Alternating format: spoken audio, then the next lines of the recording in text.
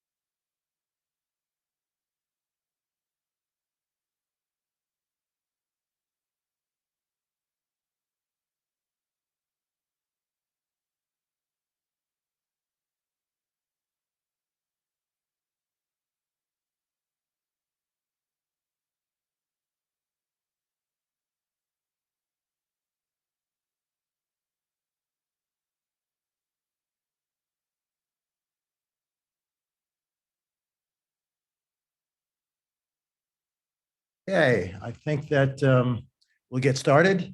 See, there's a critical mass. A lot of people who said that they were going to come in person might be online.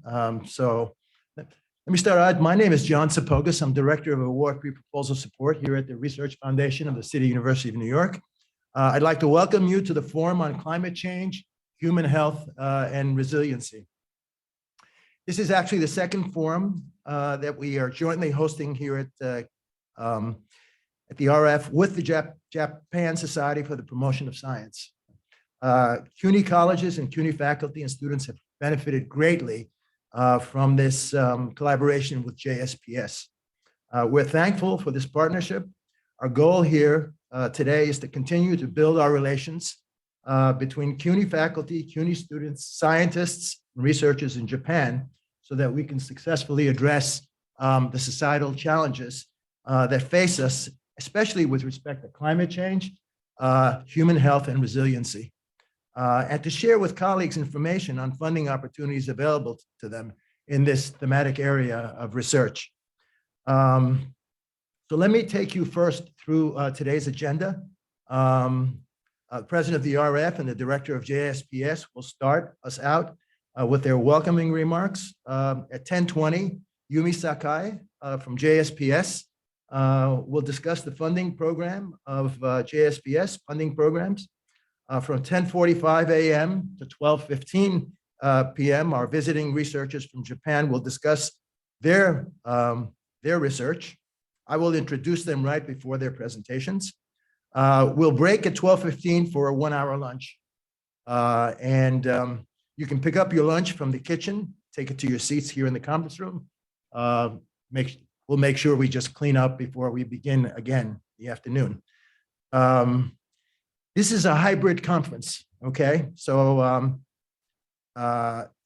there's an audience here at the 10th floor conference room and another audience online. So increasingly, these are becoming more and more evident, and I'm glad that we can make that accommodation to be able to get a wider audience that we normally would expect, although there is probably a predisposition to joining online rather than in person, considering the new technology that we have at hand to be able to do this.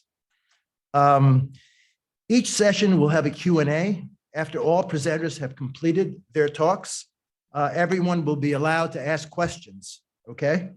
The online audience can ask questions, but only through the Zoom chat box. We will be monitoring the chat box and make sure that these questions are addressed. If you want to log in to our Wi-Fi, username is CO Guest, one word, CO Guest, GUEST, and the password is hello, capital HELLO, capital H, lowercase ELLO 123. This is posted also on the columns, so in case you want to refer to them. Before I turn it over to Hector and Koji, I just want to let you know that the New York City Fire Department, unfortunately, is conducting a test today of the water flow system in the building, and to make sure that it's functioning in case there's a fire.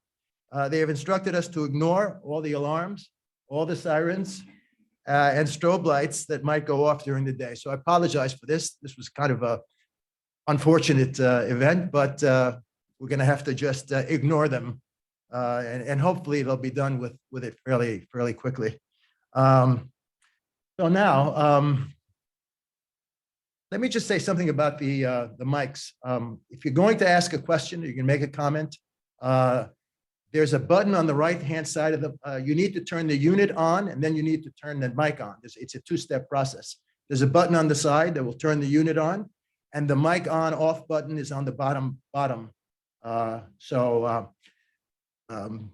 Just some information on how to do that. So now I'd like to introduce the RF president, Hector Cordero Guzman. We're very lucky to have him. I must say it's a pleasure having someone leading this organization who's an accomplished researcher and understands what kind of support faculty need when they're conducting their research.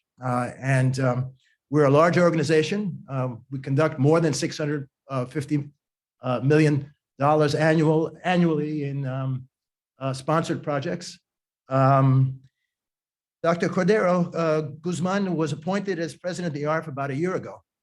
But he does have a long history of research and education as a professor of sociology in various colleges at the City University of New York. In fact, climate change is near and dear to his heart, with an accomplished record of research of its impact on education. With that, let me turn it over to Hector for his welcoming remarks.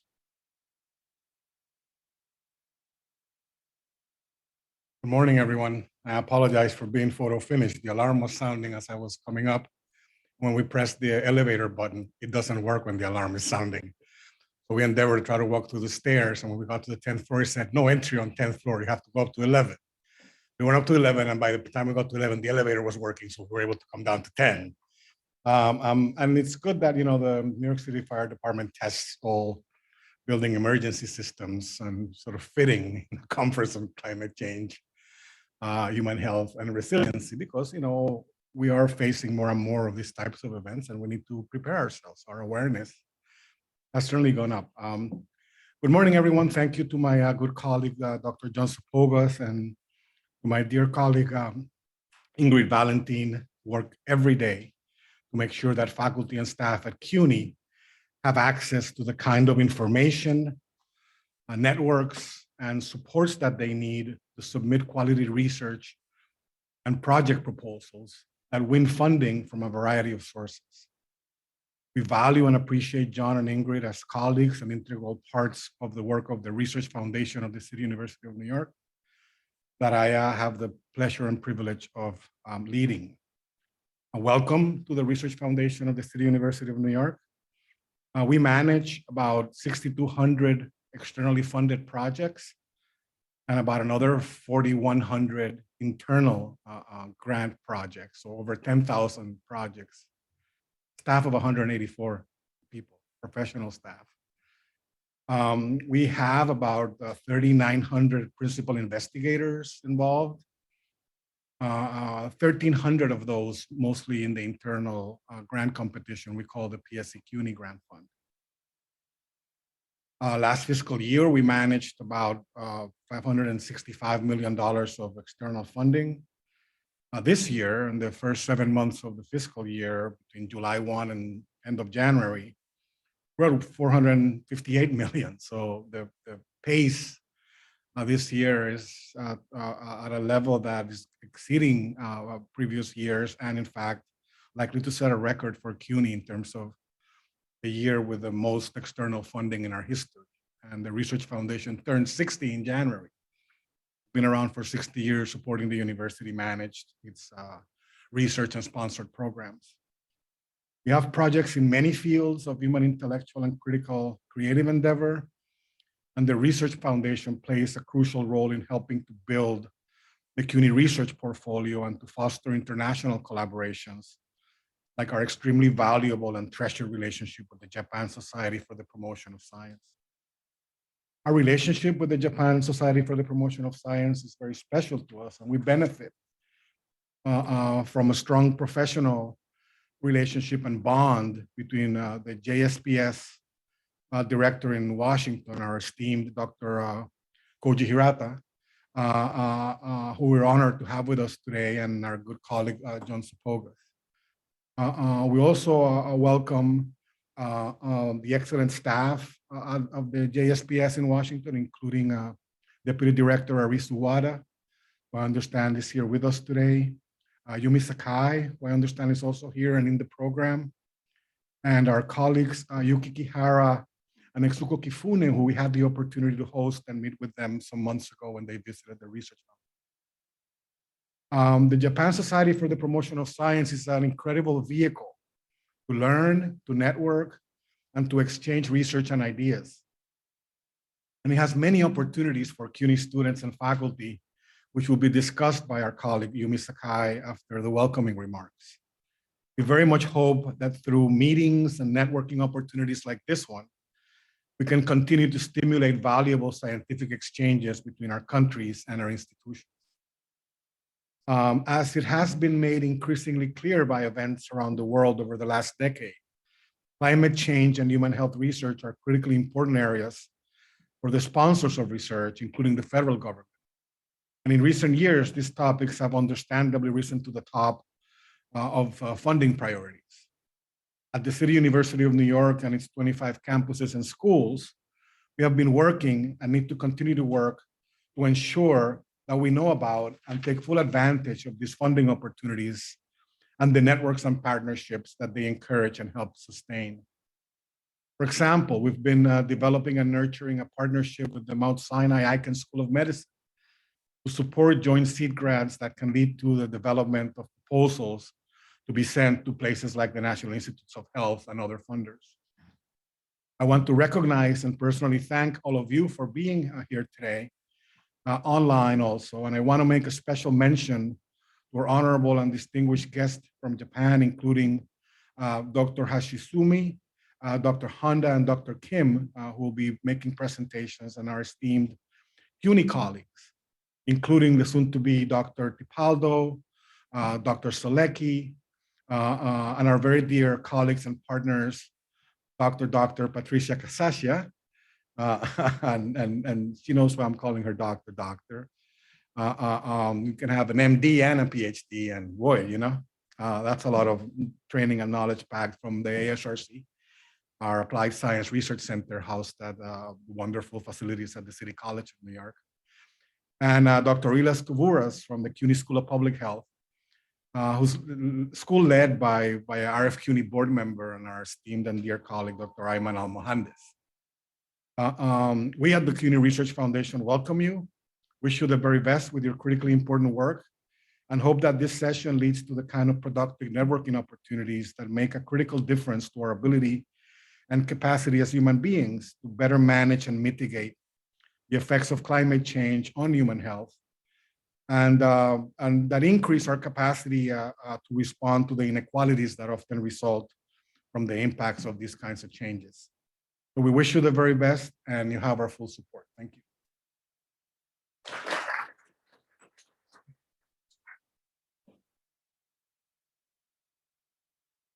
Thank you so much, Hector, for those kind words and welcoming remarks. Now, I have the honor and privilege of introducing Koji Hirata, who is the president of the JSPS Washington office.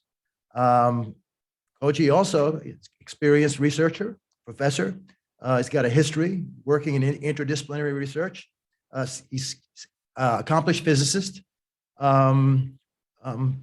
experience in research planning, team building, strong educational and professional educational background in physics, theoretical physics. I just have to say a few words about JSPS. My relationship with JSPS actually predates Dr. Hirata's term at the JSPS Washington office. I've been working with JSPS during my tenure at NSF for many, many years. And I have to say, I've worked with, while I was at NSF, I have to say I've worked with many research councils across the world. JSPS is second to none in terms of their willingness to cooperate internationally. And as evidence that our relationship with them has been stronger than with anyone else. So I have to give them kudos for all the work that they've done and the kind of international collaborations they've built, not only with the US, but with other countries around the world. They have a very well organized program to do that. With that, let me turn it over to Koji.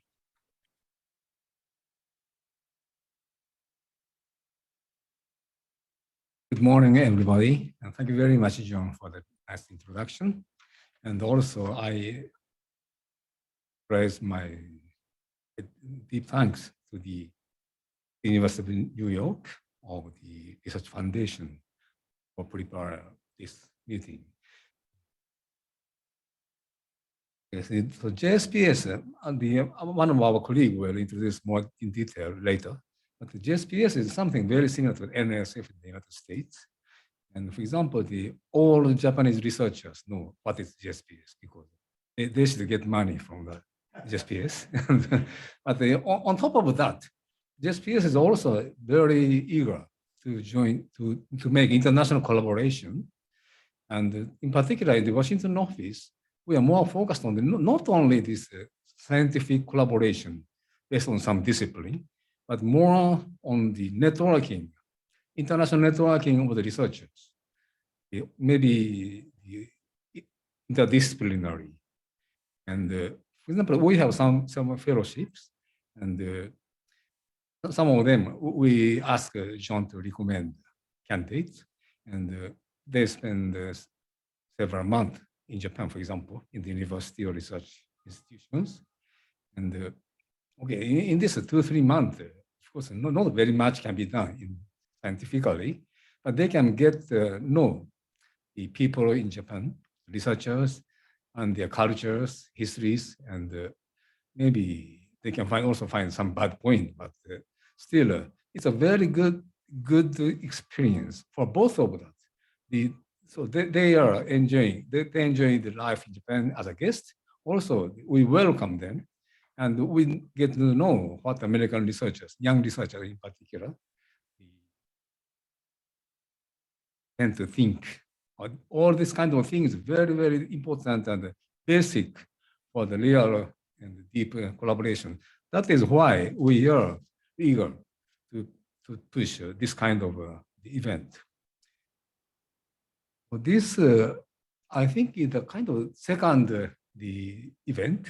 And the first event was 2020 in the same month, maybe February. So it was just immediately before the COVID-19 get very influential. And after that, for 3 years, I was very eager to restart it, but I couldn't do that. So I'm very happy here to see all of you, and also through online people online to participate in this. So I hope we can continue or even make it grow in the future and to make a good network. Thank you very much.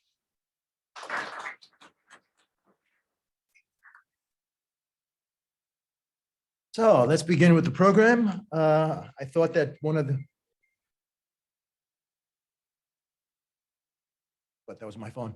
I thought that what we should begin with is talk a little bit about the JSPS programs. And JSPS has many programs reaching out to international researchers and to students across the country. And I think with that, there's no one better to describe all of these activities than Yumi Sakai, who's the International Program Associate at the JSPS.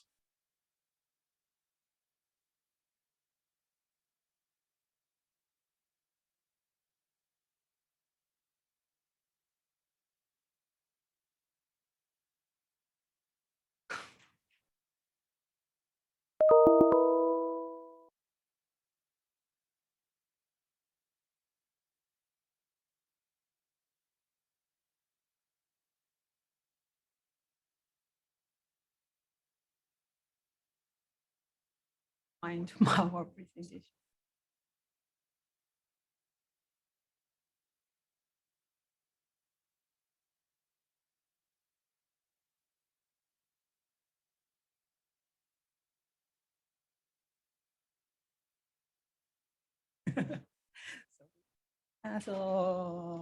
Good morning, everyone. So I'm Yumi Sakai from JSPS Washington office. Thank you for having us today. And so I'm very glad to have opportunity to introduce JSPS program today. First, here is so today's agenda. So I would like to especially focused on fellowship program, our fellowship program. So Joe-san to explain.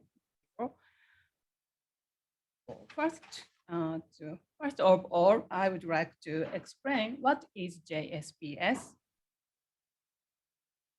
So JSPS, which stands for Japan Society for the Promotion of Science. So it was established in 1932. And so it is core funding agency support for curiosity-driven researcher in all disciplines.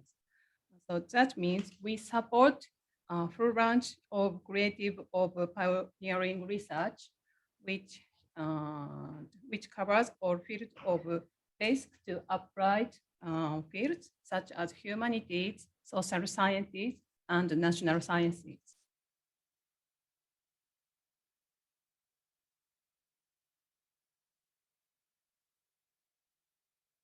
Sorry. So there is so JSPS international programs. So we are now collaborating with 97 institutions in 42 countries and regions. So, so from next slide, I'm going to explain about fellowship. But as JSPS have sub-international programs, for instance, bilateral and multilateral programs. Today, I skip to explain these programs. If you are interested in this, please ask us individually later. Oh, and so now I'm going to about a fellowship program to Japan. So this is a basic outline of our fellowships for overseas researchers to Japan. We provide several types of fellowships so that you can find the most appropriate and useful one to accommodate every stage of your research, your career. So in the green area, so left side, on the left, there are postdoctoral fellowships. This is one of Japan's largest international fellowship programs. And nearly 400 overseas researchers are invited to Japan from all over the world every year. As you can see in the red on the right, if you are an early career researcher after completing your postdoc, you may be eligible to apply for invitational fellowships for research in Japan. So let's look at fellowship program in more detail from the next. So JSPS provides two different fellowship programs for early career researchers, such as doctoral students and postdoctoral researchers. There are short-term and standard. This slide shows a difference between them, short-term and standard. As fellows are expected to conduct research activities with host researchers in Japan with these fellowships.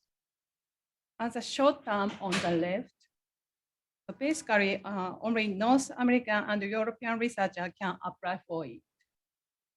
The period is 1 to 12 months, and they are required to conduct joint research at the Japanese institutions. As for standards on the right, any promising young researchers from country with diplomatic relation with Japan can apply to participate in collaborative research activities for 12 to 24 months. Candidates are allowed to apply for two programs at the same time, but they need to pick up one of them when they get accepted to both programs. SPS will mainly provide selected fellows in both fellowships with one round trip air ticket, monthly maintenance or allowance, and settling in allowance, and overseas travel insurance. Let me explain in more detail about the eligibility requirements for these two fellowships. Candidates for the short term must be citizens or permanent residents of North America or one of the countries listed here. And, however, candidates for the standard program are not necessarily to be. Another major difference in whether the candidate needs to PhD or not. Both fellowships are eligible to those people with their PhD within the past 6 years. However, for the short-term program, doctoral course students who are scheduled to receive a PhD within 2 years also have eligibility. If you are a master course student, maybe I'm not sure, so a master course student here. But I'm afraid is that so you can't apply for these fellowship programs. But please remember that you can apply when they start the doctoral course. So and here is so this slide shows how to apply for those fellowships. There are two ways. So one is open recruitment. The other is via nominating authorities. The important point here is that candidates can't apply for JSPS directly. In open recruitment, above as open recruitment, host researcher in Japan should apply on behalf of the candidate. On the other hand, there is another way the candidate can apply directly to the nominating authorities by themselves. I'll explain more about detail. So as for open recruitment, candidates are required to find a prospective host researcher in Japan and ask them to apply for this fellowship as a host. If host researcher agrees, and then candidate needs to submit some documents to the researchers, such as application forms and recommendation letters, also from their supervisors. After that, the host institution also take responsibility for submitting the applications to the JSPS. When the candidate successfully passed the document and panel review, they can finally come to Japan as JSPS fellows. And so move to applying through nominating authorities. Candidates can apply through nominating authorities in their own countries. In this case, they still need to consult with their host researchers in Japan. and get some documents signed by the researchers and another related people in advance. Then, when they finish collecting all application documents, the candidate will submit them directly to the nominating authorities. The nominating authorities will then select appropriate candidate, and JSPS will decide who should be accepted. If you are thinking of applying in this way, the nominating authority in the US is NIH, so National Institution of Health. So please visit NIH website for more information. And so this table shows a recruitment schedule. So firstly, I should tell you in Japan, the academic year begins in April.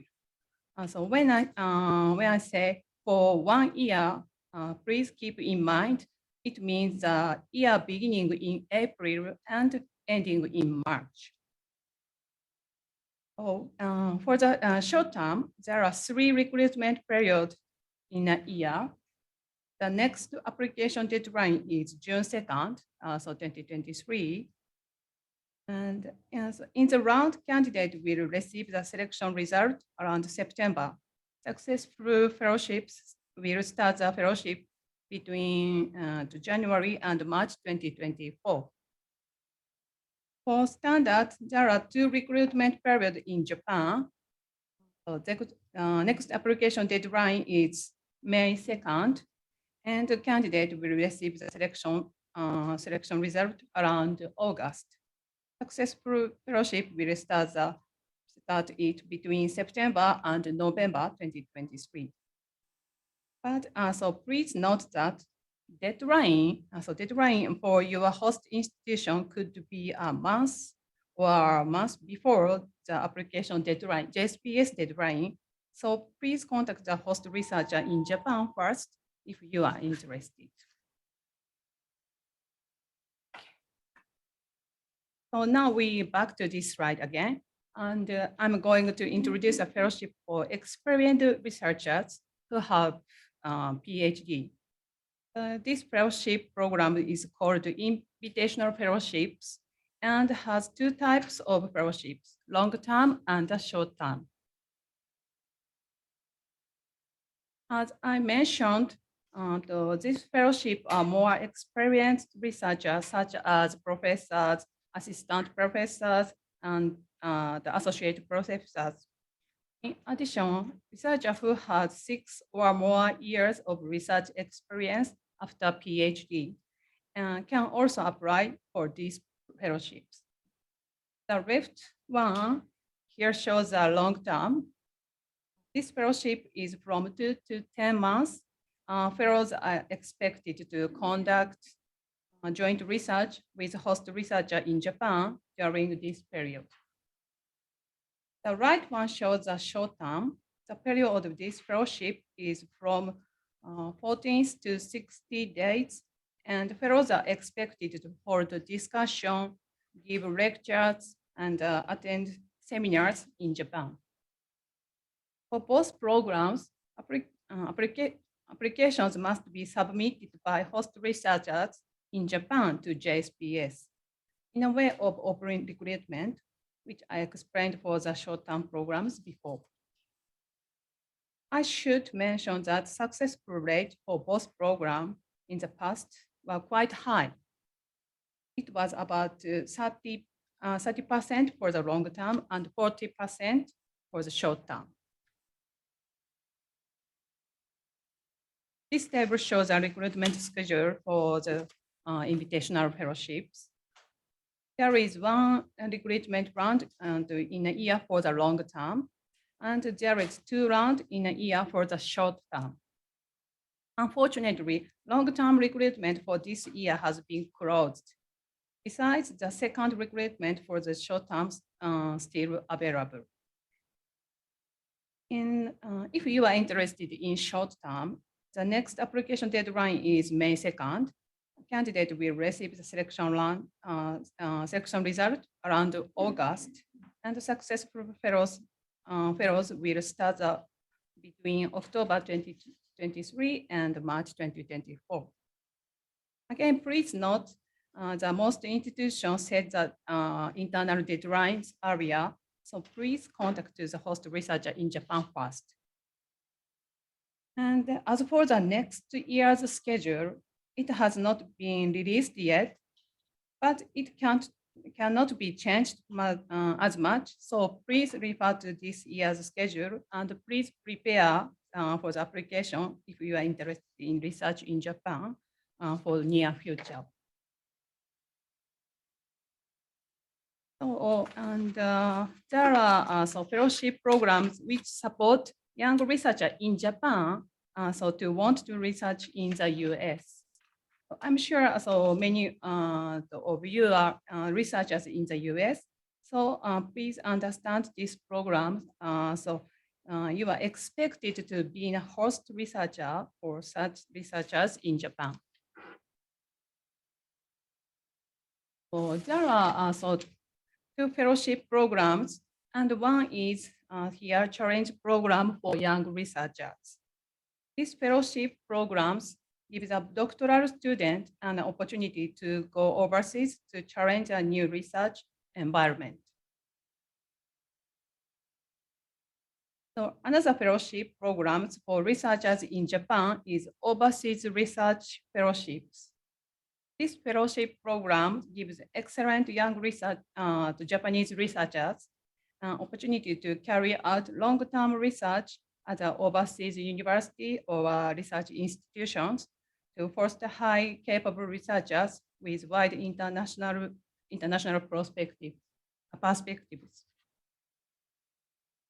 Candidate must be doctoral researchers and who is employed as a researchers in the Japanese institutions. As for the PhD, it should be that they obtained it within the past 5 years. Those who have been a permanent research position as an institution for more than 5 years are not eligible. Finally, this fellowship program is mainly for Japanese researchers. So they must be Japanese citizens or possesses a permanent residence status in Japan.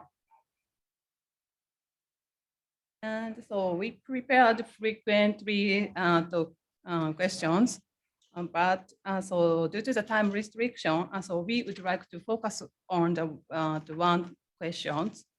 So one question is here, how to find host researcher in Japan? This question, so we accepted a lot of researchers. So we suggest 2 ways. One is research map.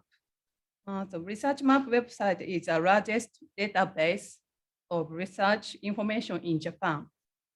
You can find research in Japan by name, affiliation, research keyword, preparation as a research keyword, and location in Japan with this database. So I think this is very useful. And the next one is JSPS Research Networks, JSPS Research Network, JSPS Net, so which is a social network service that facilitates new collaboration with worldwide research communities. It is mainly aimed at Japanese and overseas researchers. Overseas researchers scheduled to come to Japan and international program staff of universities and other institutions. This service is free and open to all people. So if you are interested in, please register today. And the QR code, here is the QR code. So finally, so we would like to mention JSPS Overseas Office, office activities. Now, so JSPS has 8 overseas offices and 2 research stations around the world. One is our office and JSPS Washington office. JSPS, so Washington office was established in 1919 in order to strengthen academic network between Japan and the United States. Our activities currently cover the US and Canada. As you can see in this diagram, we have conducted a variety of activities based on network with our science-related organizations, such as NSF. We also have an alumni association. It was established in 2004. And, it was now made up of hundreds of current and former JSPS fellows. It must be helpful in networking with Japanese researchers and other alumni members too. So this is the end of my slide. Here is our contact information. So please feel free to contact us. And so if you have questions about our programs, so maybe so time restriction is, so now is at the end of time. So please feel free to ask us later, so during the lunchtime or later. Thank you for your kind attention.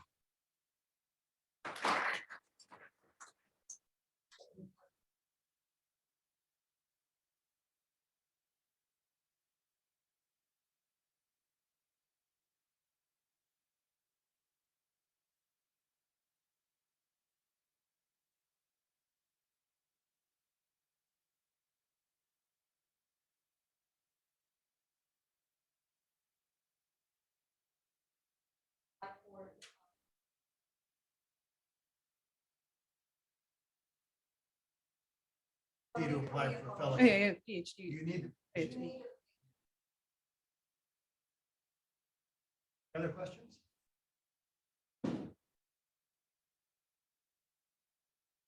Very much. Thank you so much. I should say, interesting comment as Yumi was speaking. When I was at NSF, I ran some fellowship programs that included East Asian countries, including Australia and New Zealand. And what was interesting is that when you had students, doctoral students applying for those fellowships, overwhelmingly, they would be applying to go to Australia and New Zealand and not to the other countries. And the main reason was the language. Students felt that language was a barrier. And then when we conducted studies afterwards to see whether, in fact, language was a barrier, for many of those countries, the perception of language being a barrier was a lot larger than the reality. Japan, I've been to Japan a number of times. I was able to get around fairly easily in English. You know, those of you out there who are interested in applying for a fellowship in Japan, don't be afraid, thinking that language is going to be a barrier. You should go ahead. I mean, it's not going to be that much different than going applying for fellowship in Europe as well. So anyway, I just wanted to share that little tidbit with you because it made an impression on me when I was running these programs at NSF.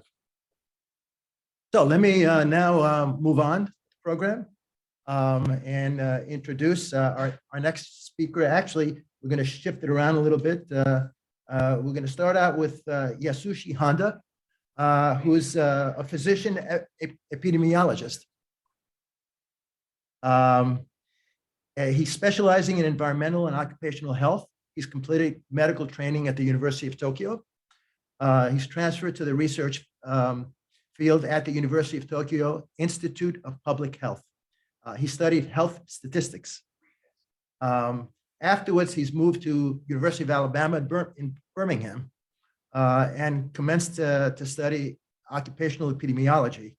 In 1992, he returned to Japan and joined the National Institute for Environmental Studies, where he began his lifetime work on climate change and health. We're very lucky to have him here today. Yasushi, thank you for joining us today. The floor is yours.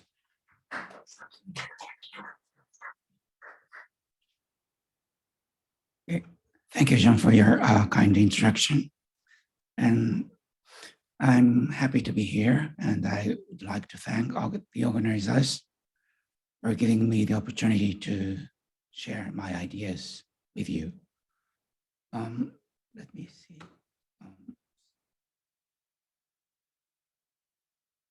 Oh, this is the last one.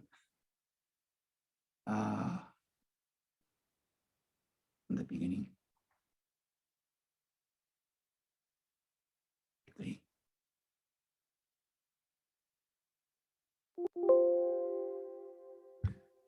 My talk today is on the impact of climate change and on human health.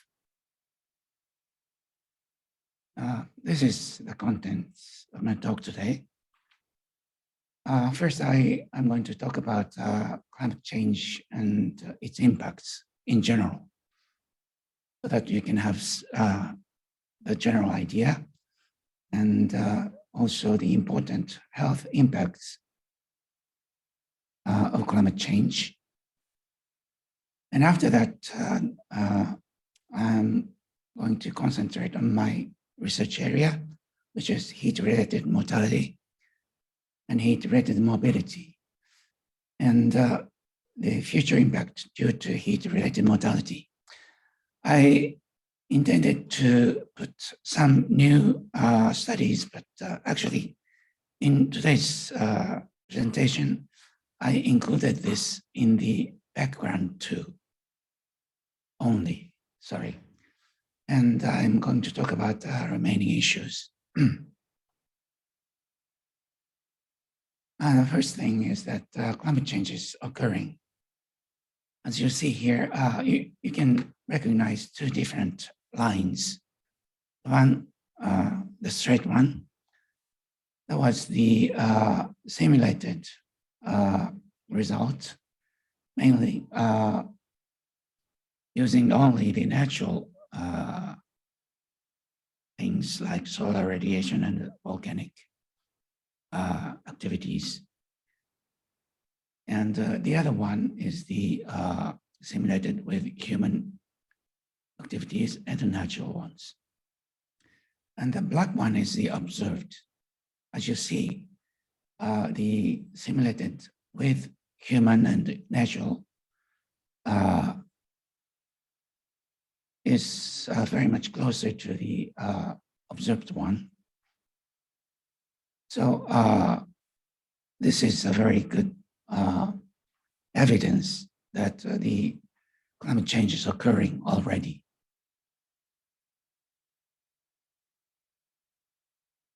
And so in Japan, now the problem is where, rather than whether or not floods occur. As you see here, in 2017, in Kyushu, we had a problem. In 2018, in Okayama, 19, typhoon number 19, and 20 in Shimane, and 21 in Shiga. What about last year? Yeah, we do have another flood. So every year we have this kind of flood somewhere in Japan. So the problem is not whether or not, it's where. And it's occurring, but for the future, what about the climate change in the future? That depends on our, option. You can see the on the left side, the trend of the carbon dioxide emission level. And you see the blue one is very, it's going down. That's the SSP 1.9. And the other one, top one is called SSP 5, 8.5. SSP 5 means that we are going to consume a lot of fossil fuels in the future. This is similar to the business as usual. So if we are living in the same life for the future, consequences this. And with this amount of carbon dioxide increase, we are going to have a very high temperature rise on the right side. You see SSP 8.5. The best chart is 4.5 degrees temperature rise compared with the pre-industrial level. And the consequence would be like this.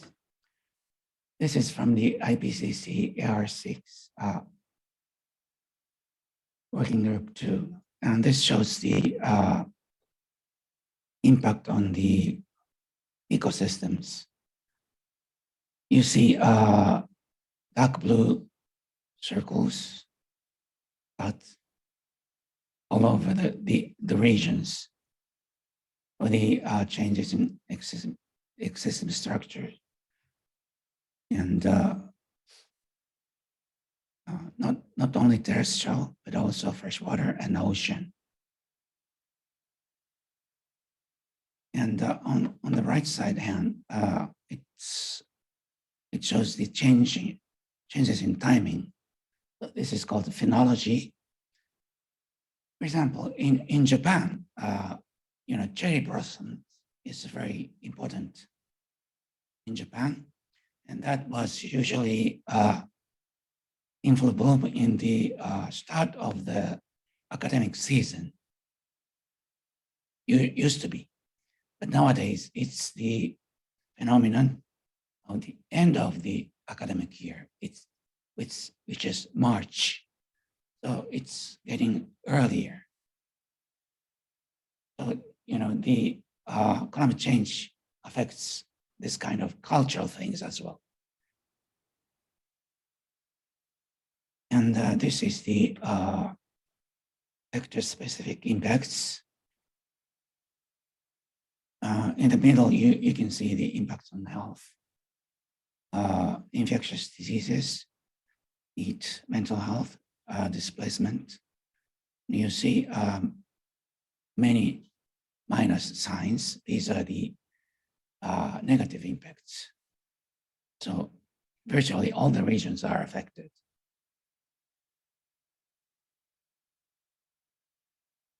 And as for the health impacts, actually, impacts of all sectors eventually affects health.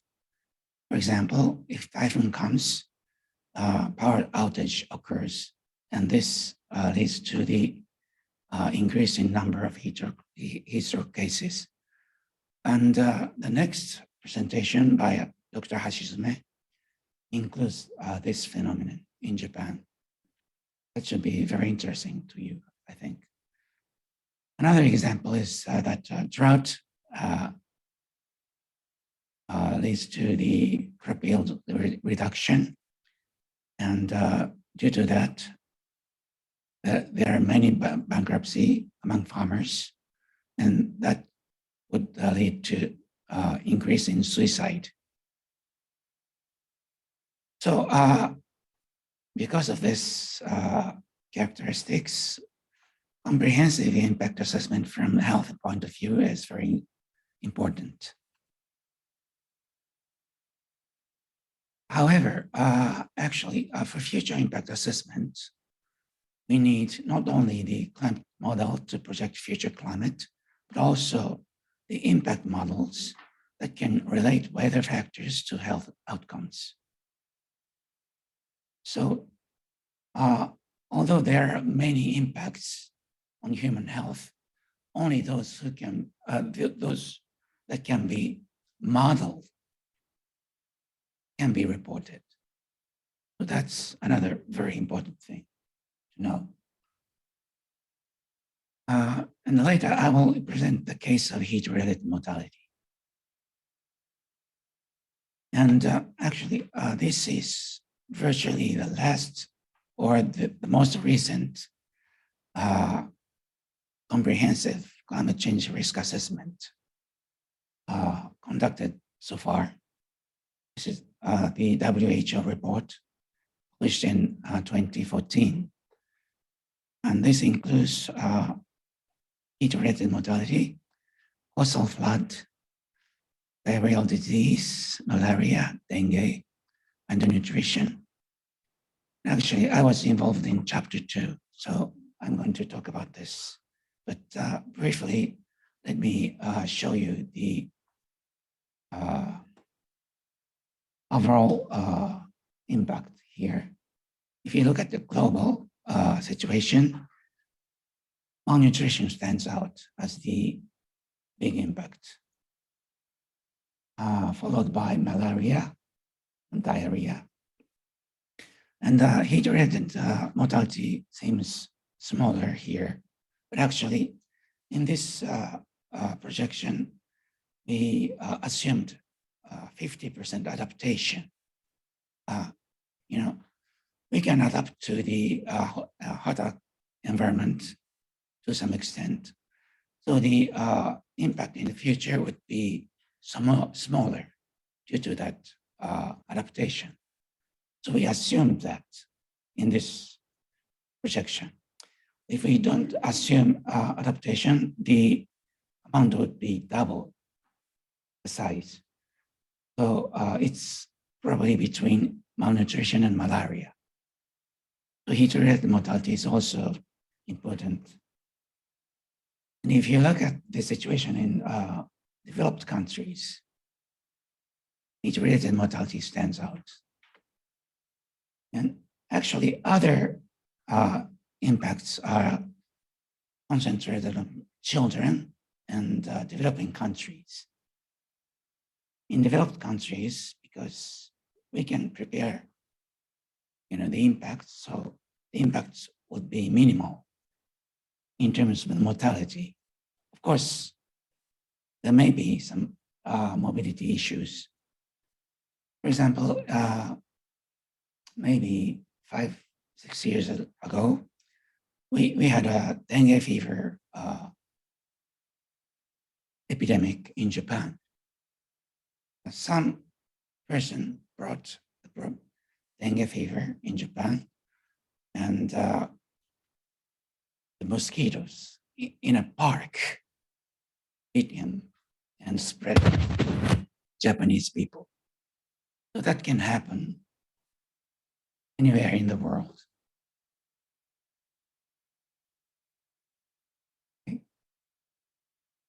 So next, let me concentrate on the heat-related mortality.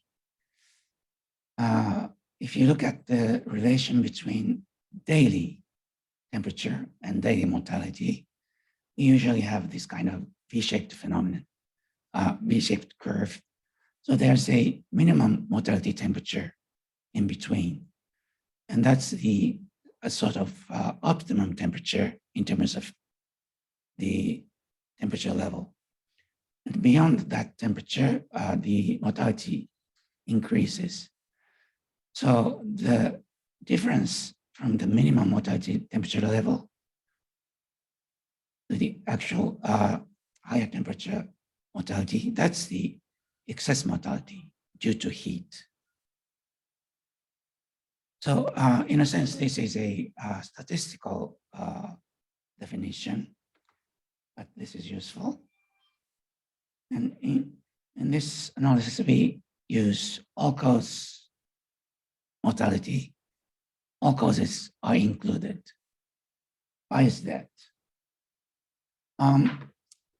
Actually, it is difficult to identify heat-related causes a priori.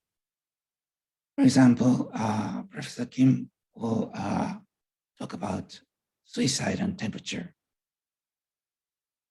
afterwards. And few people thought that, that suicide is related to temperature, right? So we cannot know which one is related, which one is not. And a disease directly caused heat would be heat stroke. But actually, this constitutes only a very small fraction of heat-related excess deaths. So if we are looking at heat stroke, we are losing the whole, the general picture. Okay. And other development of the statistical model is this one. Ben Armstrong at the London School of Tropical Medicine developed the package called DLNM. He incorporated the lag effect into the model because on one day it's very hot, but the consequence would be not just that day, but it lasts some days. So that should be accounted for. So, if you add up all the impacts across the lags, you get the overall relation on the right side. So we need to look at the overall effect, not just the day zero. So we are now using this model to evaluate the heat-related mortality.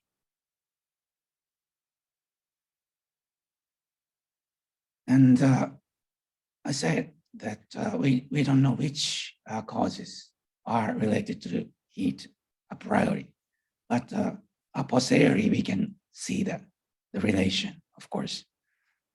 This is actually the first paper I published. So this is very old, 1995. But this is the general picture all over the world.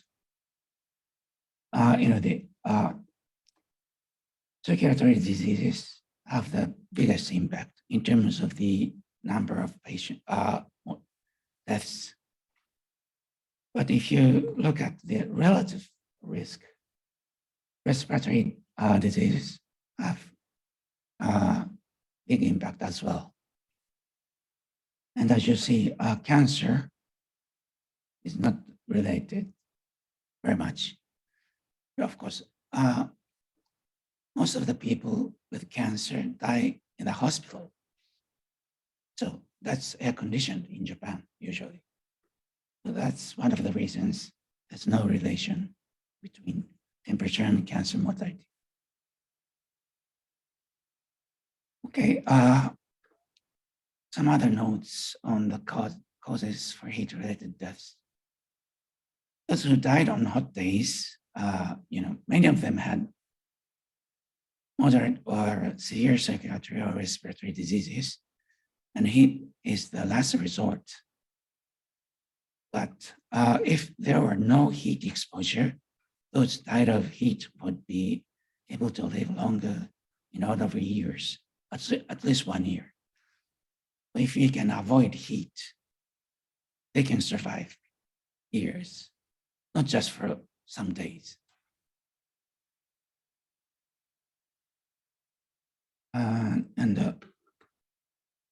What are the obstacles to develop the model? This is also an old paper by Criero and others.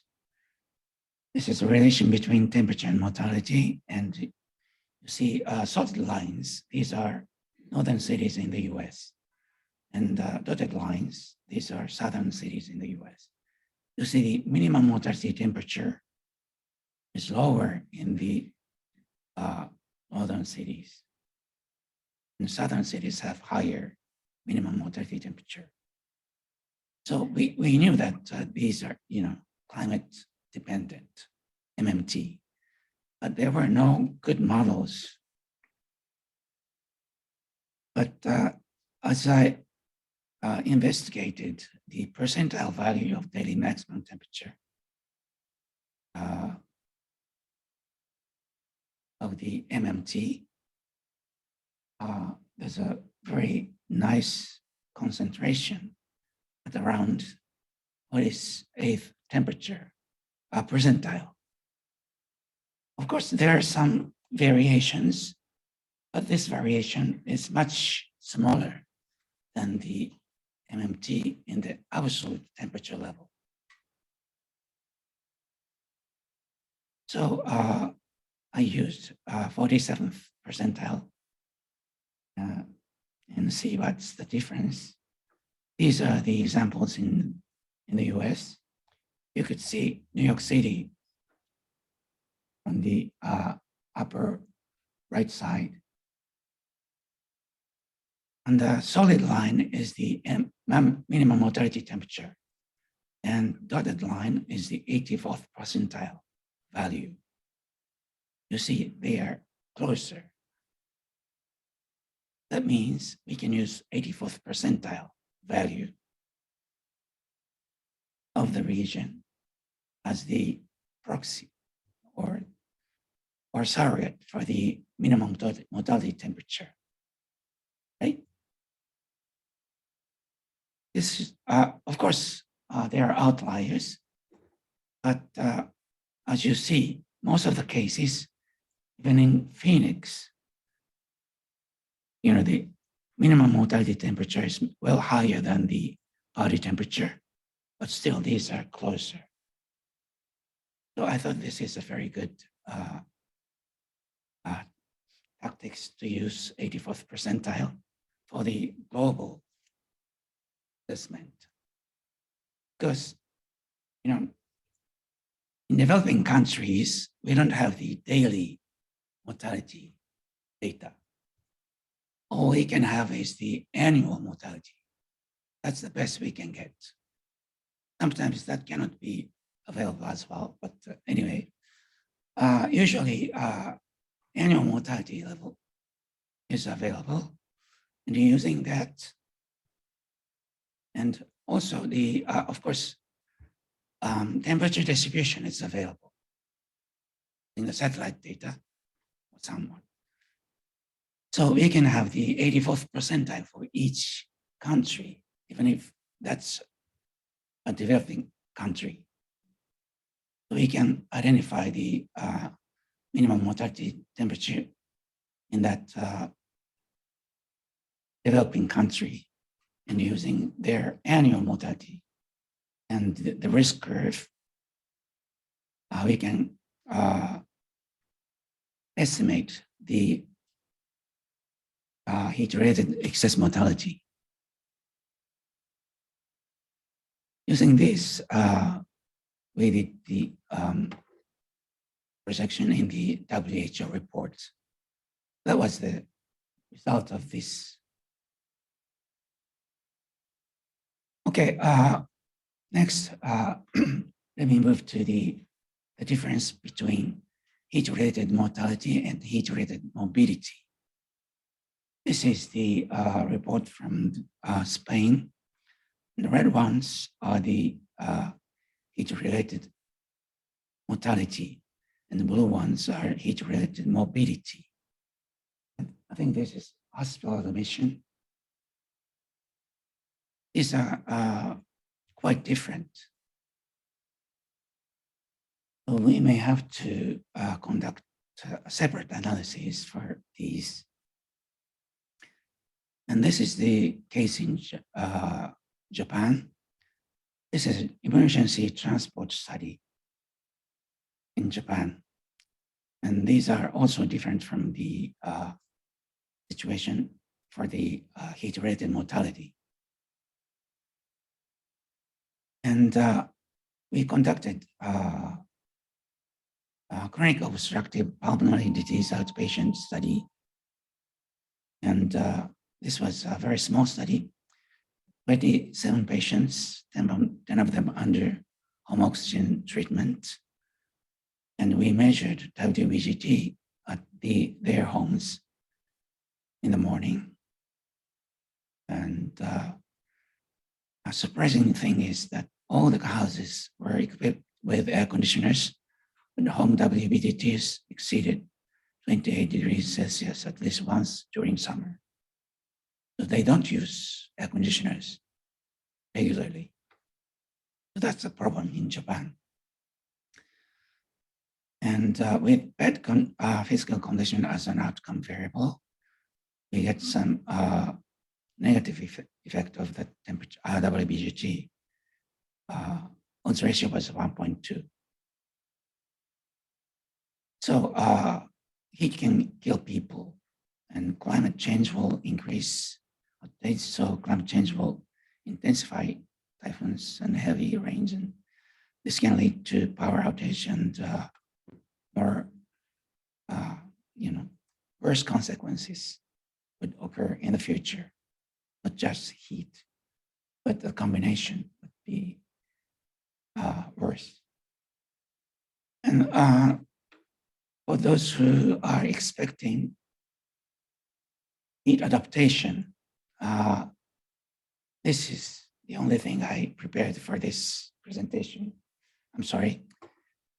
But the second one, reducing the health effects of hot weather and heat extremes, for personal cooling strategies to green cities. This is very informative for you because, in doing adaptation activities, we also have to think about mitigation or greenhouse gas reduction as well. And this includes very good hints in that sense. And this is the last one, COVID-19 and weather, our recent paper with many countries. And actually the conclusion is that on the right lower side, you see a very nice curve. This is a governmental intervention, and the magnitude is the effective reproduction rate. You can control for the infection spread or epidemic by governmental intervention. And compared with that, environmental factors affects this. That's the conclusion in this paper. Thank you for your listening.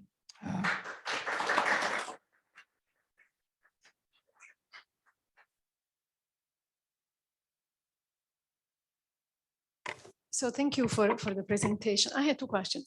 One is there an age distribution in terms of mortality? Sure. And the second question that I have is if there is any kind of effect of the duration of the heat wave. In other words, if you have shorter versus longer heat wave. Okay. For the first question, of course, age matters. The older you are, the higher the risk. That's for sure. But for the global estimation,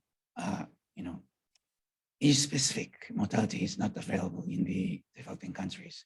So in that projection, we didn't take that into account. And the second question, of course, there are effect of the duration, but compared with the each day effect, the duration effect is fractional. So whether or not it's hot accounts a lot, and duration accounts, that adds to some extent. That's the answer. Okay.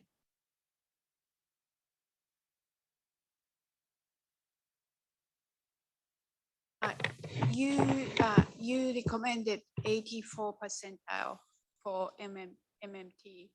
How do you calculate practically, logistically? How do you calculate 84 percentile? How do you do that? You said average percentile 84. Percentiles of what? Your own population or your own measure? Or are you going to base it on an entire region? If you can give us some recommendation of how to do it. You're looking at some area, Mhm. Tokyo or New York or somewhere, or New York State, whatever it is. You can have the representative temperature distribution in that area. Using that temperature, collection of the temperatures, daily temperatures, you can identify 84th percentile. My question is, if you suppose you have 100 cases in your study, so average that when you calculate 84% percentile MMT, are you going to use the entire region of your population you are drawing sample?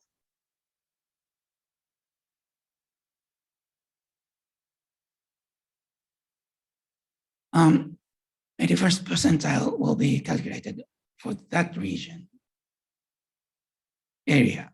And that can be small city up to probably New York State. That's okay, I think. Just a quick question. Did you integrate or are you interested of looking the combined effect of heat stress and air pollution? When we do the heat-related mortality analysis, air pollution affects only little. So we usually disregard air pollution. But if you do the air pollution study, you have to control for temperature. Otherwise, you're in trouble. Okay.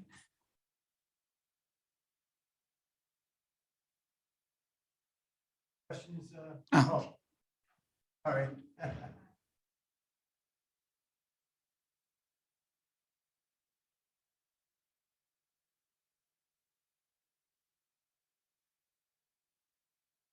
Did you consider income and how expensive electricity was in the region?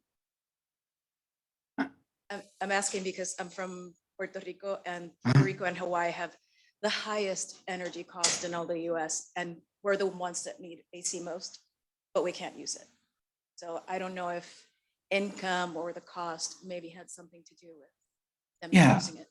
That's a big problem in Japan. As you saw, elderly people don't use air conditioners because it's expensive. I mean, the electricity. And you mentioned the government interventions work best. What government interventions? That's the COVID-19 thing. Oh, I'm so sorry. Yeah.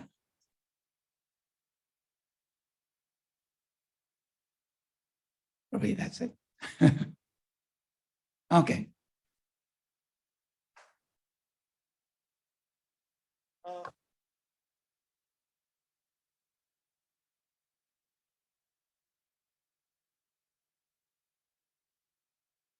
Okay.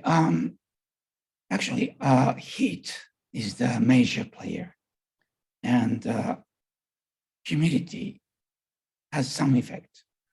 Ben Armstrong published that paper. So if you're interested, you can read that paper.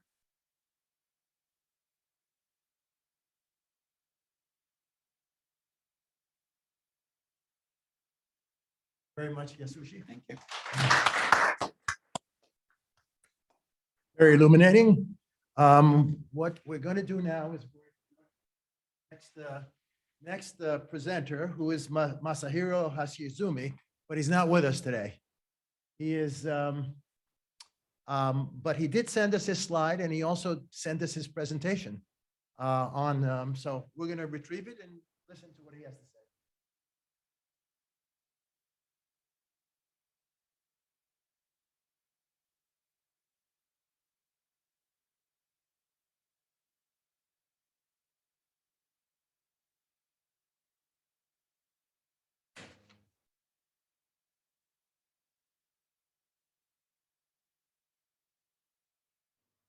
I am very pleased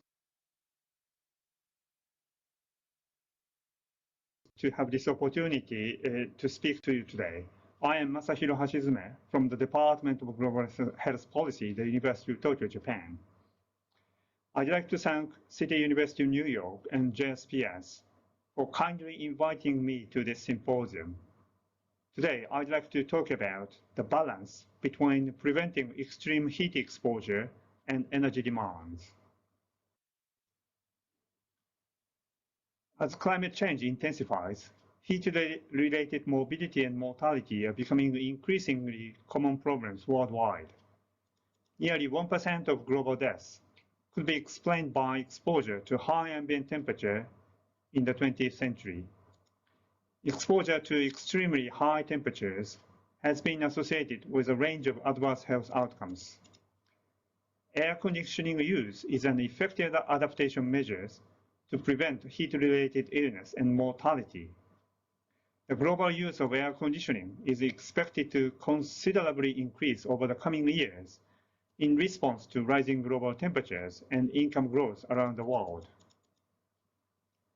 Power supply interruptions has been associated with increased all-cause mortality, hospitalization for respiratory and renal diseases, emergency department visits.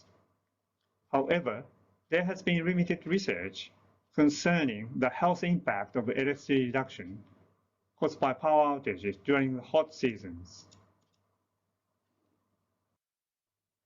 Today, I'd like to introduce you the three previous studies.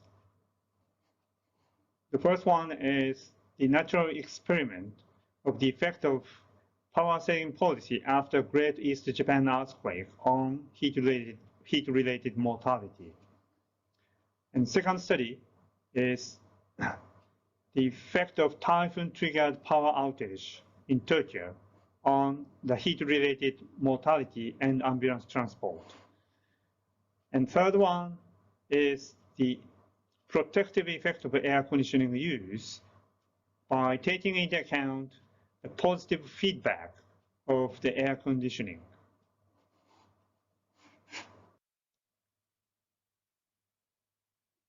The first example, in March 2011, the Great East Japan earthquake devastated several nuclear and thermal power stations and caused severe electricity shortages.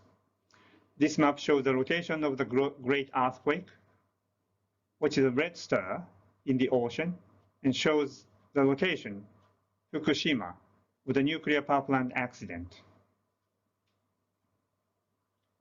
Those power plants in Fukushima were operated by Tokyo Electric Power Company, TEPCO, and Tokyo is located here.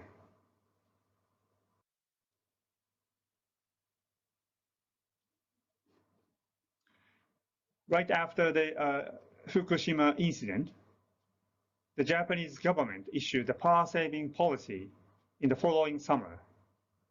The target electricity reduction was 15% in Tohoku and TEPCO area where it's most affected. And Japanese government recommended the household power saving and created kind of menu how to reduce the electricity consumption in the household. For example, setting the room temperature at 28 degrees or turn off the air conditioning and use electric fan instead. And we had a concern that heat-related illness may increase due to this power-saving policy. And this condition can be regarded as a natural experiment in which societies are required to minimize their electricity consumption to reduce global greenhouse gas emissions.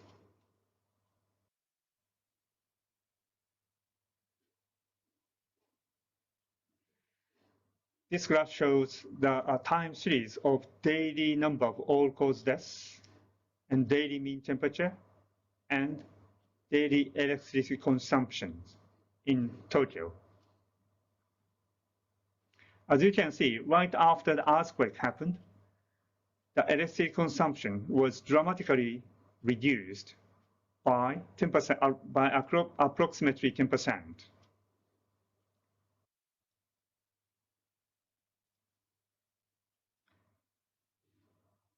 This is a result of interrupted time series analysis for 47 prefectures divided by the 32 less affected prefectures and 15 most affected prefectures. This analysis compared the heat-related mortality risk before and after by controlling for the temperature and other potential confounders. So incidence risk ratio in the less affected prefectures were 1.00, which means there is no difference in heat-related mortality risk before and after the power-saving policy. However, in the most affected prefectures, incidence risk ratio was 0.94, which means the heat-related mortality risk was reduced by 6% after the power saving policy compared to the before power saving policy, which is the counterintuitive results. The risk of heat-related all-cause deaths are reduced by 6% on average in most affected areas, but little change in less affected areas. So that means 10 to 20% average reduction of summer electricity consumption had almost no effect on heat-related mortality, despite the reduced household AC use. And this may be attributed to increased awareness of how to prevent heat-related illness, which was promoted by public information campaigns by the government. For example, cool base, or recommending frequent water intake, or work time shift. So future studies to evaluate effective compromises between electricity conservation and power and public health interventions are needed. The second example is heat-related mortality and ambulance transport after typhoon-triggered power outage in the Tokyo metropolitan area. And we analyzed the morbidity and mortality risks. The typhoon hit in Tokyo metropolitan area on 9 September 2019. And 93,200 power outage had happened in 46 districts out of 136 in Tokyo metropolitan area. And as you can see, the typhoon hit day, right after the typhoon hit, the heat-related illness ambulance transport was dramatically increased in affected areas. All-cause mortality also increased right after the typhoon hit in the affected areas.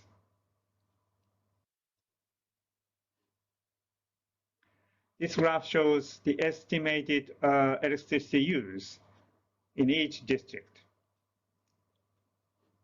For example, in this district, the green line shows the estimated electricity consumptions, and the dots are indicating the observed electricity consumptions. In the most affected area, 88% of the electricity reductions was observed on the typhoon hit day.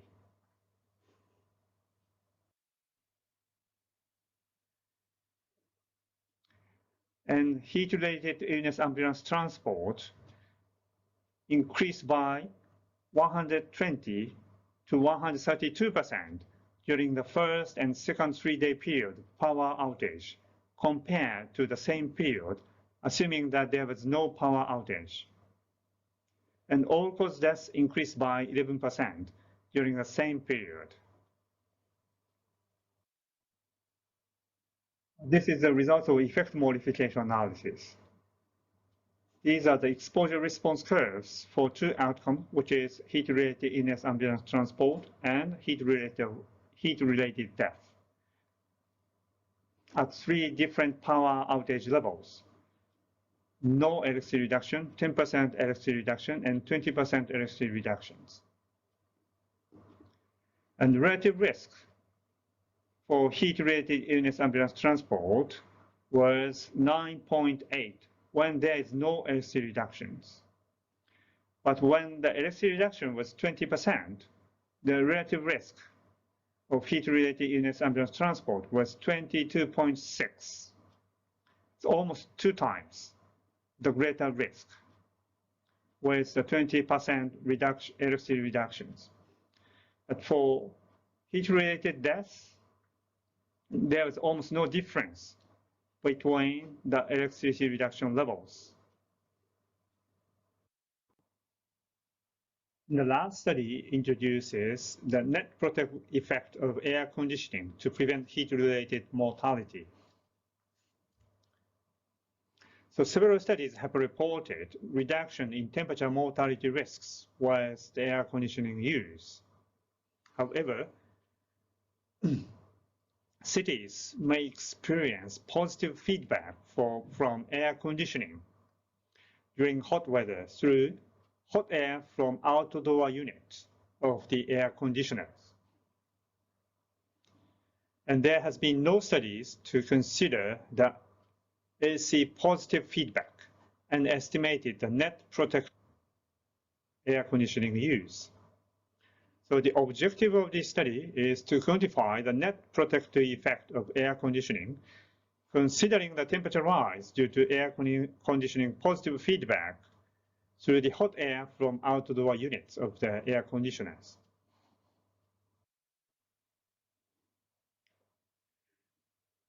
So we have used the data from 7 cities in Kansai area, the western part of Japan, and daily mean temperature in the summer months, daily mortality and annual prevalence of air conditioning.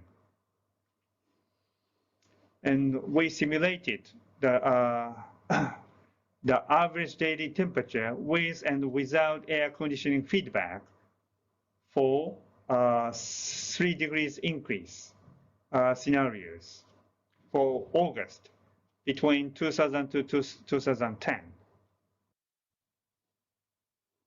And this is the result of average temperature and with and without air conditioning feedback by urban warming in 7 study sites in August.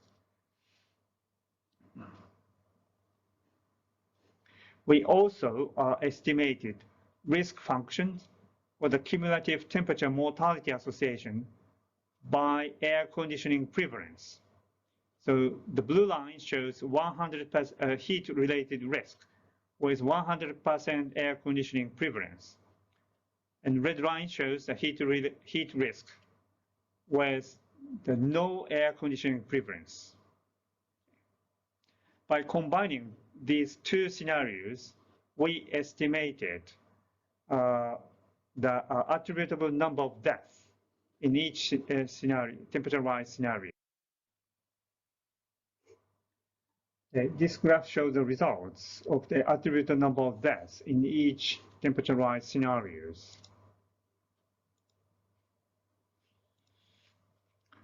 The blue bar shows heat-related excess deaths, assuming 100% AC prevalence and not taking positive feedback into account. That means the conventional approach. Then the red bar shows heat-related excess deaths, assuming 100% AC prevalence and taking positive feedback into account. And pink bar shows heat-related excess deaths, assuming no AC prevalence and therefore no positive feedback.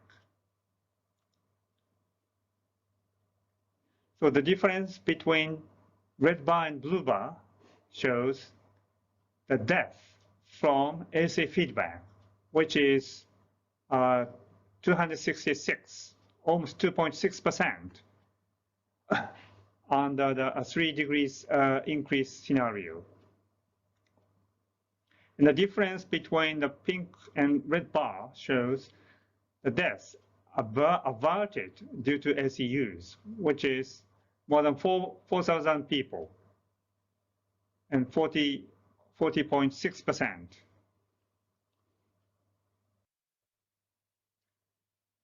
Conclusions from this study: relatively small additional heat-related deaths due to added outdoor temperature from air conditioning feedback, and it could be greater in number under high urban warming scenarios. In contrast, air conditioning use was estimated to avert 40% of all-cause deaths under high urban warming scenario. although air conditioning use could prevent a significant number of heat-related deaths, especially in the face of global warming, air conditioners' negative impact on mortality risk has yet to be fully quantified. Thank you. This is the end of my presentations. And I would like to thank all the collaborators related with the studies I presented in this presentation.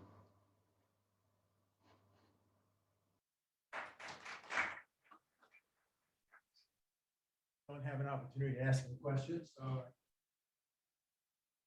We did get a question from the audience about what are the goals of the session? They evidently did not hear my comments at the beginning. And let me just elaborate a little bit about what our goals are, okay?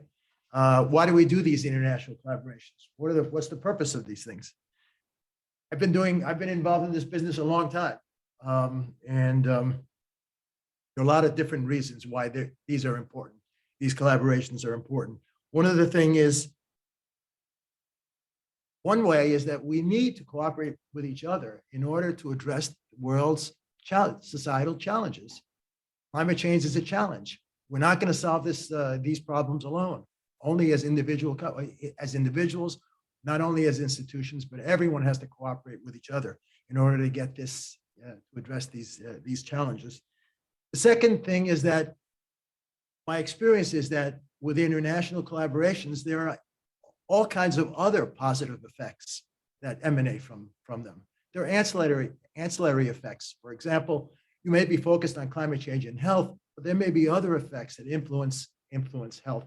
You find new things about how to deal with disease and deal with the challenges associated with diseases. International collaboration is important also because it allows us to better understand our preferences as individuals and countries, our differences, and to better understand each other. That's why that we're doing these collaboration. And I'm sure there are a lot of positive effects that would emanate even from this forum as well. So I hope I addressed the question, satisfactorily addressed the question from the audience. Okay, let's move on to the next presenter. Yoon-hee Kim is an associate professor in the Department of Global and Environmental Health, Graduate School of Medicine at the University of Tokyo. Is an associate professor at the Graduate School of Medicine, right?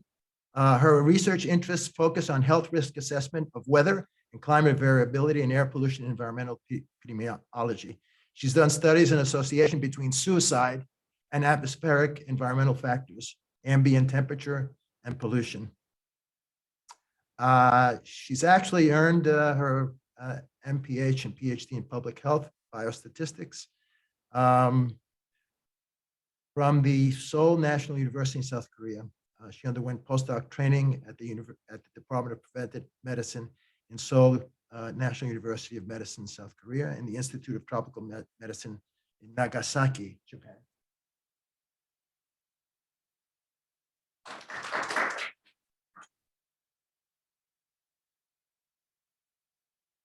I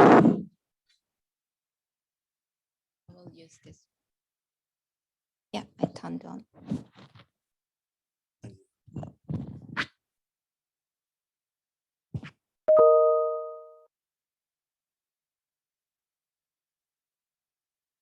Yeah.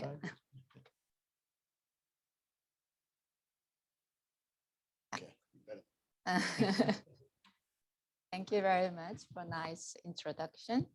My name is Yoon-hee Kim from University of Tokyo. First of all, thank you so much for having me today.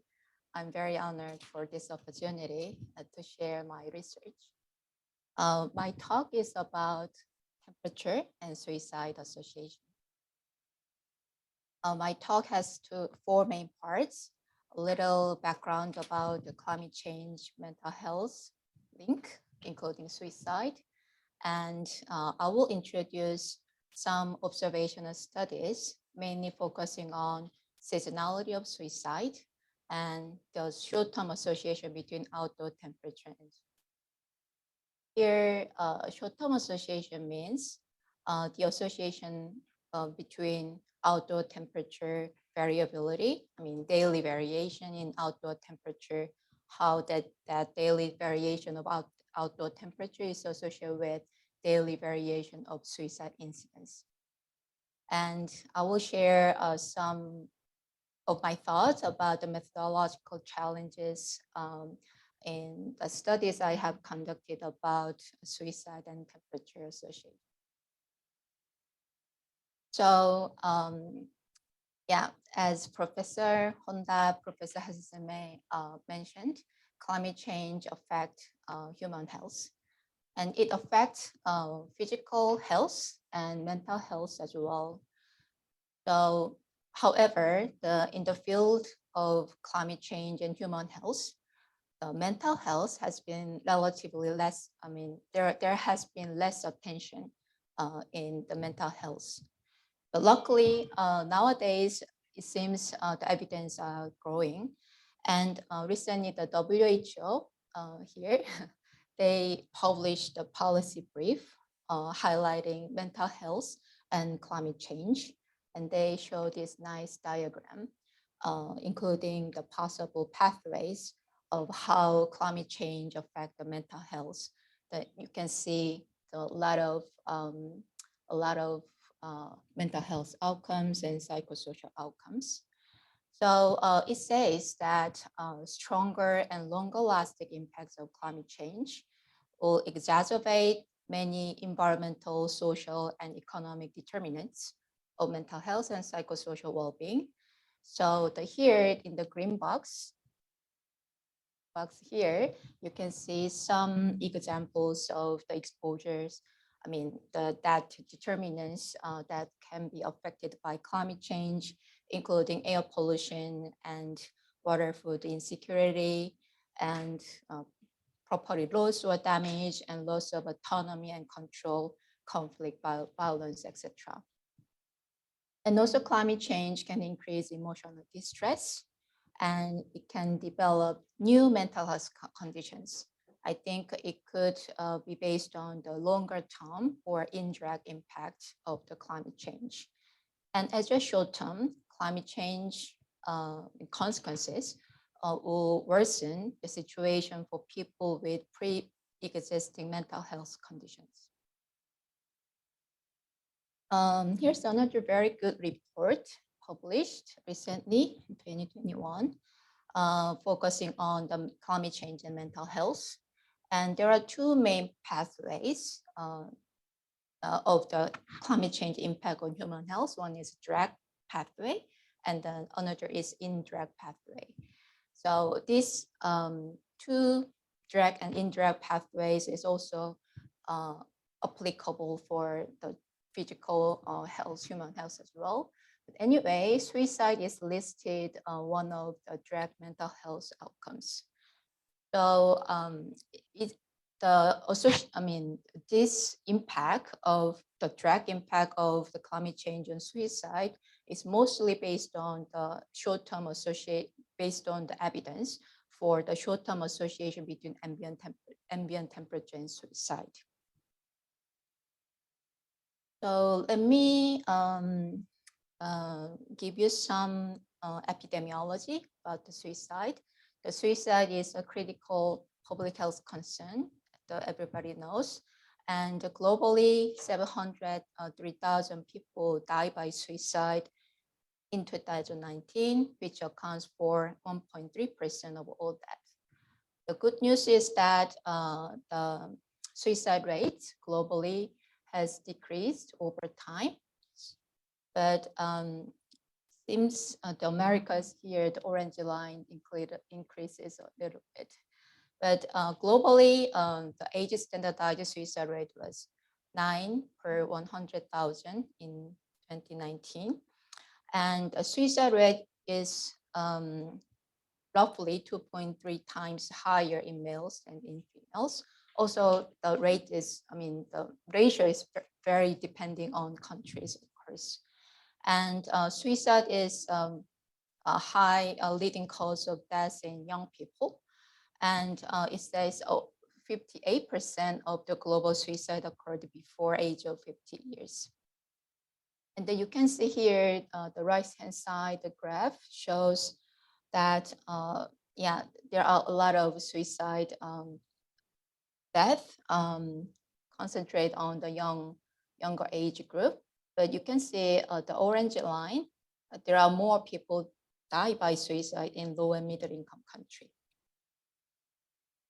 So let me show some very interesting pattern of the seasonality of suicide. I don't know how many of you know about this one, but every time I introduce this one, people were quite surprised.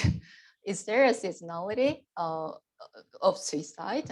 That is a common reactions that people has. This left side graph, I made this one when I was master student almost 15 years ago. Using Korean data, I plotted here this very irregular, sorry, what I did. Okay, regular lines is a temperature over time from 2001 to 2005. And here, the gray dots are the daily suicide counts over time. And I added this smooth dotted line. So it's very interesting that suicide has seasonalities up and down. So in South Korea, so this is summer and the winter. And it seems the pattern coincide with the temperature. That's what I observed, and I thought that it's very interesting. And I looked at, explored a lot of many old literature, and it says that it is very universal or commonly observed that suicide has a peak in spring and summer and the trough in the winter time. The right-hand side graph is the US result. You can see that it's a quite old paper published in 1988, and from January to December. And here y-axis is a anomaly of the suicide count monthly. And then you can see it's very clear the springtime, March, April, May, the suicide counts anomaly is higher than the winter time. So I explored some more evidence, and then very old time, the famous sociologist Emil Durkheim wrote the book about the suicide here, suicide, a study in sociology, originally published 1897. And he showed this table that it shows the temperature here and the number of suicide by month from January to December in different European countries, France, Italy, and Prussia. So you can see that here, the number of suicide higher spring and summertime consistently over the different countries. So at that time, he's a sociologist, so his explanation about this seasonal pattern of the suicide is people have more intense social life in warm seasons. Be more depressed during by the more interpersonal things. Then jump to the 2020, I and my collaborators collected daily suicide data and the temperature data across many countries here, 12 countries, from the Brazil to the USA here, USA, last one. And we wanted to we wanted to look at how seasonal pattern is in different countries. And then it was quite fairly universal. Some countries had in the yellow box as bimodal pattern, or in other, without the yellow box, it has a unimodal pattern with the peak of the suicide in spring or summer. Some countries has a major peak in spring and second peak in autumn. Then we also looked at how this seasonality, the magnitude of seasonality change over time. So we classified the time period before 2000 and after 2000.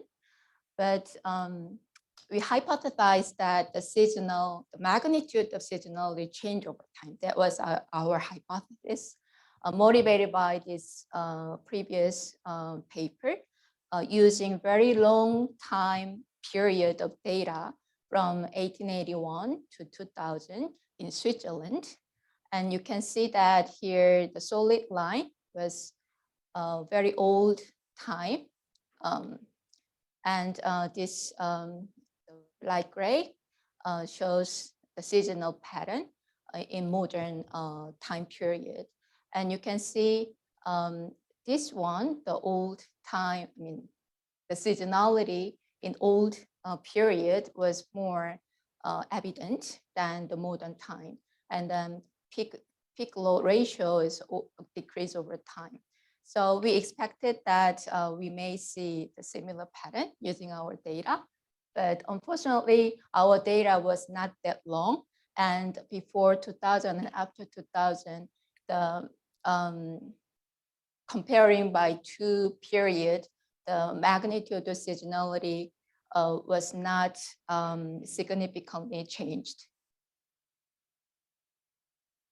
So you might wonder why we see this kind of interesting pattern. There are many explanations, and still I'm also studying and want to know why we see this kind of pattern. And the one explanation is that there are some environmental factors seasonally changing, like for example, day length and temperature, humidity, and etc. Those environmental factors may be associated with risk of suicide, and it could be correlated with serotonin-related neurotransmitters that may induce or increase the risk of suicide. And other things, seasonally changing socioeconomic factors may also influence, related to this seasonality of suicide. This is an old paper showing plasma L-tryptophan concentration in Germany. And this plasma L-tryptophan is an indicator of serotonin synthesis in the brain. And you can see that here, the concentration drop during the springtime. And this one corresponds to this light gray area. And this paper, they also collected violent suicide deaths in that area, which is negatively correlated with, in the black area, this is violent suicide death, the negatively correlated with the tryptophan concentrations. So at the time when I made that seasonality of the plot for the seasonality of suicide, there were not many evidence at the time. And I found one review paper published 2003 about weather and suicide. Their conclusion was that it is inconclusive. But they included many different weather factors. But the one thing, ambient temperature has the most evidence that ambient temperature is associated with risk of suicide and is most frequently assessed. And it seems like a positively associated with the suicide risk. But at the time when they synthesized this evidence at the time, there are some contradictory results. There are some negative associations and some are positive. So the methodology is important to get the solid evidence. So they kind of pointed out that the methodology at that time was really varied substantially. So some studies, they use annual data, some studies use daily data, and the statistical analysis vary also. So that was the published 2003. However, very recent years, there are more evidence. And here I brought review papers only, but they said that there are consistent evidence higher temperature is associated with the increase of suicide. And there are more last year and 2021, and also little more evidence. They summarize that is a high temperature suicide association seem to be stronger among men in the East Asia and Pacific region. So there are some explanations, some efforts explaining the mechanism, but in general, the mechanisms is not established and is very poorly understood. But one of the review paper show this nice diagram that include climate change, focusing on high temperature. And also they also incorporate air pollution effect as well, how those exposures is associated with the suicidal behavior. So the temperature part, there are some explanations, and the mainly serotonin related neurotransmitter could be dysfunctioned, and then dysfunction of central nervous system could be related to depressive behaviors and aggression and impulsivity, anxiety and agitation.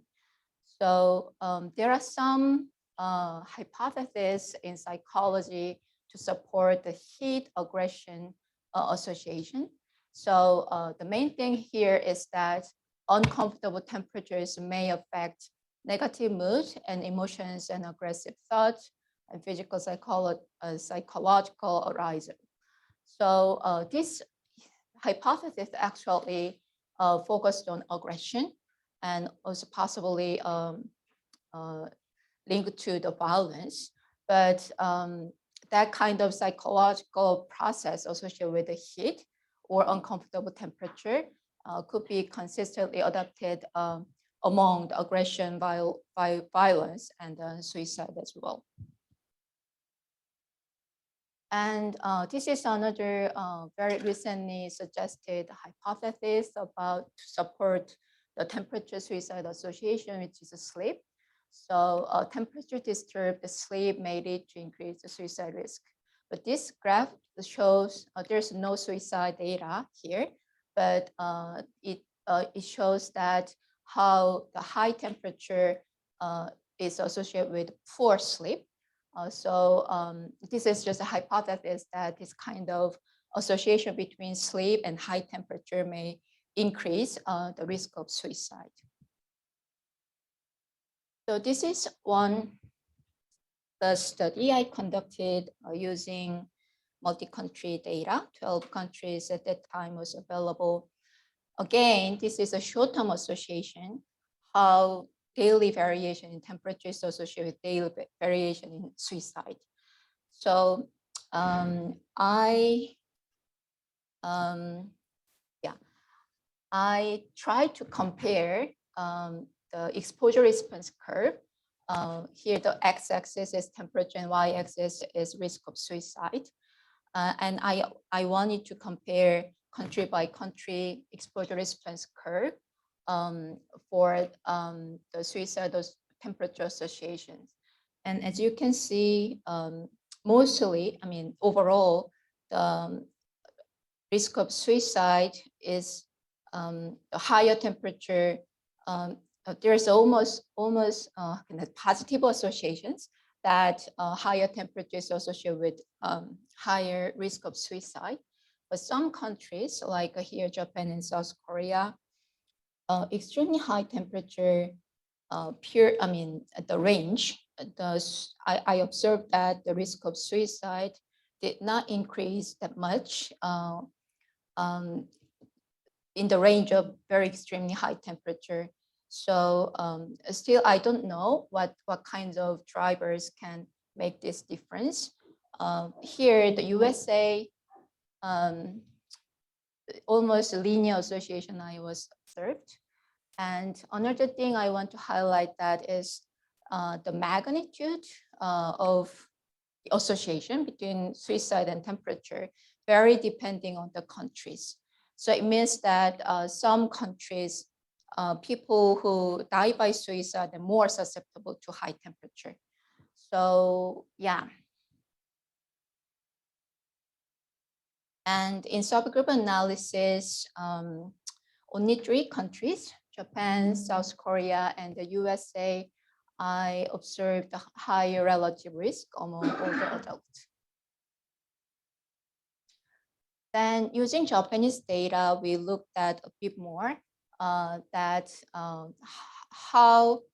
we looked at how this association change over time, the association between temperature and suicide change over time using the longer term data from 1972 to 2015. But as you can see that here, the association curve did not change much except for this period. So we could not see big changes over time. But the interesting thing is here, the pink line, which is the exposure response curve for elderly. So it's consistently higher than the younger people in Japan. And yeah, it was a nationwide study, including many prefectures. So we could look at which area has higher magnitude of the relative risk than others. And it shows that the relative risk, the association between temperature and suicide were larger in more rural prefectures. So here, rural prefectures is defined as smaller areas with smaller populations and higher proportion of older adults and lower level of financial capability and lower levels of highly educated people. And also the association was stronger in colder and less humid prefectures. So some methodological challenges I faced, I wanted to share this one. When we use suicide data in time series analysis, the problem, very difficult thing is the number of cases are quite small compared to all-cause mortality. So it induce a larger standard error, meaning larger uncertainty. So in small areas especially, so it's quite difficult to deal with that small number of cases.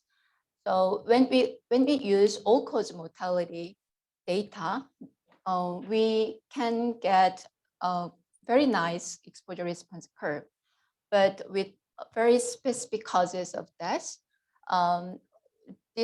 we cannot avoid this one, and we need more advanced methodologies or not a tricks, but some ways to deal with that. And this is not only for the suicide data, but also like, for example, here, the renal mortality. In Japan, it accounts for about 2%, which is similar with the suicide, also 2% of all-cause mortality. So if we want to focus on this kidney-related mortality, the same problems we will face. And for suicide, especially when we do the multi-country study, the data quality and misclassifications, we should be careful about it because mostly in the less developed country, there are some underreporting could happen, or the data quality is relatively poorer than the developed countries. So that is another challenges. So here I highlighted the Philippines and Vietnam. There are two things. The data quality might be poorer in these countries. That's why I obtained a very large confidence interval, which I could not interpret the exposure response curve properly. But another thing is that those countries are located in the tropics. So seasonality of suicide is less. The strength of seasonality of suicide is less in tropical countries.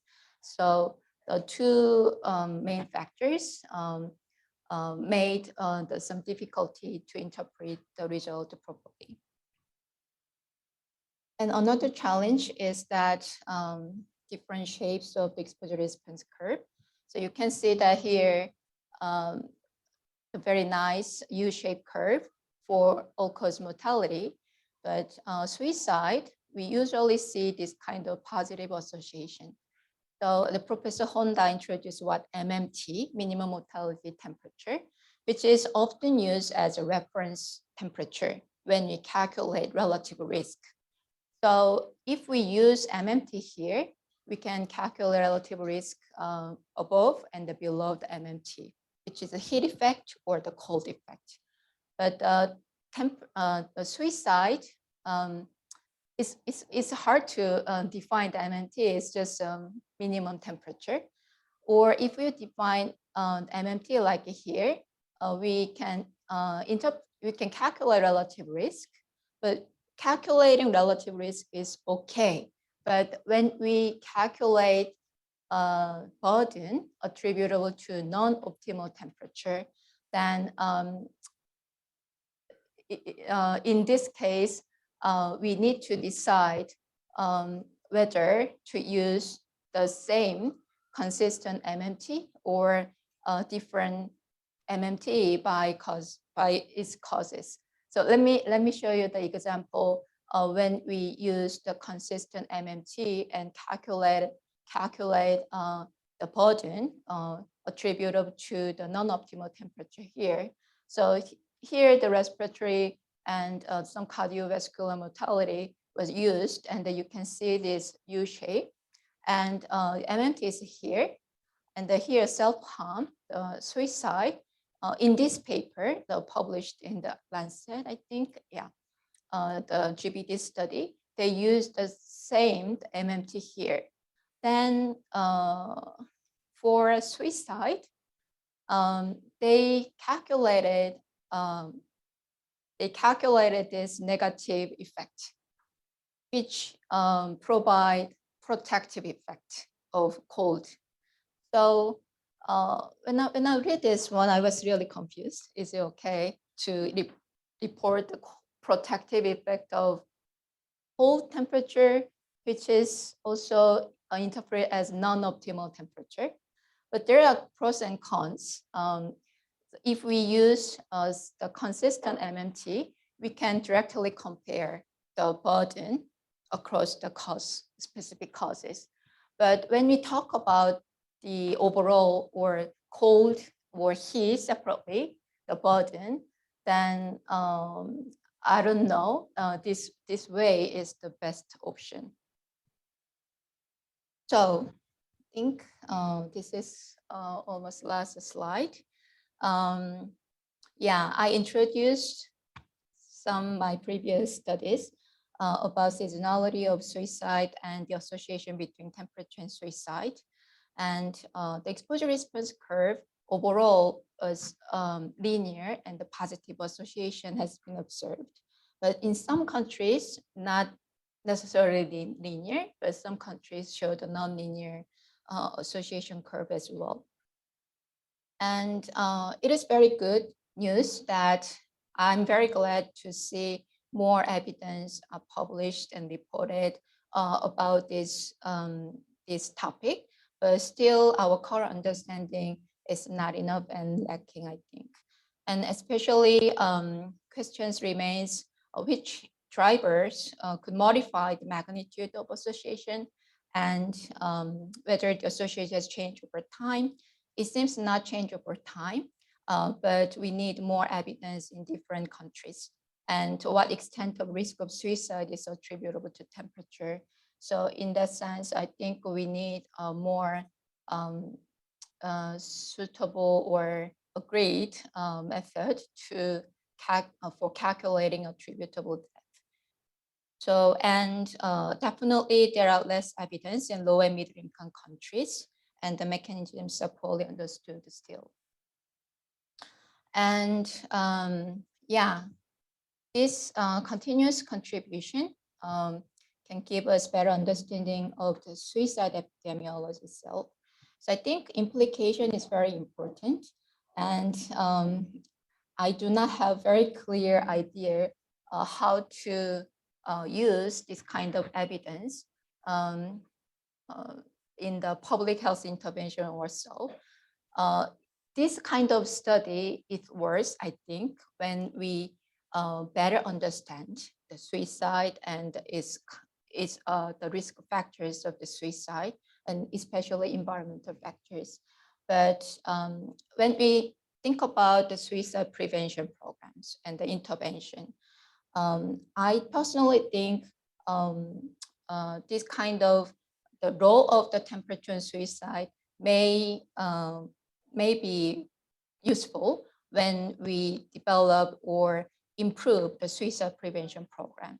For example, nowadays, a lot of very fancy method like machine learning method or something, the suicide risk can be also predicted as almost real time.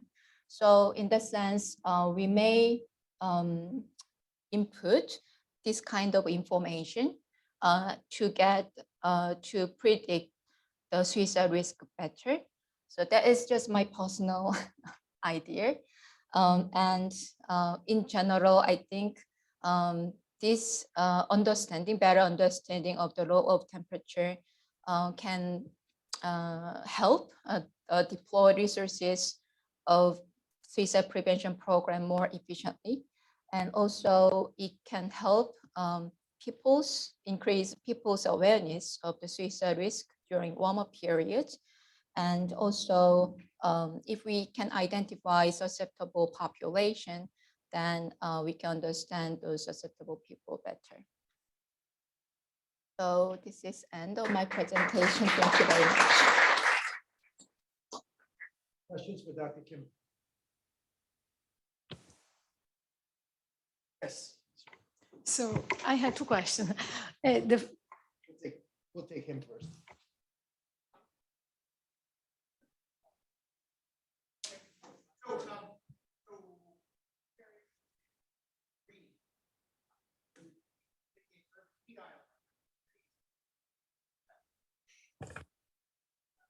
The green effects also, so the green effects mitigate heat, but they also improve mental health. And so that might be a very promising way to reduce the climate change associated suicide, because it would treat both the heat effect and the mental health. So has there been any work on greening and suicide? And it was a very interesting talk. Thank you. Thank you very much. That's very fascinating idea, I think. And I personally, I have no experience using the greenness in my study, but when I look at some literature, there are some papers looking at, reporting the association between greenness and the suicide. It was, I think, conducted in Japan, Tokyo. And yes, the greenness is beneficial, to improve the mental health in general. And I think here, one idea I recently thought that the high temperature suicide association can be mitigated by greenness, I think. So if we can compare, it's okay. Yeah, if we can compare the association, the heat suicide association among the greener or less greener area, I think that would be very good. Yeah.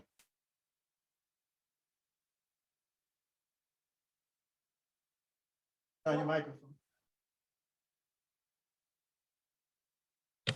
There we go. We have a question from a viewer. What is the intervention for climate change? That's, I guess, a broad question. Yeah, what is the intervention? So I think the main kind of intervention or the adaptation measures for the heat could be like a greenness is one of them. I mean, if we expand the more green area, it absorbed CO2. And then in terms of the air pollution, it is also beneficial. So that is one thing. And heat alert system, kind of those kind of alert system or early warning systems can be developed and implemented as an intervention by local government or the central government, I think. So they could give the message to people when they should avoid the dangerous heat. So that is another thing. Maybe Honda, Professor Honda, you have the general.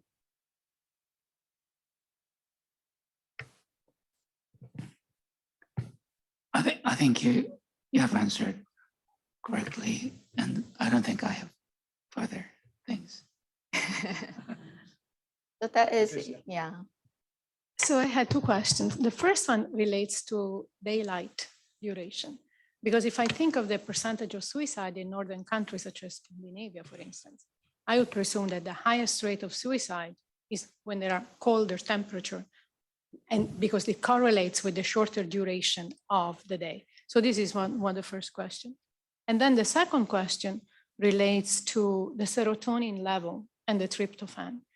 So typically the tryptophan, is generated mostly by the gut microbiome.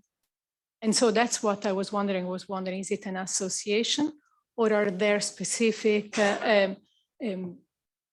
studies correlating the level in the plasma to the microbiota of the people, the diet, the green, the microbiome in the soil? There are a number of implications on that. So if you could clarify what's known in terms of climate and the level of plasma tryptophan.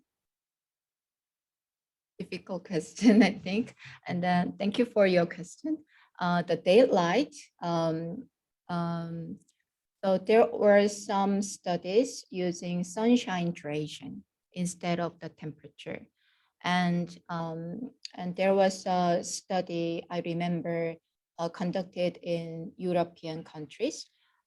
This is here the association I introduced is a short-term association between temperature and suicide. And they modeled with and without sunshine duration in their statistical model. And what their conclusion was that the sunlight is a proxy of the seasonality. But here, I emphasize again, the short-term association between temperature and suicide is on top of the seasonal pattern of the suicide. If there is any additional heat effect or the high temperature effect on suicide.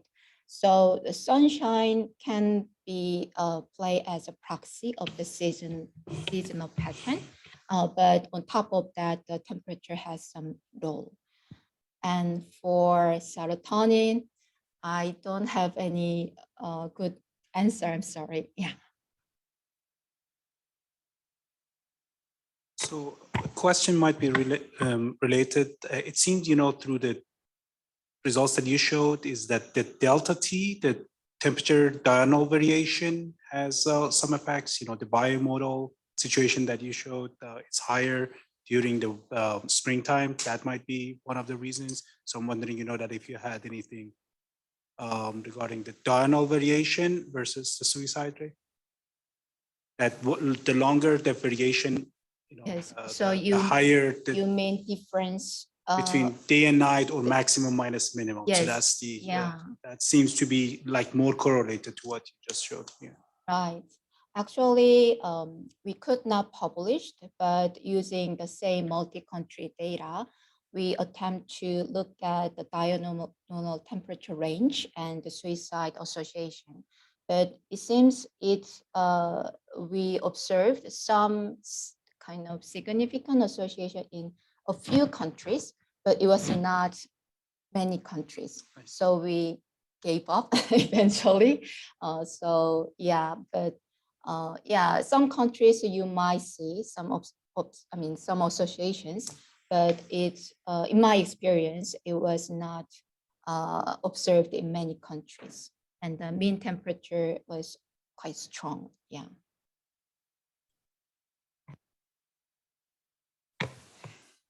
Hi, I have also two questions and all related to Patrizia's questions.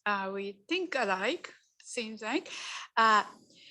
In psychiatric epidemiology, when people study the rate of suicide, often the time they list after the holiday, in this December, the highest suicide risk. And I was thinking, oh, is this opposite? And I was a bit confused. And I really liked your presentation. I have never thought about temperature being a risk for suicide. Having said that, and also you talked about this interpersonal problems.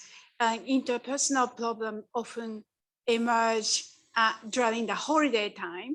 And after the holiday, for that reason, is a high risk for suicide attempt or ideation. So, and then, you know, but I was fascinated by your presentation. I started thinking we can have many pathways. So, both may be in action. Then I also noticed about I can't pronounce the word,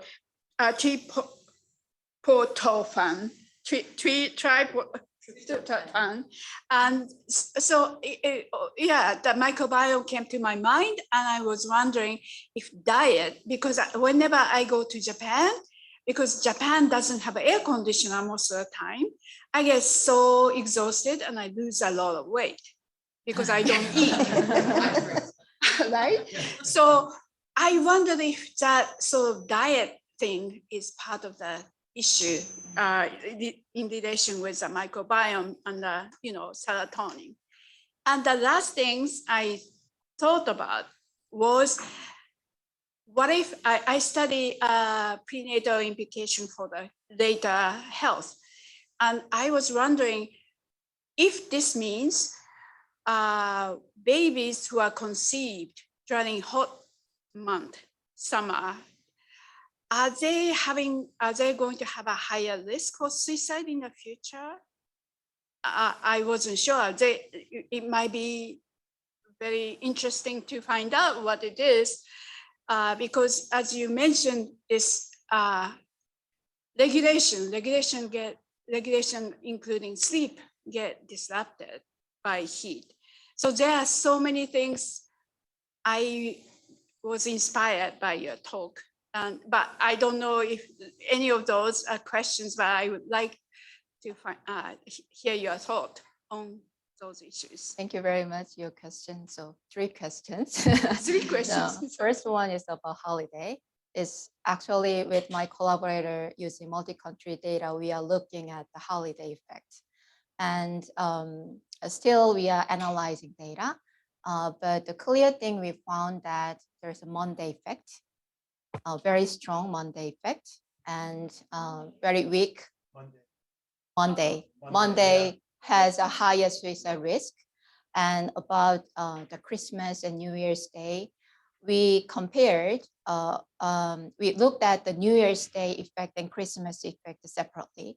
And New Year's Day, when we compare to the risk of suicide a day before, which is end of the year, New Year's Day effect was really significant in many countries. Not all the countries, but most of the countries we collected, there was quite significant New Year's Day effect. Meaning on the New Year's Day, the suicide risk increased a lot significantly.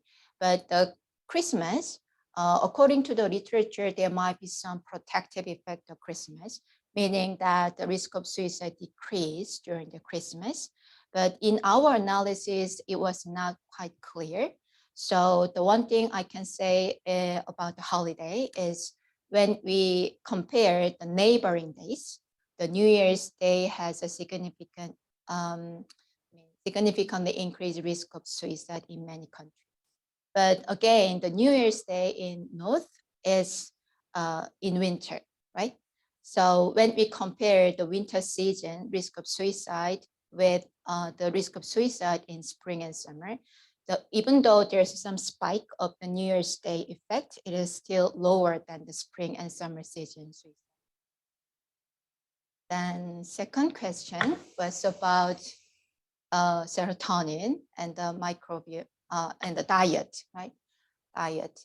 So I have no very good answer on that. I'm sorry about it. But the one thing we should think about here is that, again, I looked at the short-term association after removing that kind of seasonal long-term changes. So diet may not change in a month, I think. So actually, I did not explain the very statistical method here, but actually we compared same day of the week within the same month. So it means that how the temperature, daily temperature changes is associated with risk of suicide within the same month. So in that sense, if dietary behavior does not change within a month, then the risk, we could not incorporate the diet factor into this short-term.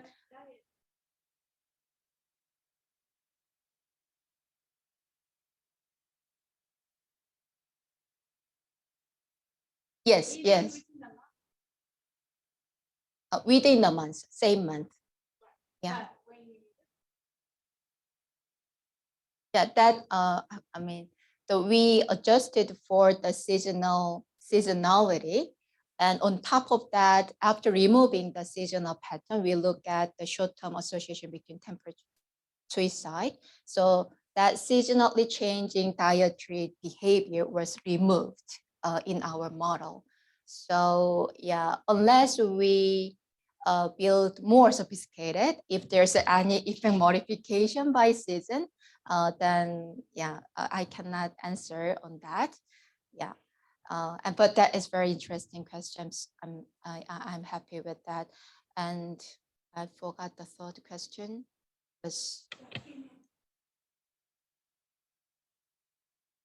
Right. Born during the summer. So that an effect on children later on in life. Yes, that's a very interesting question. But it was quite, again, I have no clear answer on that because I haven't seen any literature about that.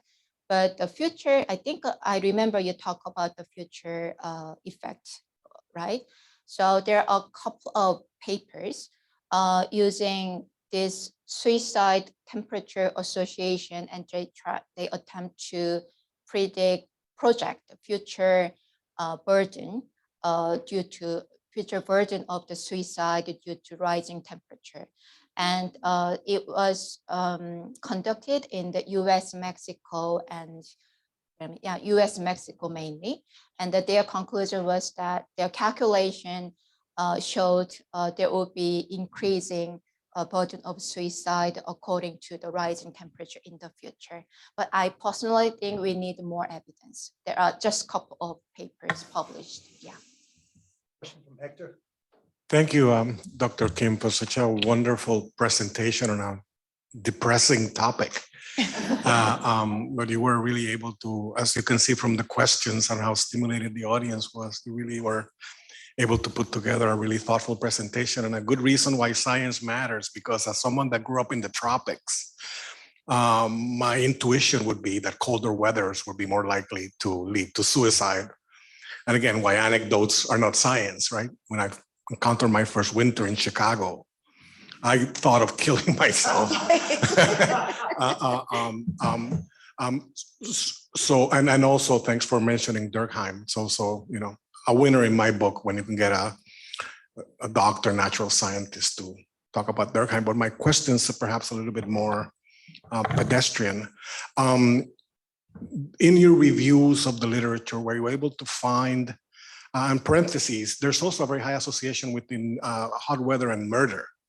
So self-directed violence and violence directed at others seems to really correlate, which is interesting in and of itself. But my question is more whether you were able to find in your research any correlation between specific adverse weather events, a hurricane, an earthquake, or some such, and changes in the suicide rate immediately after, right? Because this gets to the resiliency question. For some folks, the adverse event may lead to higher suicide rates because of sense of frustration, lack of control, whatever. But resiliency would suggest that, in fact, experience of adverse events builds kind of protective barrier against that vulnerability. So in your research, were you able to uncover anything that can help us understand how specific adverse events impact suicide rates moving forward? Yeah, that's, I think, a very insightful question. Thank you for your question. But unfortunately, personally, I do not have the experience incorporating those extreme weather events. And I have been looking at just temperature, and this is a big topic to me to understand. But that is that the possible impacts of the adverse weather event, extreme weather events like a flood or tornadoes, that how they can affect the mental health in general and suicide is very promising topic. I think we should develop. Develop the proposal or something, and we need more evidence. There are some. I remember there was some literature that the interpersonal violence is became higher right after the kind of climate-related disasters. So, but I don't remember just clearly because the interpersonal violence was associated, related to the suicide topic. So I looked at those literature. But yeah, I think maybe interpersonal violence is more interesting topic in terms of that adverse effect of the very extreme weather events. Thank you again for wonderful research. Appreciate it. John, actually, we have a viewer has asked Dr. Honda to comment on something, but perhaps due to timing, we can start with that and break now. Okay, let's break for lunch now, and then we can come back. There was a question. Yes. Mhm. Okay, so it's about 12:30. Let's reconvene at 1:30. So to the audience online, we're going to reconvene at 1:30. So you can go have your lunch as well.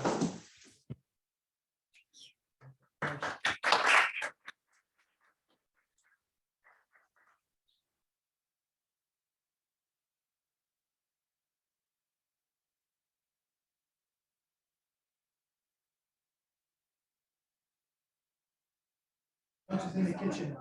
Yeah.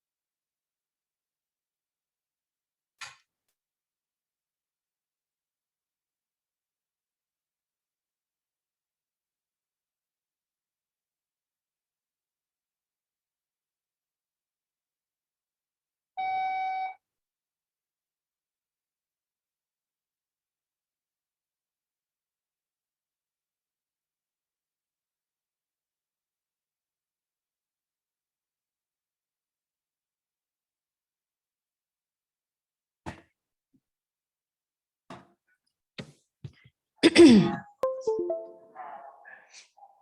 you go. Okay, thank you so much.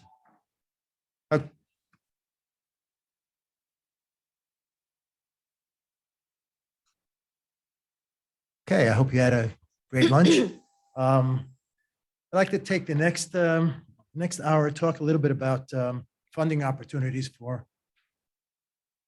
Oh, let's address the question for Dr. Honda. Ingrid, do you Yes, thank have you. that question?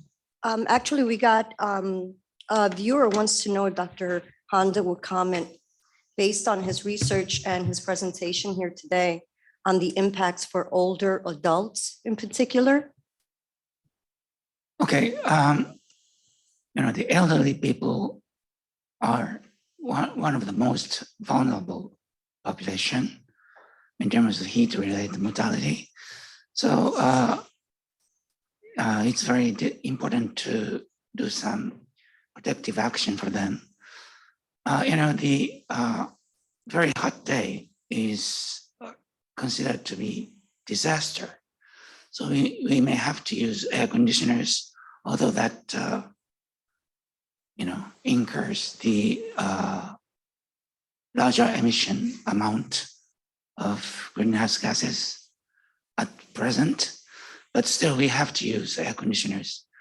In addition to that, we can recommend them to drink more. So probably between the meals, they may need to drink a cup or two of water, regardless of the temperature. That if they do it all the season during summer, that would help a lot, I think. So you're saying long-term, they should be part of their daily routine in order to hydrate themselves on a regular basis. Yes. And that has a positive long-term effect. Yes. Even during higher temperatures. Yes. Oh. Yep. Okay, I think that addresses the question. Let's move on to talking about funding opportunities. I would be remiss without talking a little bit about my office and what we do here at CUNY. Our objective is basically to share information on grant opportunities for faculty, students, and researchers across CUNY. Really facilitate communications between federal agency principal investigators and between principal investigators at CUNY and federal agency sponsors and program officers in agencies and also other sponsors across the spectrum, across the research landscape.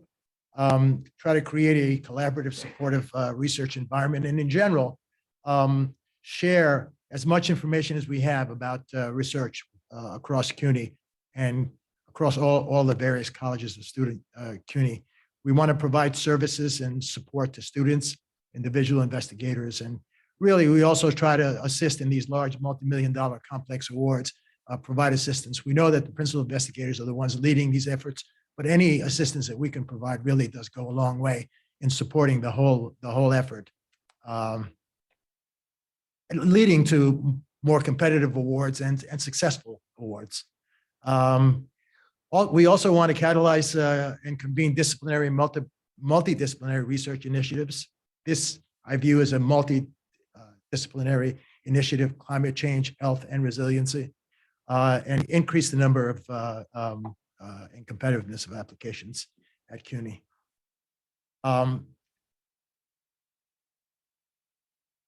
We do this with individual meetings with students, faculty, and researchers, help you identify sources of support. We help you with proposal development, regardless of where you are in the development of your proposals, whether at the conception stage all the way to the, you already submitted a proposal, it was declined, and you want to resubmit a proposal again, we'll help you with that. We do have a proposal peer review program where we will take your proposal and submit it to external reviewers who will provide you with feedback.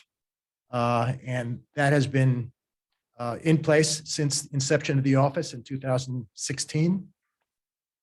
We've gotten some good feedback on on your proposals before you even attempt to submit it for external funding.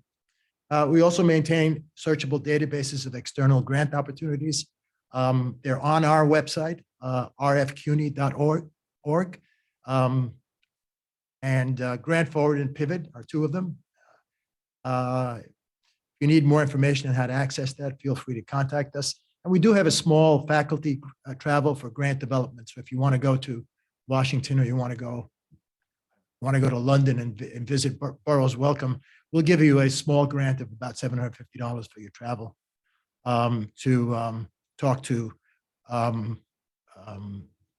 basically program officers in grant funding agencies. So with that, searchable databases, I don't want to go into too much detail on that. You can probably find it on our website. Let's talk a little bit about federal funding, because I think that when it comes to individual investigator grants, the federal government probably provides more funding for individual investigators than any other sector by far. And you can see how it breaks out and how it's increased over time. We're talking about 100. When it comes to R&D, the largest is national defense.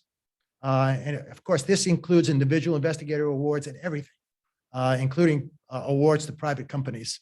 So as you can see, national defense is not very, very high in terms of the kind of support it provides individual investigators, although the defense agencies, DOD, Army, Air Force, are the third largest supporters of research to academia. So the first is NIH, the second is NSF, and the third are the Department of Defense agencies. But health, as far as individual investigator awards, health is clearly the largest by far. You can see there's 47, this is $1 billion in R&D that NSF, NIH, this is primarily the health agencies, although it includes other than NIH, but NIH is about 40 billion, and there's about 7 or close to 8 billion provided by some of the other agencies. And by the way, the Defense Department also supports some health as well as NSF. So I highlighted natural resources and environment because I think this is where most of the funding for global climate change is probably coming from. Although I believe it's coming from funding for climate change is coming up from across all of these sectors, including health, including national defense. But the predominant amount is coming from this budget category, which is national resources in the environment, which is about $4 billion.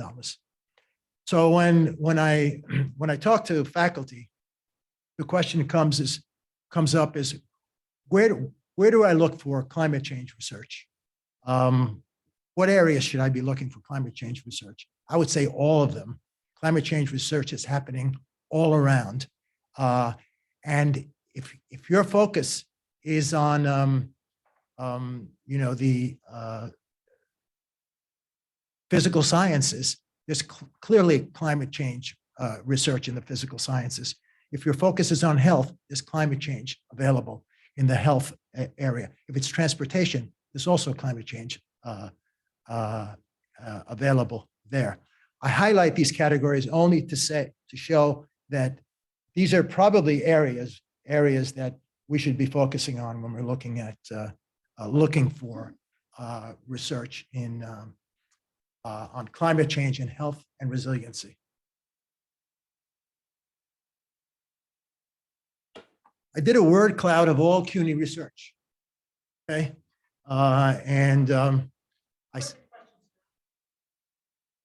go ahead, shoot.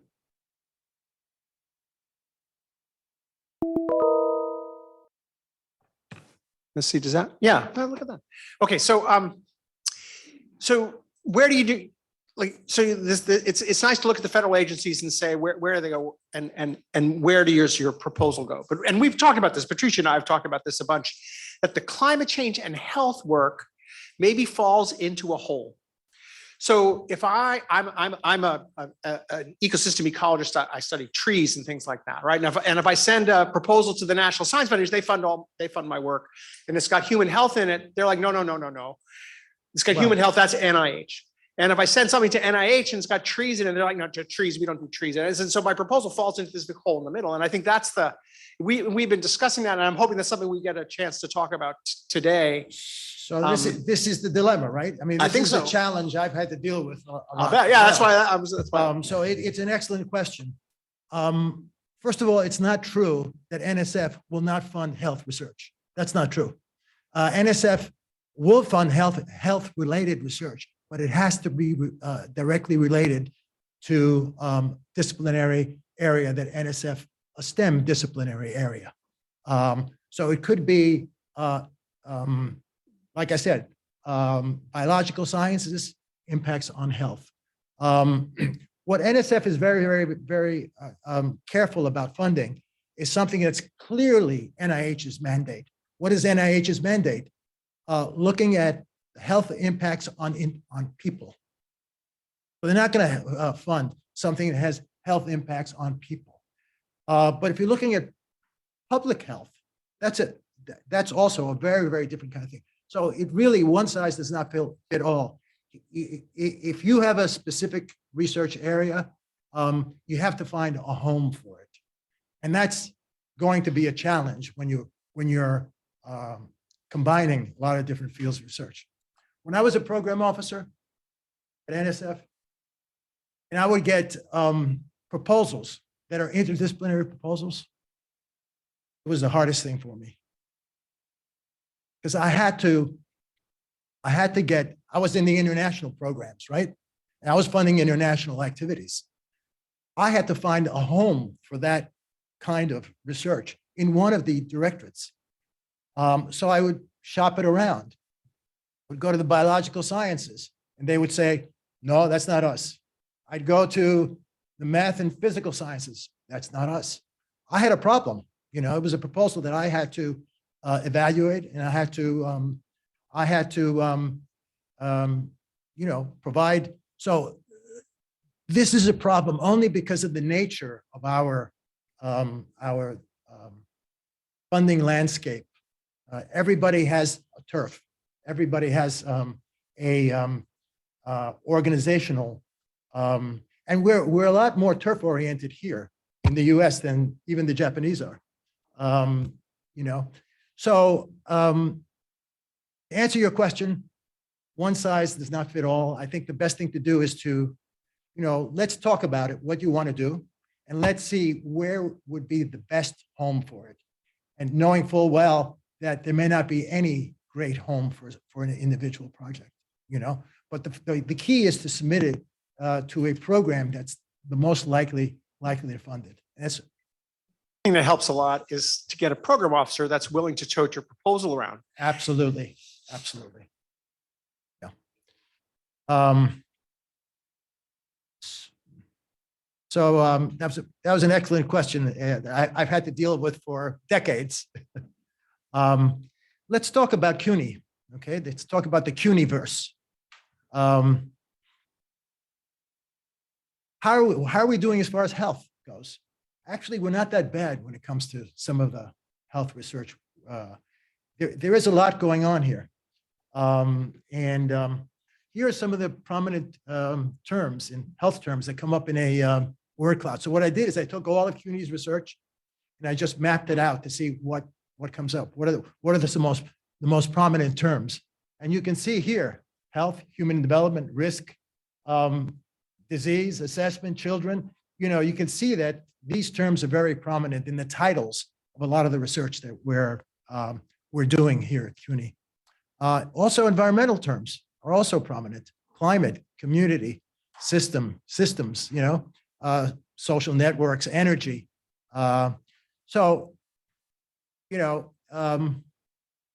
Question now is to are these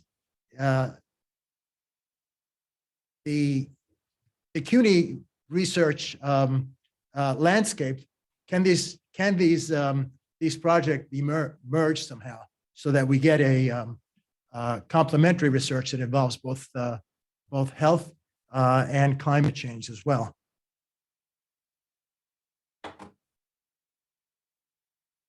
So climate, health, and international work are intrinsic to NIH.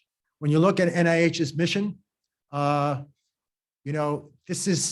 this comes straight from their mission on their website: to foster fundamental discoveries, innovation, research, and their applications as a basis for protecting and improving health. Their international program envisions a world in which the frontiers of health research extend across the globe, and advances in science are implemented to reduce disease burden and promote health. So NIH is very unique in that they will fund, through their Fogarty International Center, they will fund foreign research. There is money going to foreign entities who are doing health. NSF is a little bit more complicated here. To get funding, most funding at NSF, when you look at their PAP guide, and when you look at our experience, my experience there at NSF, they're a little bit more cautious with respect to funding the foreign side. They're expecting you to reach out to the foreign funding agencies like JSPS and have them fund the foreign side. My job, basically, when I was at NSF, was trying to build projects that involved funding from JSPS and funding from the research councils and funding from NSF as well.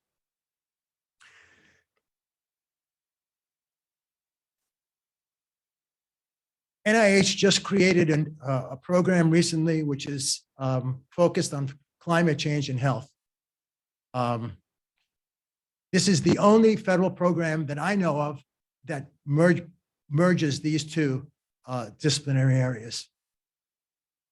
And when you look at this program, the core elements and supporting areas of research involve interdisciplinary research across a lot of different areas of focal areas: health effects research, health equity, intervention science, training, and capacity building. So those of us looking to get funding from a sponsor on our climate change and health, NIH, this program at NIH is probably the one will be the most successful.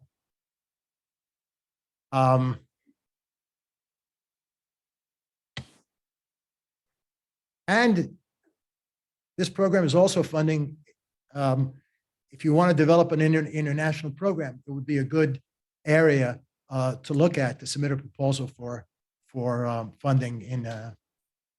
John, I have a question, if I may. Yeah. From a viewer.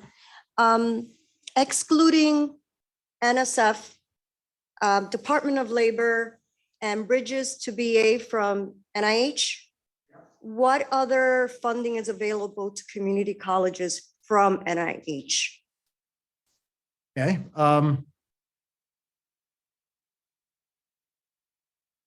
Community colleges are primarily institutions that are focused on education, not research. So the best sources of support for community colleges is probably NSF's Education and Human Resources Directorate. There are programs at NSF that will fund community colleges' work on education. If you want to submit a proposal, prepare a proposal on how to develop research programs in community colleges, I'm sure NSF would be very happy to look at that kind of proposal. But community colleges, the Education and Human Resources programs at NSF are your best sources of support. Okay, I'd be very happy to talk to the viewer about the potential opportunities available at community colleges in this area. There are some programs totally only open to community colleges. There are Most of those programs are open to community college, but there are some that are specifically concerned about community college, especially preparing students for the new emerging jobs as technicians in various sectors, the health sector, computer sciences sector. So it really does vary by discipline. Send me an email and we'll talk about that one. So here are some examples. This is all from NIH. This is what they're funding. Here's one, climate change and lung health training program, University of Iowa. Another one on population and census data for environmental health research. University of Minnesota, social determinants of health, basically looking at temperature morbidity, okay? The use of Z coding now. I don't know what Z coding is, but a lot of you probably do. Health outcomes related to climate sensitive events. A lot of the things we've been discussing today. Here's a $2.4 million grant to Yale University on health outcomes related to climate sensitive events among older Medicare beneficiaries. Extreme temperature, humidity, pollution, spontaneous preterm births. This is another area of concern. Humidity, temperature, and its impact on premature births. This is the Icon School. Yeah. Pediatric and reproductive environmental health scholars program at Emory. Outdoor transmission of malaria. This is related to health. And does increased temperatures accelerate the transmission of malaria or not? So there's a lot of room for funding climate change and health at NIH. In fact, now there's probably going to be even more with the establishment of this new program. Now let's move over to NSF, climate change, health, and international work. Also, NSF's mission, in fact, NSF's 1950 enabling legislation addresses to promote the progress of science to advance the national health. This is in response to the previous question about how do you merge science and health. Clearly, it's NSF's enabling legislation that NSF should be paying consideration to that. The NSF Geosciences Directorate mission statement talks about climate change and natural hazards to prepare, mitigate, and adapt to disruptive natural and human-induced events. So,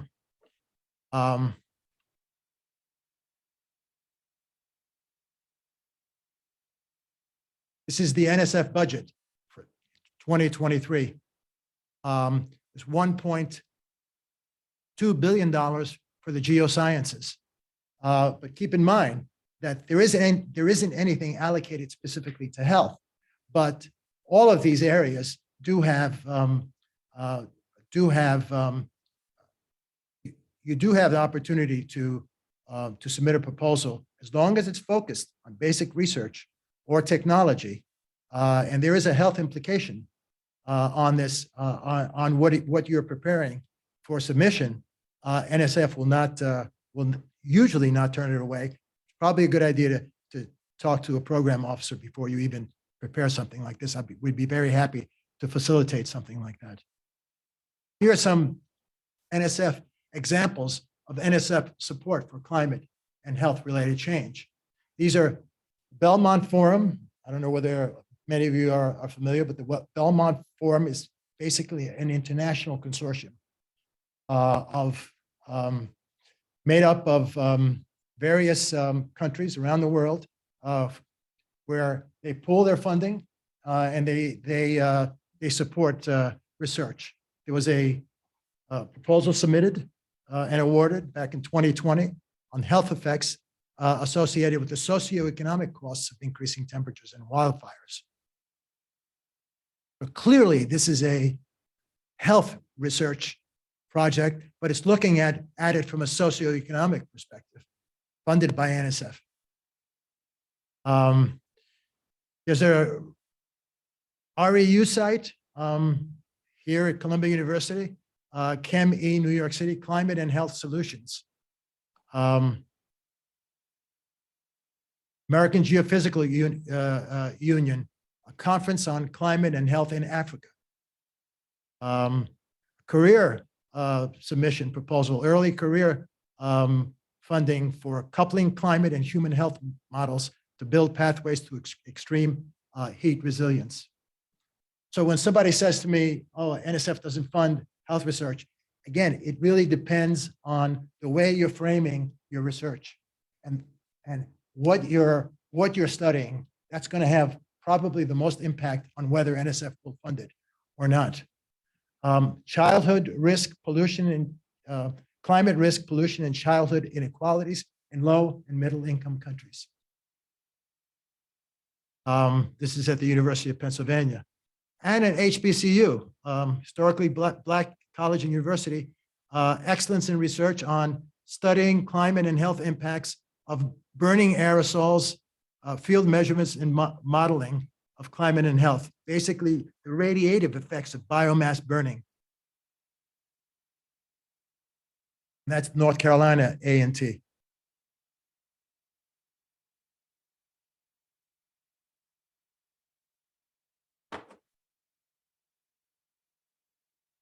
I think the major difference between NIH and NSF is that most of the health supported research at NSF is based on modeling.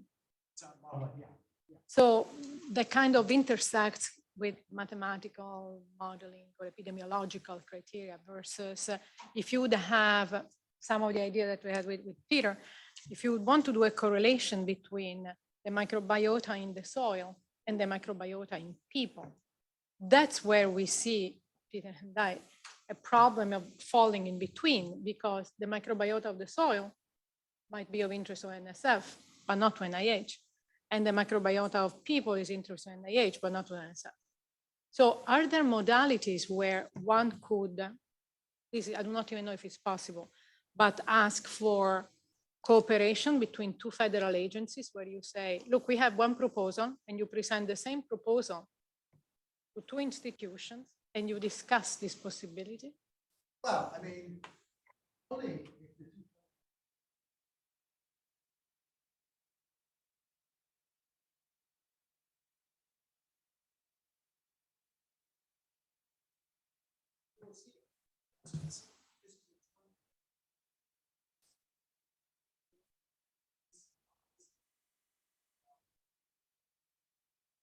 ask them to get their program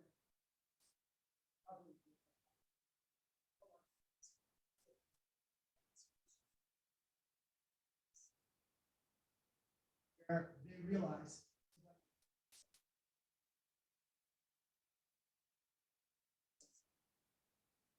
Yeah, to that extent, that usually it's larger programs. That's what NSF did with EPA to support the Superfund program that deals with contaminated sites. And occasionally NIH comes together with EPA, but considering how EPA has been handled by the previous administrations the last 10, 12 years, these partnerships become less and less efficient or frequent. it's complicated bureaucracy. You know what I'm saying? That's really what it amounts to. I also want to add one thing. I was told by NSF people, when there is a gray area, make sure not to talk about clinical implication because NSF is not interested in it at all. So avoid talking about human clinical implication. Yep. Yeah, don't talk about clinical implications. Talk about it as social impact on individuals, you know, social effects. Once you start going down the clinical side, NSF is going to say, well, we don't do clinical studies. But if you start talking about it as we're going to look at health impacts on populations or health impacts on cohorts and groups, they will probably be a little bit more amenable to that.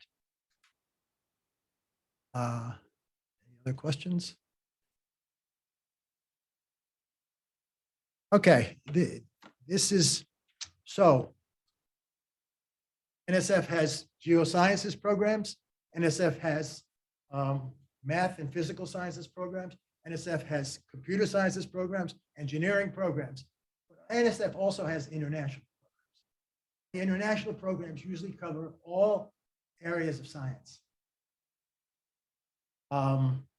This is a program that was created back in the early 2000s by the NSF director at that time, the time when actually it was created in the 1990s when Bill Clinton was president. And what they wanted to do was they wanted to say international is important. We want to allocate some funding. Wasn't a huge amount of funding, but some funding for international activities, for all areas of science. The objective, and this program is still there after all these years. The funding levels have gone down a little bit, but it is still there.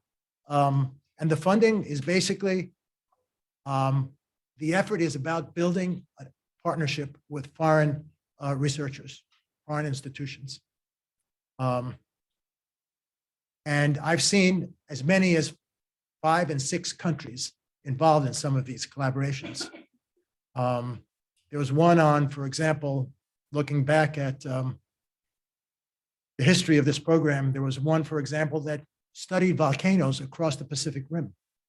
And it included the United States, included Canada, it included Japan, included Russia. These are, all important sites, and included researchers from all of those countries.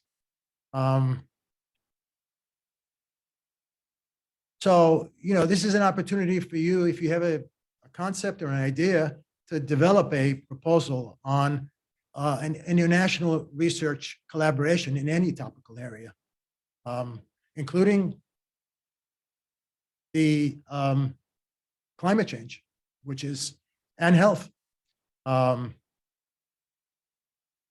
Again, the program here is focused on, but there are focused on funding the U.S. side of it, but there are partners internationally that will, my experience is that they will jump in and provide support. You do not have to have commitments from the foreign countries to get funding for this. All you have to do is have a solid plan, and a good proposal, and then the commitments can come after the award is made. Okay.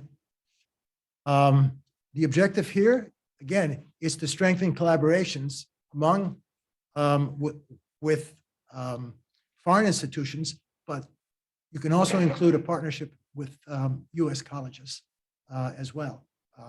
We want to bring U.S. colleges into this effort. These used to be funded at the level of 5 million. They've gone down to 2 million in recent years. So again, this is the international part of the looking at this.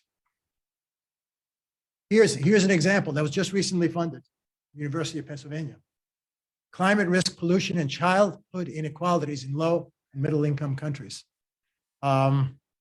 It's basically focused on how global childhood inequalities condition risks of climatic and environmental hazards, exposure implications once exposed, and the capacity to buffer the ill effects.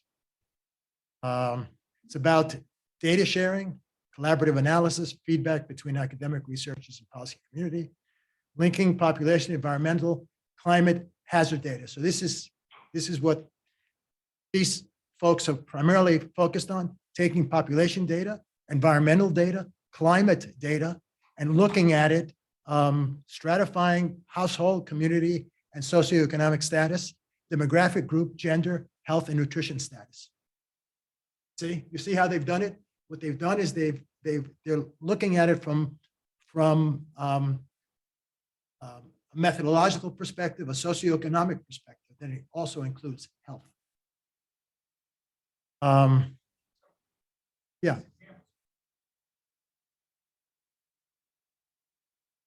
So these examples are super useful. These are NSF proposals. yep. I like all these. I understand all these. yeah. But I need to hear from Patricia and other people like, so when we talk to our real human health colleagues, they're like, I'm studying asthma or I'm studying multiple sclerosis. And this is NSF research. I understand this. This is the kind of stuff that I do.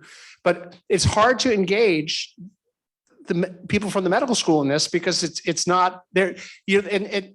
So that these examples are super useful for kind of highlighting the conundrum that we face. It's not an it's not an impossible problem, but we have to recognize what it is that the agencies are going to fund, and how does that align with what our interests are. This is very useful to do. But I think that the critical part is about retrospective studies on data that are publicly available versus prospective studies when you try to collect and test an hypothesis. That's where I see the difference. So most of the example have been modeling on basically epidemiological data or data that's already available. And all the consideration, and many times if you have an hypothesis, is going to be prospective. So it's almost like a clinical trial.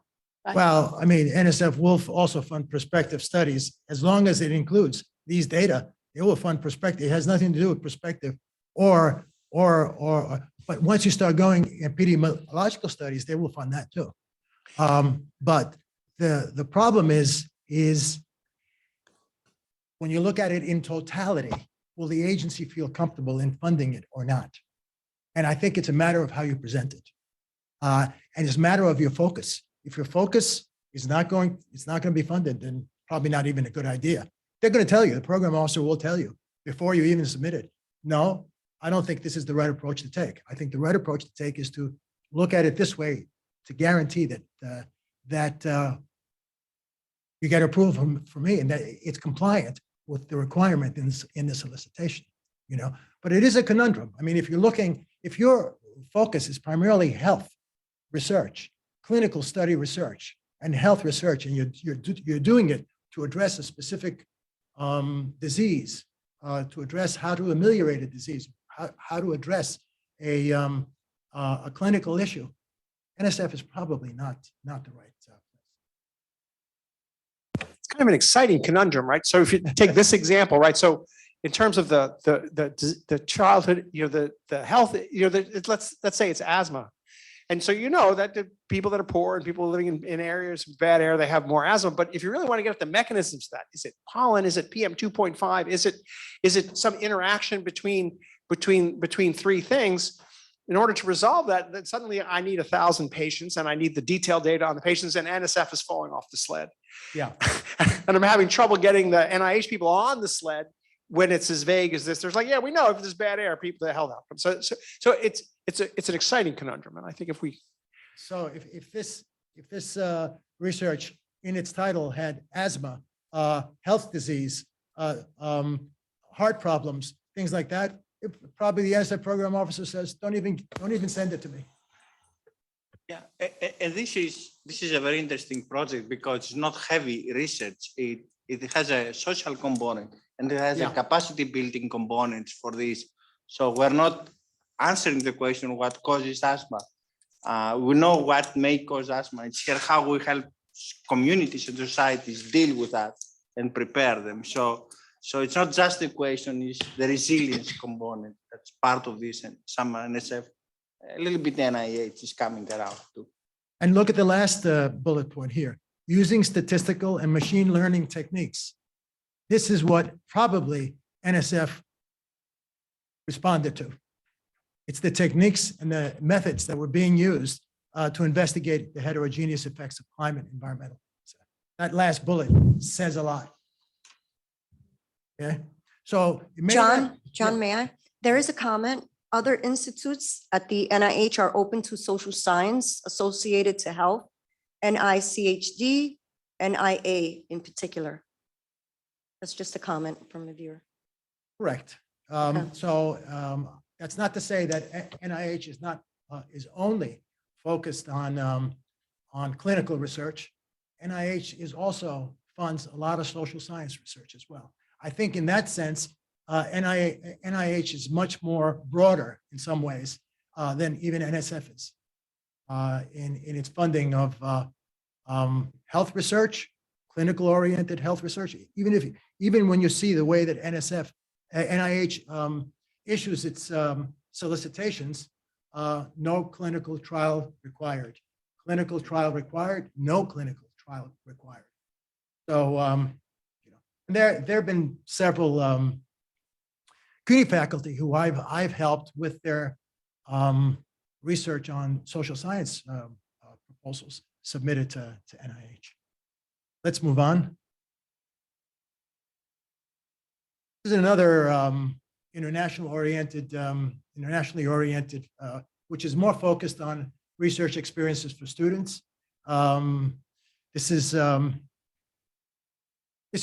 mostly education oriented, mostly providing support to students for international collaborations. And it could be in any area of research, STEM research, more about advancing the students' international research experience.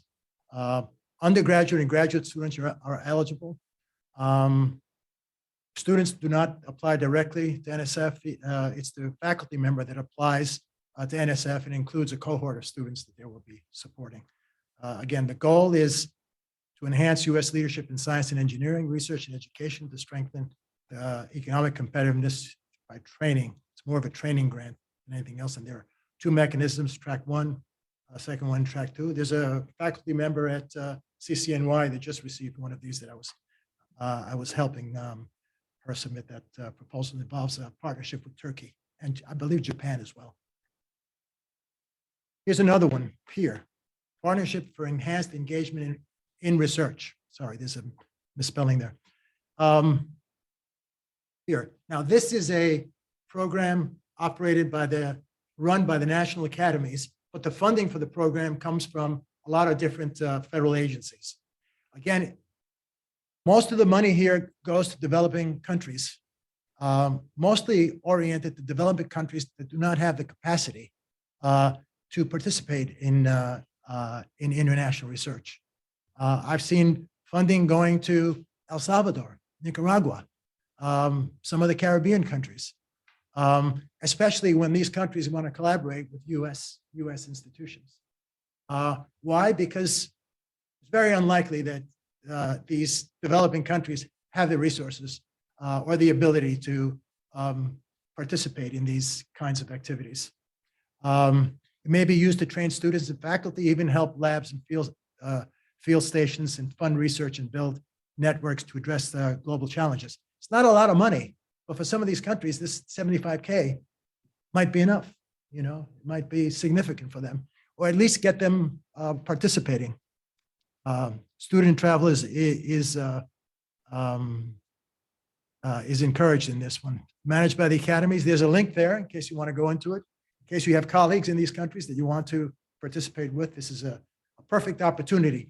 And this is perfect for PIRE.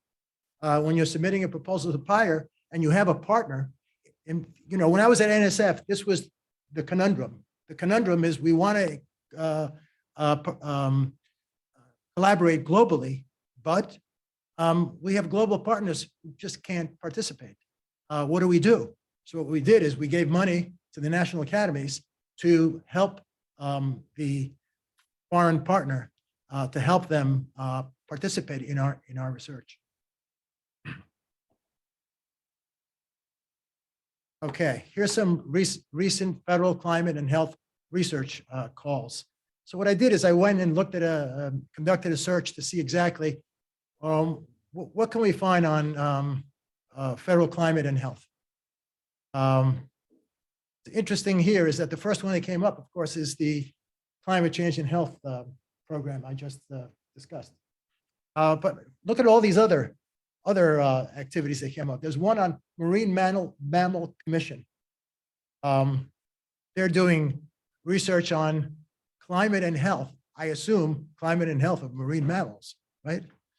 USDA is doing is funding activities on research education, a competitive grant program on organic transitions. It's interesting. Climate adaptation and mitigation. NOAA. Non-communicable disease factors among low and middle incomes countries. A virtual consortium. We're not going to go through all of these, but I'm just putting this up here. And there are links on this that I can share with you, and you can go in there and take a look at all of these activities that have climate change in their, not necessarily in the title, but in the abstract on the proposal. Here's an interesting one, NIH addressing the etiology of health disparity and health advantages among immigrant populations. Yes.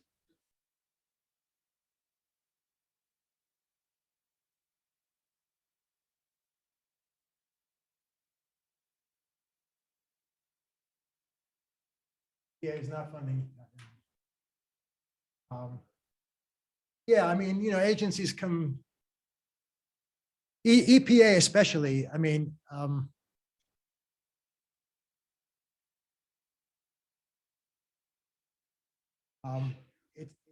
it's hard to say because I think they're more focused now on toxicity more than anything else, you know, environmental toxicity, than all these other things on the most serious impacts of environmental impacts.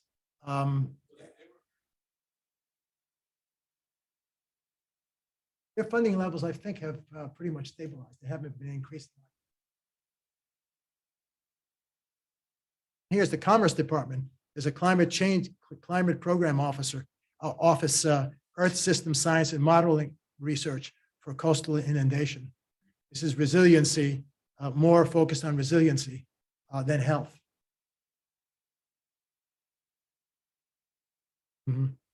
That's NOAA, yeah. Okay, we talked about federal programs, but you know, it'd be wrong to not talk about the philanthropic sector, what they're doing here. Many of them are not focused on climate, they are focused on health, but a proposal on climate and health would probably go a long way. They probably would review it. I'm putting up here some of the private funders. Burroughs Wellcome, Howard Hughes, Cancer Research UK. Actually, it's interesting that the UK is funding that much. And by the way, it is open to US researchers. Not, this is not only UK, it's open to everybody. Bill and Melinda Gates, of course, Institut Pasteur in France. And here, a lot of the societies that are focused on specific diseases. Diabetes, leukemia, cancer research, American Heart Association, British Heart Foundation. I am sure, now I haven't gotten CUNY faculty submitting proposals to any of these except for the Gates Foundation. But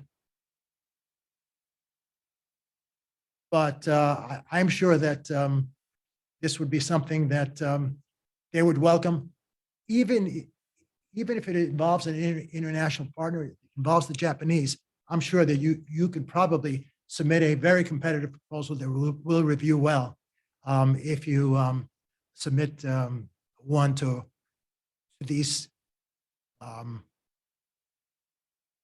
private funders, or I would call them nonprofit funders that are focused on health.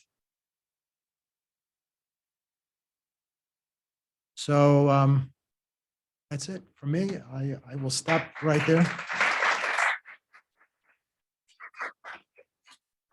Okay, so any questions from the audience, Ingrid? Okay. Okay, so let's move on to the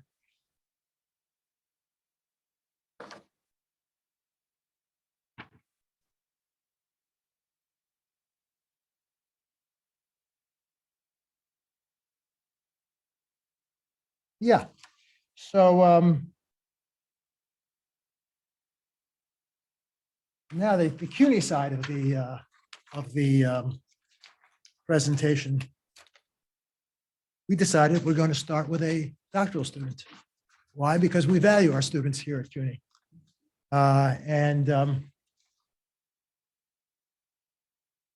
Jenna Ipaldo is a PhD student in environmental and planetary health sciences at the City University of New York Graduate School of Public Health and Health Policy. She's also pursuing a certificate in demography at the CUNY Graduate Center. She serves as a fellow in the New York City panel on climate change under the New York City Mayor's Office of Climate and Environmental Justice, and is an adjunct lecturer at CUNY Hunter College. Her work focuses on health impacts of climate change, environmental justice concerns in urban settings, using geographic information systems, GIS. Jenna also has experience in science communication. She's published. She's also had podcasts with PBS, Public Broadcasting System, Star Talk, and the Sunrise Movement in New York City. With that, let me introduce you to Jenna Tipletto.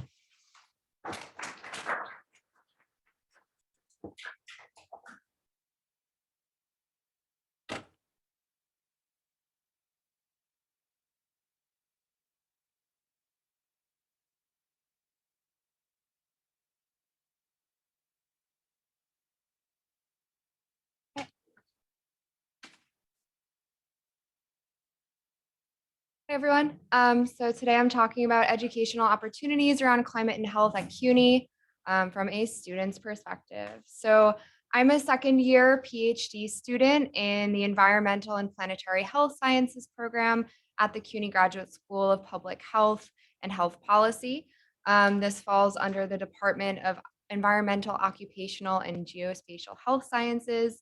A little bit of a mouthful, but a program that does a lot of things. And it's a really diverse department. We also have, so my program is one of the programs that focuses on the environmental impacts on health. There are students also in other programs across the university, both in the graduate school and across the different campuses that apply work to climate, whether in their coursework or in their research. So some of these various degrees include Earth and Environmental Sciences, Economics, the Master's Program in Quantitative Methods in the Social Sciences, and the Demography Certificate that I'm also pursuing at the Graduate Center. So in my department at the School of Public Health, we take a lot of different types of classes. So we take classes that are talking about health itself, so courses in epidemiology and biostatistics.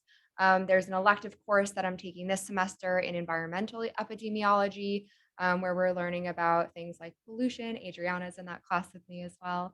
We're learning about impacts of things like pollution, temperature, and different ways to study these exposures. We're also taking a class called exposure assessment, in which we're also learning how to characterize different exposures to different environmental agents.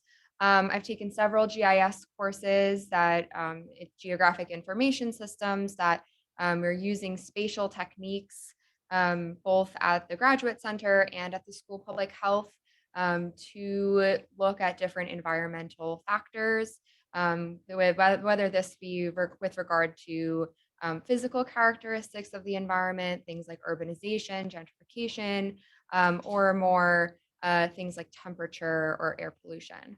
And many of these courses, you can also have a final project that you can really tailor more to your interests. So there's really a lot of flexibility for students who are interested in specific things, like I'm interested in climate and health. So I'm able to explore these different interests in projects within these courses. Also, there's some courses that include climate and climate-related factors as exposures. We have a course on pathophysiology and a course on infectious disease that discuss this. So here's an example from my course in pathophysiology with Professor Solomon last semester, in which we note that climate is part of this larger aggregate of exposures called the exposome in public health. So climate factors may impact health in a variety of ways, as we've heard a little bit from our presenters earlier, and as I'm sure we'll hear from our next few presenters from CUNY as well. So one of the other activities that I'm involved in at the School of Public Health is I'm a research assistant on this project with the Institute for Implementation Science and Public Health.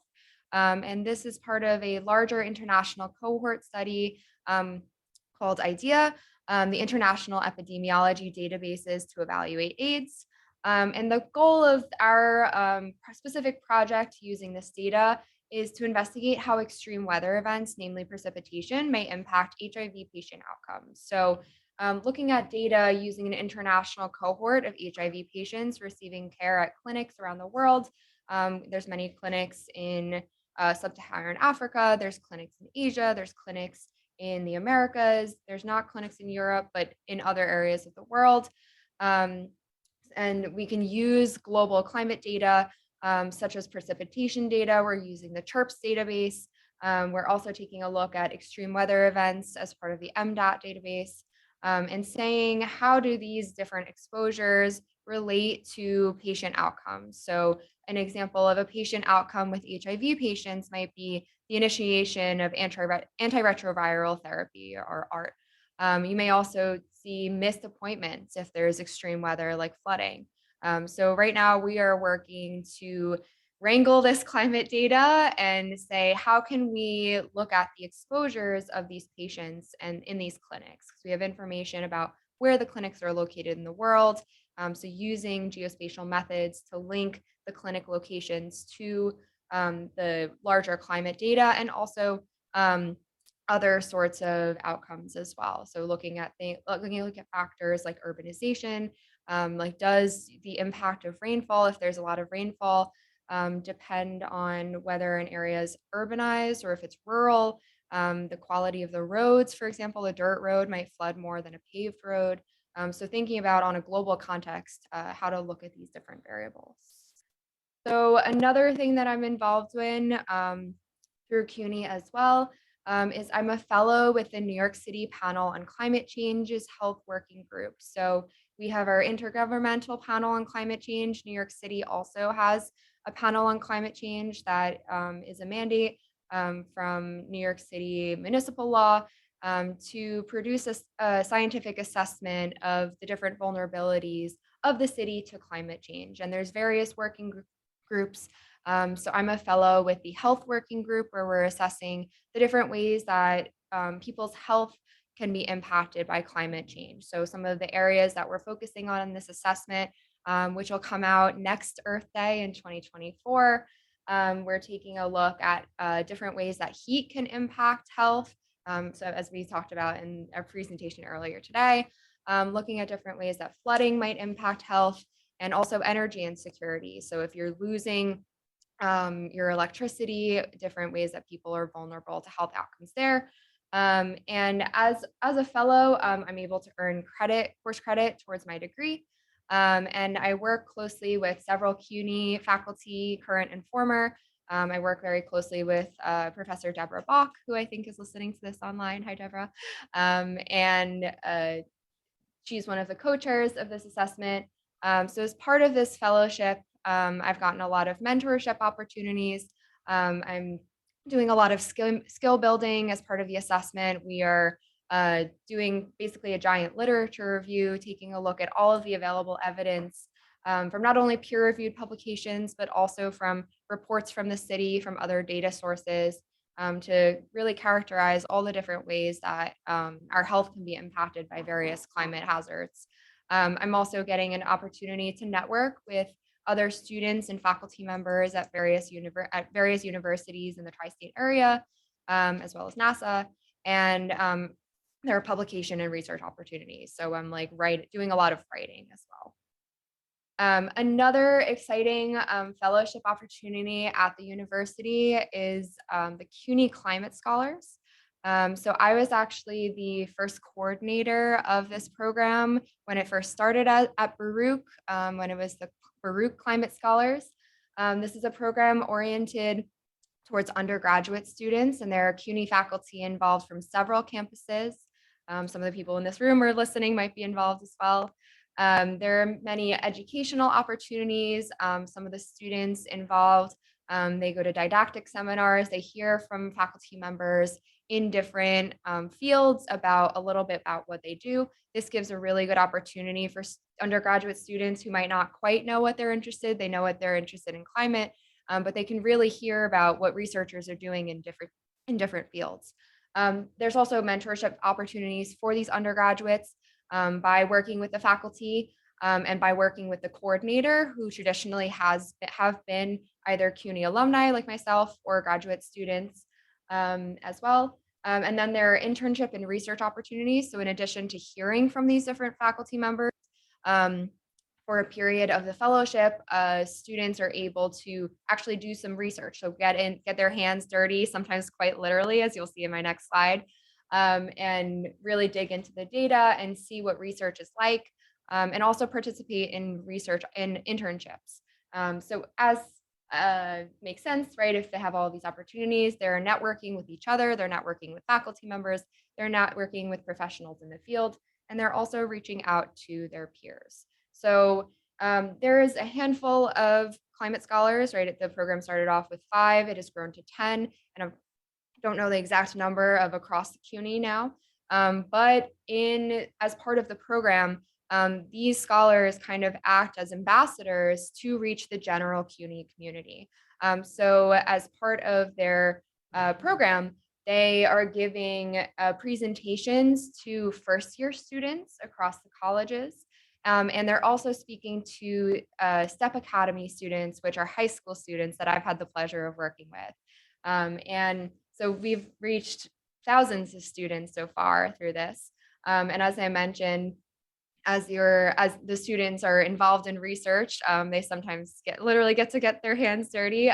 This is a picture on the right-hand side of us in the East River, up by Washington Heights. So we actually got to go and put on boots and mudders and go in and dig up some invertebrates in the East River. So that was really fun.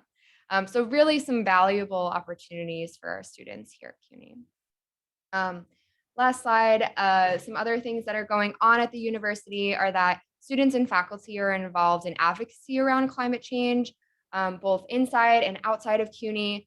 So there are several student clubs across the university, including the Sustainability Club at the School of Public Health that tries to engage these issues.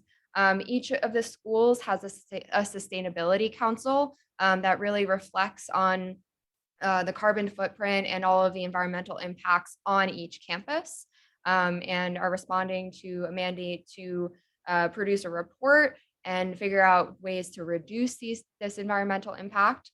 The Professional Staff Congress, the union for all faculty and staff members at CUNY, also has an environmental justice working group that meets regularly and works to push some of the policies, particularly in New York State, involved in a coalition called Climate Can't Wait to actually get some of the policies that are supported by this research implemented. And then various students and faculty members are involved in outside political organizations and coalitions to really move the needle on these issues. So yeah, thank you so much for this opportunity. Thank you, Professor Kavoris and the Research Foundation for inviting me to join. And yeah, any questions? Hi. Oh, she had a question, sorry. Great work. I am very, very proud of you. And I'm shocked that I wasn't aware of your existence and your organization existence. I will do my best to try to support and disseminate your good work to all the CUNY society, community. Thank you very much for your good work. Yeah. So it was a wonderful talk. And I actually gave a talk to the climate scholars class at Hunter, and just made me proud to be a CUNY professor doing it. And I guess one of the things that's exciting about it is, so this is a topic where potentially we could engage people from neighborhoods that are, we're trying to attract people into STEM, and this is a topic. And so, but now I'm going to make your life more difficult, right? Because they talk about a pipeline, right? So the fact that you're dealing with high school students is great. Yeah. But a lot of people have made up their mind that they're going to be something else by the time they're in high school. And people now from the education side have been bugging us saying, you need to go talk to elementary school students. And is there any plan for that? That's a great question. So particularly the high school students that are engaged are in this program that is targeted towards minority low income students. So you're really reaching the very people that we want to make sure are right now are underrepresented. We want to make sure are really represented and valued in these conversations, especially around climate change and a just transition to a renewable world, right? These are the communities that are experiencing the first and worst impacts of climate change. So we're really trying to engage the students in those communities. So that's high school students. I'm not really sure about middle school. I personally got into a middle school to talk to them about some of the work I do, and it's a really valuable experience. So I would recommend others. They do have like career days sometimes. But I think that's really something to think about as well. Jenna, thank you so much. Also, it was very inspiring. And I had similar thoughts to everybody. I think it's a pity sometimes that we are all interested in climate change and we don't know enough about each other. And this is a great opportunity to discuss more together. I just also wanted to mention to you, for instance, at the ASRC, and you will see in the slides, there is this group for outreach for K-12. Oh, cool. So that will be really a great pipeline as we were discussing through the illumination space. Yeah. And there is also, as I understand, a very strong commitment at LaGuardia Community College and at the GCA, the Graduate Center, to involve the social sciences, right, to combine. So I think that we have a tremendous effort, and it would be kind of important to work more together as CUNY. So thank you so much. Yeah, really thank you. inspiring. And I think that's really the value of these kind of events is being able to bring people from different disciplines. I think Baruch is having a seminar right in 2 weeks from today on climate change. If folks are interested as well, I'm hoping to be there.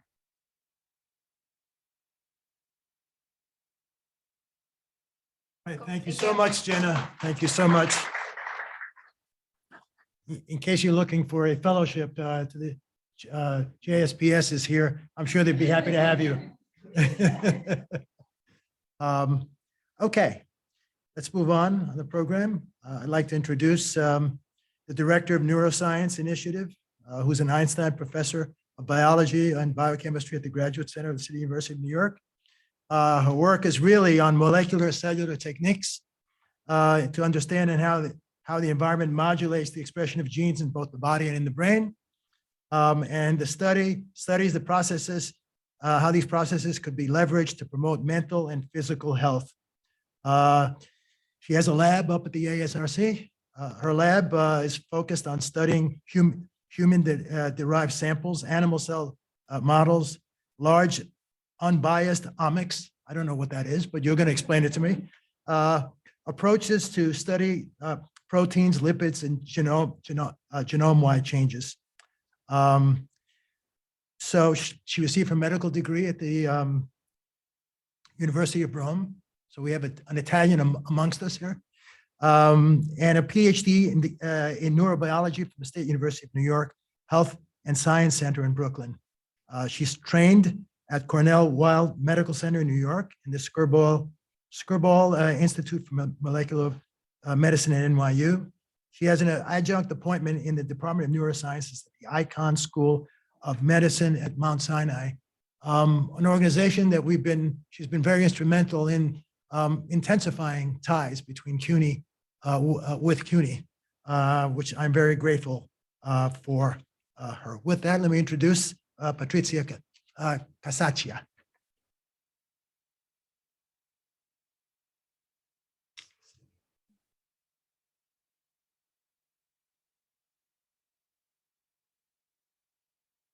Okay, so thank you so much for inviting me. I thought what I would do today is just to give an overview of our efforts at the ASRC. I think that I should not have this presentation, but I should have. Okay. So in the first slide, you can just see the ASRC in the background. And what I thought I would do today is briefly introduce you to the ASRC, this is where I currently work, and then just use this opportunity to present some of the activities that we have spearheaded or had the pleasure and the honor to collaborate with. and then highlight two types of commitments, let's say, one more community outreach initiatives and some more specifically in research in neuroscience. And eventually to end up with just some ideas of how we could promote resilience, just to stay faithful to the title of today's meeting. So this is a picture of the Advanced Science Research Center, and we were here. We are 5 initiatives with 15 core facility and over 200 researchers and staff. And what's interesting about this institute and brought me here is the fact that we have several initiatives going from nanoparticles, so very, very, very small level, all the way to working on continents and water and the large environmental changes. And we are kind of in between these 2 points. So we can do very, very, very detailed research at the molecular level, or using, as John was saying, animal models or humans, or work on human samples, as well as this large data analysis on satellite data, etc.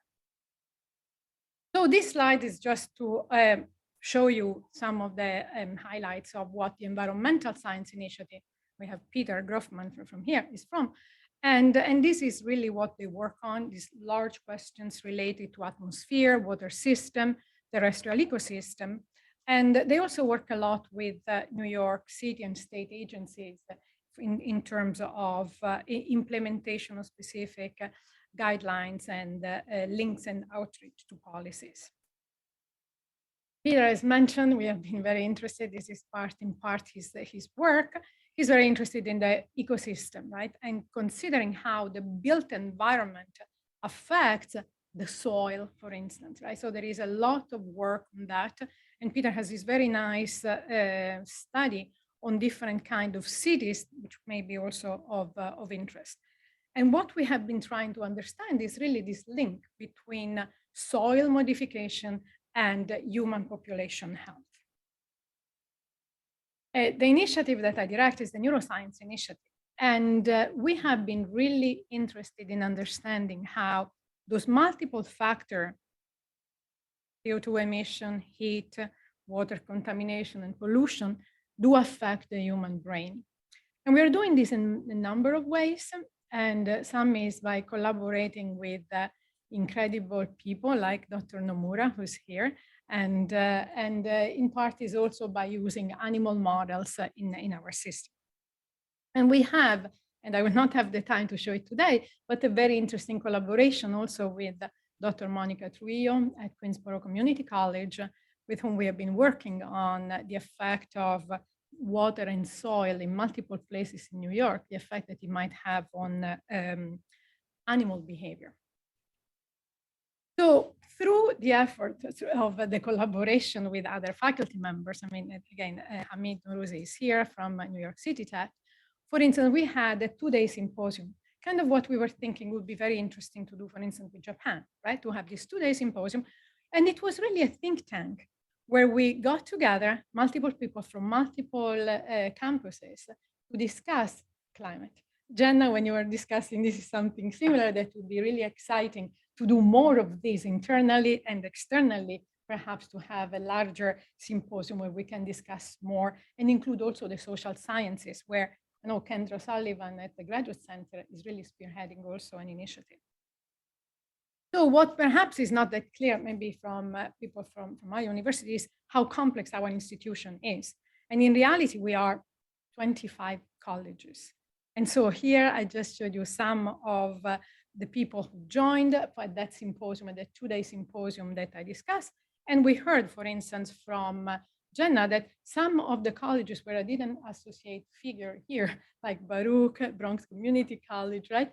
These are campuses where there is a very strong part. But because we are so large and diverse, it would be really great to have this map all filled up with all the people who are contributing tremendously to this important question. Something that I would like to really point the attention to is the illumination space at the ASRC. This is what I was mentioning before.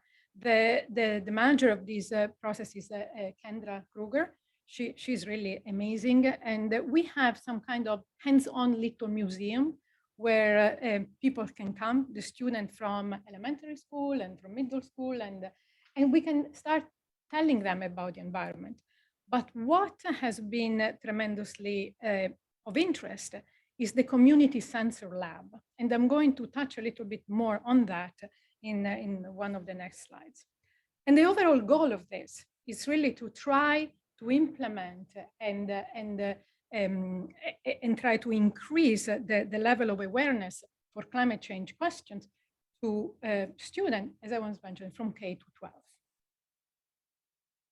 This specific part, let's say, of the SRC, is really interested in community outreach. And this is what I was mentioning. So what Kendra has been able to develop together with Dr. Ricardo Toledo Cro in the environmental science is a very low cost, do-it-yourself quality sensor, where we have been involving the local school in Harlem and in other community center. And we can go to school, or the children can come to us, and they can be engaged in the collection of data. So it's been a tremendously successful way that's both empowering and is trying to just bring people, especially from minority groups, to become interested in science at even an earlier level, thereby, if you wish, extending this pipeline very early on. So I'm tremendously proud of this effort.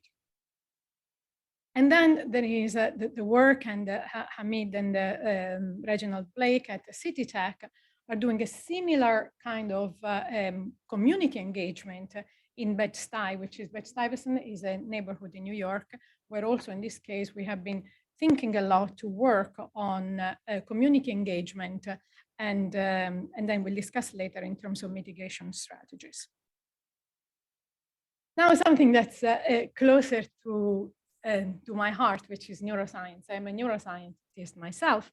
And the question many times people ask is like, so why do you work on climate change? I mean, what does neuroscience have to do with climate change?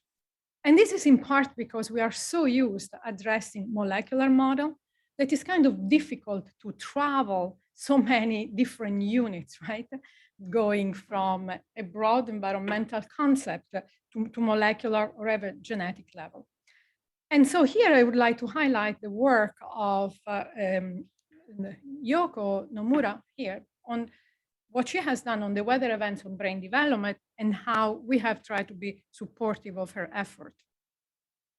So this slide really shows, it's a slide from 2021, also from Yoko, showing the investment that of the government on the problems of climate disasters in the United States.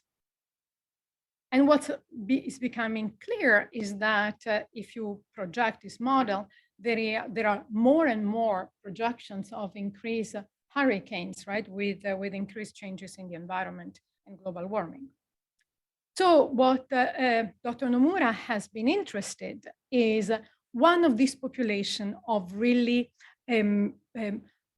very sensitive population, very frail population. We heard before from Dr. Honda about elderly. The other population that's really at a stage of highest susceptibility is the unborn baby, right? So it's the period of when the brain develops, you know, during when the baby is still in the uterus of the mother. And what Dr. Nomura has been able to address is when there was this Superstorm Sandy in New York, what were the effects on children who were born from those mothers? So this is a very complex scheme of her study. She has been really truly a powerhouse in developing all of this at CUNY, and she has been a tremendous resource for many of her colleagues. So as you can see here, she has been able to follow the children who were born, who were in uterus during this storm, and she has been following them up to now, the current study period that's depicted on the right side. So here is again is Yoko with some of her assistant when she would be at the birth site, right? So in the hospital, getting the placenta.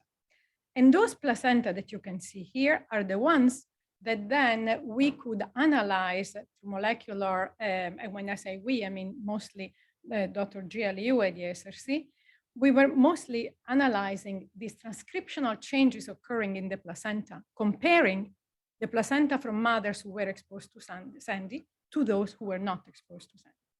And together with Jessica Bootman and Sarah O'Neill and Dennis, we just noticed that Superstorm Sandy created, or the fact that these children were exposed to Superstorm Sandy, a change from an easy temperament to what we call a slow to warm up temperament, where the babies were a little bit fuzzier than in the case of well adjustment. And this corresponded with these increased transcriptional changes in the placenta, where we could actually find a transcriptomic signature of increased inflammatory response and increased permeability of the placental epithelium overall. So quite interesting to think that you go from an environmental event, Superstorm Sandy, to changes in the placenta that persist over time as the children, in this case, was for the first 6 months. Now, Yoko, together with Duke Sherin and other students from Dr. Nomura's group, are continuing this study to try to understand whether this initial event, together now also with COVID, so with the second hit, have been progressively affecting the brain structure so that we could also detect alteration in the microstructure of the brain. So very exciting work in this sense. But the other point that I wanted to mention here, and there is now through some of the studies that John was showing before, there has been also a call from NIH for air pollution and CO2 emission. This has led us to really try to understand the effect of air pollution on behavior. And in this case, I would like to just very, very briefly highlight the work of Dr. Sarah O'Neill at the City College of New York in humans, and the work that we're doing at the SRC in neuroscience in mouse model. So Sarah, together with Dr. Nomura, has been relating the prenatal exposure to air pollution. So again, these are mothers who were exposed to air pollution with the temperament trait of the children, and has revealed that there have been sex-related changes that can be attributable or related to the exposure to specific air pollution in the mothers. More recently, there has been a number of studies, and this is what we have been really interested in trying to understand the effect of the type of pollutant with brain alteration. And we are more specifically interested also in the ultrafine particles that have been shown to be inhaled and reach the brain and pass the blood-brain barrier. And there have been very recent studies reporting white matter changes in the brain of children. You can imagine children in New York go to the playground, there is pollution, they are exposed at the time of in a vulnerable period. So right now, just I would like to highlight the work of two people, Pinar Ayata at the SRC, who works on those cells in green, the microglial cells, which are the inflammatory cells of the brain, the one that really serve a role of surveillance around, and Dr. Jialiu, who studies more on the oligodendrocyte, the myelin-forming cells, in this case in purple. And we are using, in this case, animal models. So either we take the cells from the animals and we study the cells in vitro, or we can instill specific particle with a little dispenser in the nose of the mice and then follow their behavior and their growth. And this is just to show you some data, the only slide that I have data, showing that the exposure of diesel exhaust particles of microglia, these are the inflammatory cells, make those cells that normally have a good role, are these homeostatic, and they have this role of surveillance, trying to protect the brain from outside infection. If those cells are exposed to exhaust particles, they become Dr. Jekyll and Mr. Hyde, right? They become really aggressive and they tend to attack the neurons. And this has been now, is part of one of the grants that we have that Pinar has recently submitted, because there is a very big interest on the role of pollution and Alzheimer's disease. So there seems also to be this link, and those specific cells, those microglial cells, have been genetically linked to Alzheimer's disorders. So this will be a really nice, interesting link between pollution, hyperactive microglia, and neurodegeneration. And finally, what's next? I mean, what's next, I would say, eventually is how to fix. So we were discussing, I mean, this slide is from Peter, as was mentioning before. If you think on the x-axis you have more green, the more green you have, the less you perceive a problem in air quality and water quality. Not perhaps you perceive, the less there are this kind of problem because of a number of issues. So this is just to say that how can we build resilience? And you can build resilience in many ways. You can try to build resilience in terms of anxiety in people and stress in people. And we have been involved in a number of approaches using music, meditation, and mindfulness. But also, and this is the work that many other people are doing in, for instance, in Bed-Stuy, is with remediation in the environment. So that ideally, this is our rendering, for instance, of the situation that we are saying in Bed-Stuy, where you may have heat, pollution, noise, increasing, the level of, as we were discussing before, aggression, right, that we may detect among people to try to create more green spaces, greater community initiative. And what we always say is just cooling not only the environment, but also calming the spirits in order to increase and to build the resilience. And with that, I just wanted to thank all the wonderful colleagues at the SRC and with all the other colleges, and especially Dr. Nomura, with whom we have a long-term collaboration.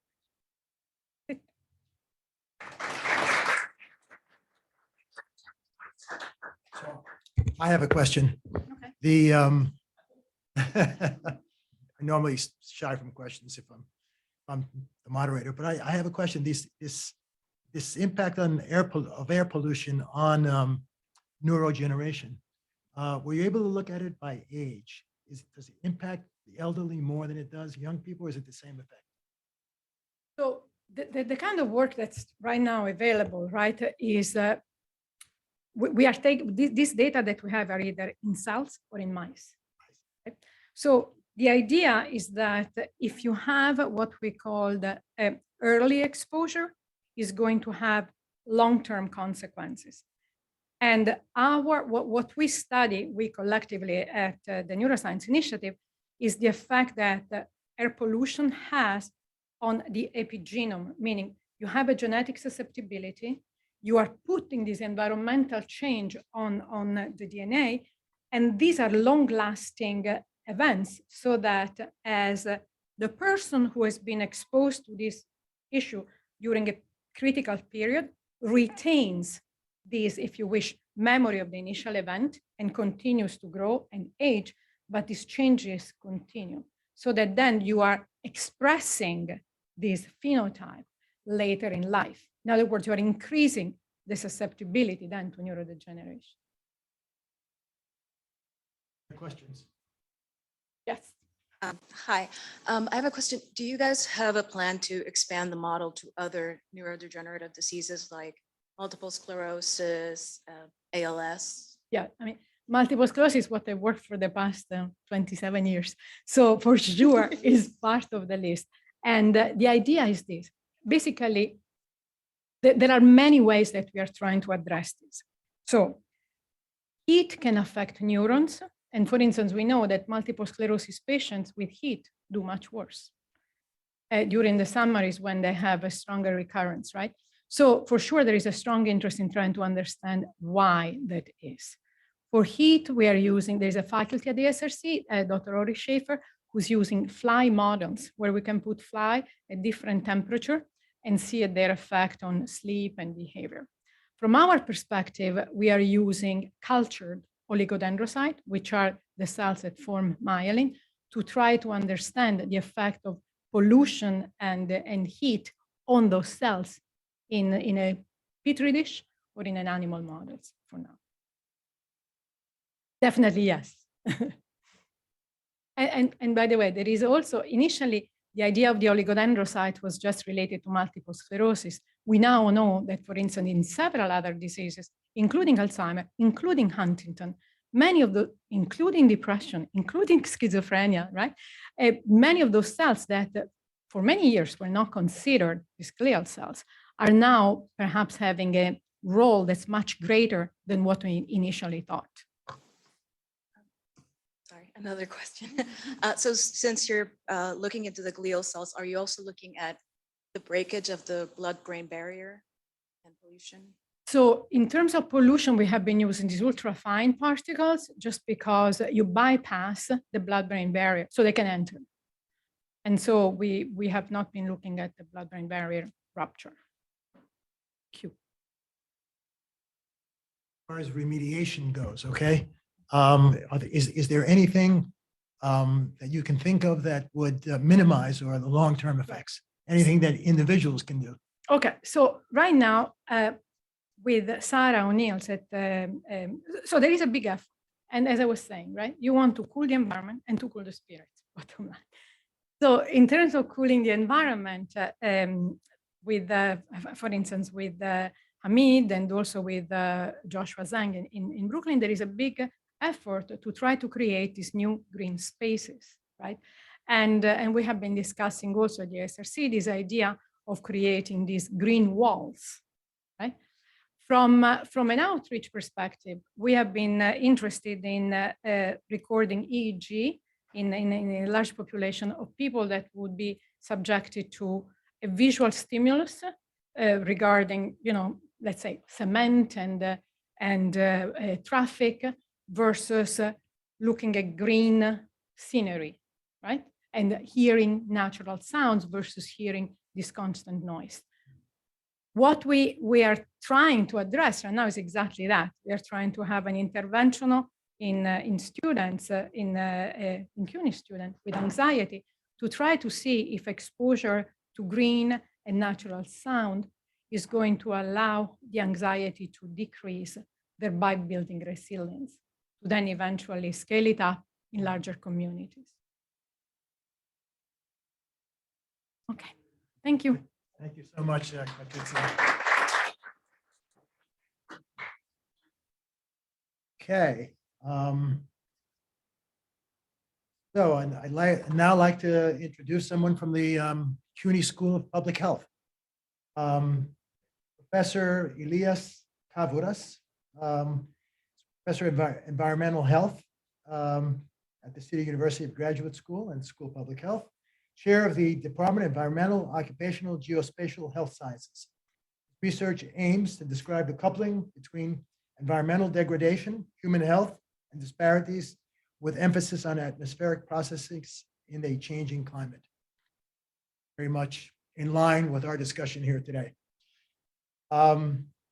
His co-PI in the New York City heat study to better understand the compounding synergies of atmospheric heat and air pollution and the pulmonary health of underserved New York communities, working on characterizing the impacts of climate-prone wildfires, wind-blown dust to downwind particulate and ozone pollution, cardiovascular pulmonary morbidity, and the health of firefighters.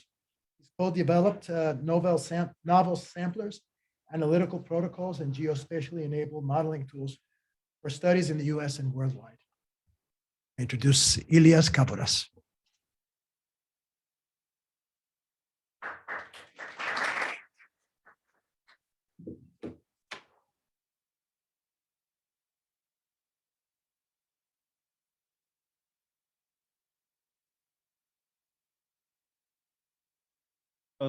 Thank you very much for having John. Thank you very much for organizing this event, and thank you very much for coming to the US for this short period of time and allowing us to hear what you are doing in Japan, and so you can hear what we are doing here and find ways to partner and move forward. Appreciate the opportunity. The presentation will be a little bit adapted as I heard what has been presented already and try to put in perspective, so we don't duplicate efforts and words. So like Patricia before, I'll try to give you an overview of what the School of Public Health is, part of my research, and what we do in the general scheme of things. I will start with the School of Public Health, and before I go there, actually, follow up on, comment how these workshops work. And actually, in my department, one of my faculty benefited from the 2020 workshop that you guys had and spent his sabbatical to Japan the last year working on how COVID spread in New York and in Tokyo into larger urban areas. And he was so excited, and I don't know if he's hearing me now online, that he wanted to stay more, but his sabbatical expired and he had to come back. So I was so eager to give the presentation to school and encourage everybody to do it again, to do it and take advantage of the opportunity. So thank you on his behalf and the school. The School of Public Health is probably part of the CUNY ecosystem, and it is the newest unit, I believe, within the CUNY system. And we created in 2016 after combining the different programs within the consortia school. And we are now 6 years old. We're composed of 45 faculty in 4 departments with a solid student population of 900 graduate students, both in in master programs and PhD programs, and 45 faculty with a robust research portfolio, as the RF CUNY can attest to that. Has been increasing over the time, covering a large range of areas. It's in our mission, as we're part of the CUNY system, to help to advance the quality of life and health of New Yorkers, as well as the general population in the US and abroad, with under the lenses of helping mostly the disadvantaged and underrepresented members of our community advance socially, what's so-called the social mobility. So this kind of approach is integral in our educational programs, in our research program, as well as in our community engagement or community citizen programs. So first, I will describe a little bit of the research, my research and the research of others on environmental related outcomes as it relates to climate and health, and then move to the coupling with the disparities, and then what we as school would do in helping our communities deal with the combined effects of environmental degradation, climate change, and social disparities. So John, in his introduction, mentioned one of the tools we developed, it was a predictive environmental health models, where now we try to understand where the pollution is coming from, and then down the line, how it affects the health. But why we need to understand where it's coming from? Because at the end of the day, when we go to how we solve the problems, we need to know where the problem is. So we allocate the sources and minimize emissions or the sources of pollution. So in that model, actually, there are different, and there will be others today that speak about climate modeling. And so in this approach, we are actually go the other way. We're using kind of an inverse model. You're using existing data, both ground-based and satellite, as well as meteorology and transport. And we track where the pollution came when it was really bad at the receptor site. And although we know this is the case when we applied the model in Paris, we applied the model in different parts of the world, mostly in the United States and in Europe. I want to give an idea about the European, not just the American side. And although the weather, it moves from west to east, and usually most of the pollution may be coming from the west, it's actually when the pollution was bad in Paris, and it happens more often than you think. It was when the pollution was coming from Central Europe. And like Japan, France, and Germany, they get most of the electricity from nuclear power plants. So there's not supposed to be a lot of coal. There are no coal power plants in France or in nearby industrialized Western countries, but the sulfur dioxide, the PM2.5, and the nitrogen oxides down there are coming when the air is coming from further east. in the old Eastern Europe, where there are a lot of power plants. Again, we need to know that, because if we're going to address these issues, we need to allocate the resources, not in Germany or in France, but in Czech Republic, in Slovakia, in Poland, in Ukraine, although that's further east way. So it gives us the information we need, not only to understand what the air pollution is doing, and I'll show you in the next slide how that relates to human health, but if we're trying to solve it, where do we need to put the resources we need? And this exercise has been done across the US and informed policies, particularly in areas where the air quality exceeds the national standards, and states have to have policies in place and action plans to reduce, otherwise they will face consequences from the federal government. Now this comes on the policy and how we react. How do we use this kind of model in a research capacity and link it to human health?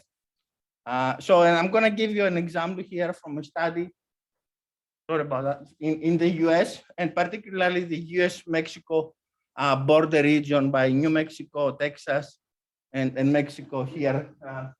The city of El Paso is here. Now, why is this area of interest? Because it's kind of in the middle south of Europe, of US. It's a desert. It's east of most of the wildfires. This map shows the wildfires in the United States. So the weather moves from west to east, so it's going to get smoke. But it's also a desert. There is a biggest concern about what the desert and how climate will affect the stability of the desert and the release of dust particles by wind. As the environment becoming warmer, it affects the availability of water. The desert becomes more susceptible to erosion, and then this particle will come in the air. And although it may not be a big issue in New York City, maybe not be a big issue in Europe, it's in Northern Europe, it's becoming a big issue in Southern US, in Southern Europe, where in China, I think in Japan and Korea as well, when windblown dust goes from Gobi or Sahara or the Chihuahua Desert and affects the urban areas downwind. Moreover, in this area, I would like to point this white thing. And if you know a little bit the history, this is the White Sands Missile Range. That's where the first above ground nuclear tests have been done back in 1940s. That led to the creation of the atomic bomb. What that meant, it led to contamination of the soil by radioactive material, and that doesn't go anywhere. So you can imagine if these particles were to be unstable, solid particles, it will release radioactive material into the air. So we're not just inhaling dust, which is natural, we're inhaling radioactive materials. So in this study, we used this model to understand where the air pollution was coming. And we, use the mouse here. So we targeted 3 pollutants, PM10, PM2.5, that's particles with diameter less than 10 and less than 2.5, which as Patricia mentioned, 10 stay up here, 2.5 go deeper into the respiratory tract. And then ozone, which is a criteria pollutant that is of concern around the world because it's the one that despite all the air pollution controls, it goes up. It's not emitted from a source, it's produced from what's in the air, what we put in the air, and it actually, although we decrease some of the precursors, the concentrations of ozone go up. So through this analysis, not only we identify the specific location, and that's not part of this presentation, but we quantify how much of this pollen that is coming locally, how much is coming outside the region. So about 1/3 of the pollution is locally, and something that the local, New Mexico, for example, Environmental Quality Department can address, but they can do nothing than the other 2/3. And that's important because that's where most of the pollution is, the biggest impact is. Now, how that goes to the different specific events. For example, for wildfires, what we found from this analysis that wildfires add a lot and not always linear. Okay, depending on where the wildfire is, close to the area, farther away from the area, the effect is different. Because it's not only we put this pollutant in the air and then it will move, but the pollutants react. In some cases, the concentrations will go down. In some cases, the concentrations will go up. So in this analysis, we found that if the fires were further away, then actually the intensity of the fire led to higher concentrations. This allowed a lot of time for the reactions to occur. If the fires were very close to the site, actually the air pollution level were high when the intensity was low, although the fire was small, was very close to the site, so it will affect the air pollution and then declined. And then when the events were strong, high, intense, meaning wildfires lasting for 4 or 5 days or more, the pollution increased. So there is an effect between wildfires and windblown dust, not actually shown here, and their quality. And where these things happen, it really matters. Now we know that wildfires and windblown dust are linked to climate change. There is no point for me to prove this to you. There is a lot of evidence about that. Now we want to look how that affects the health of humans.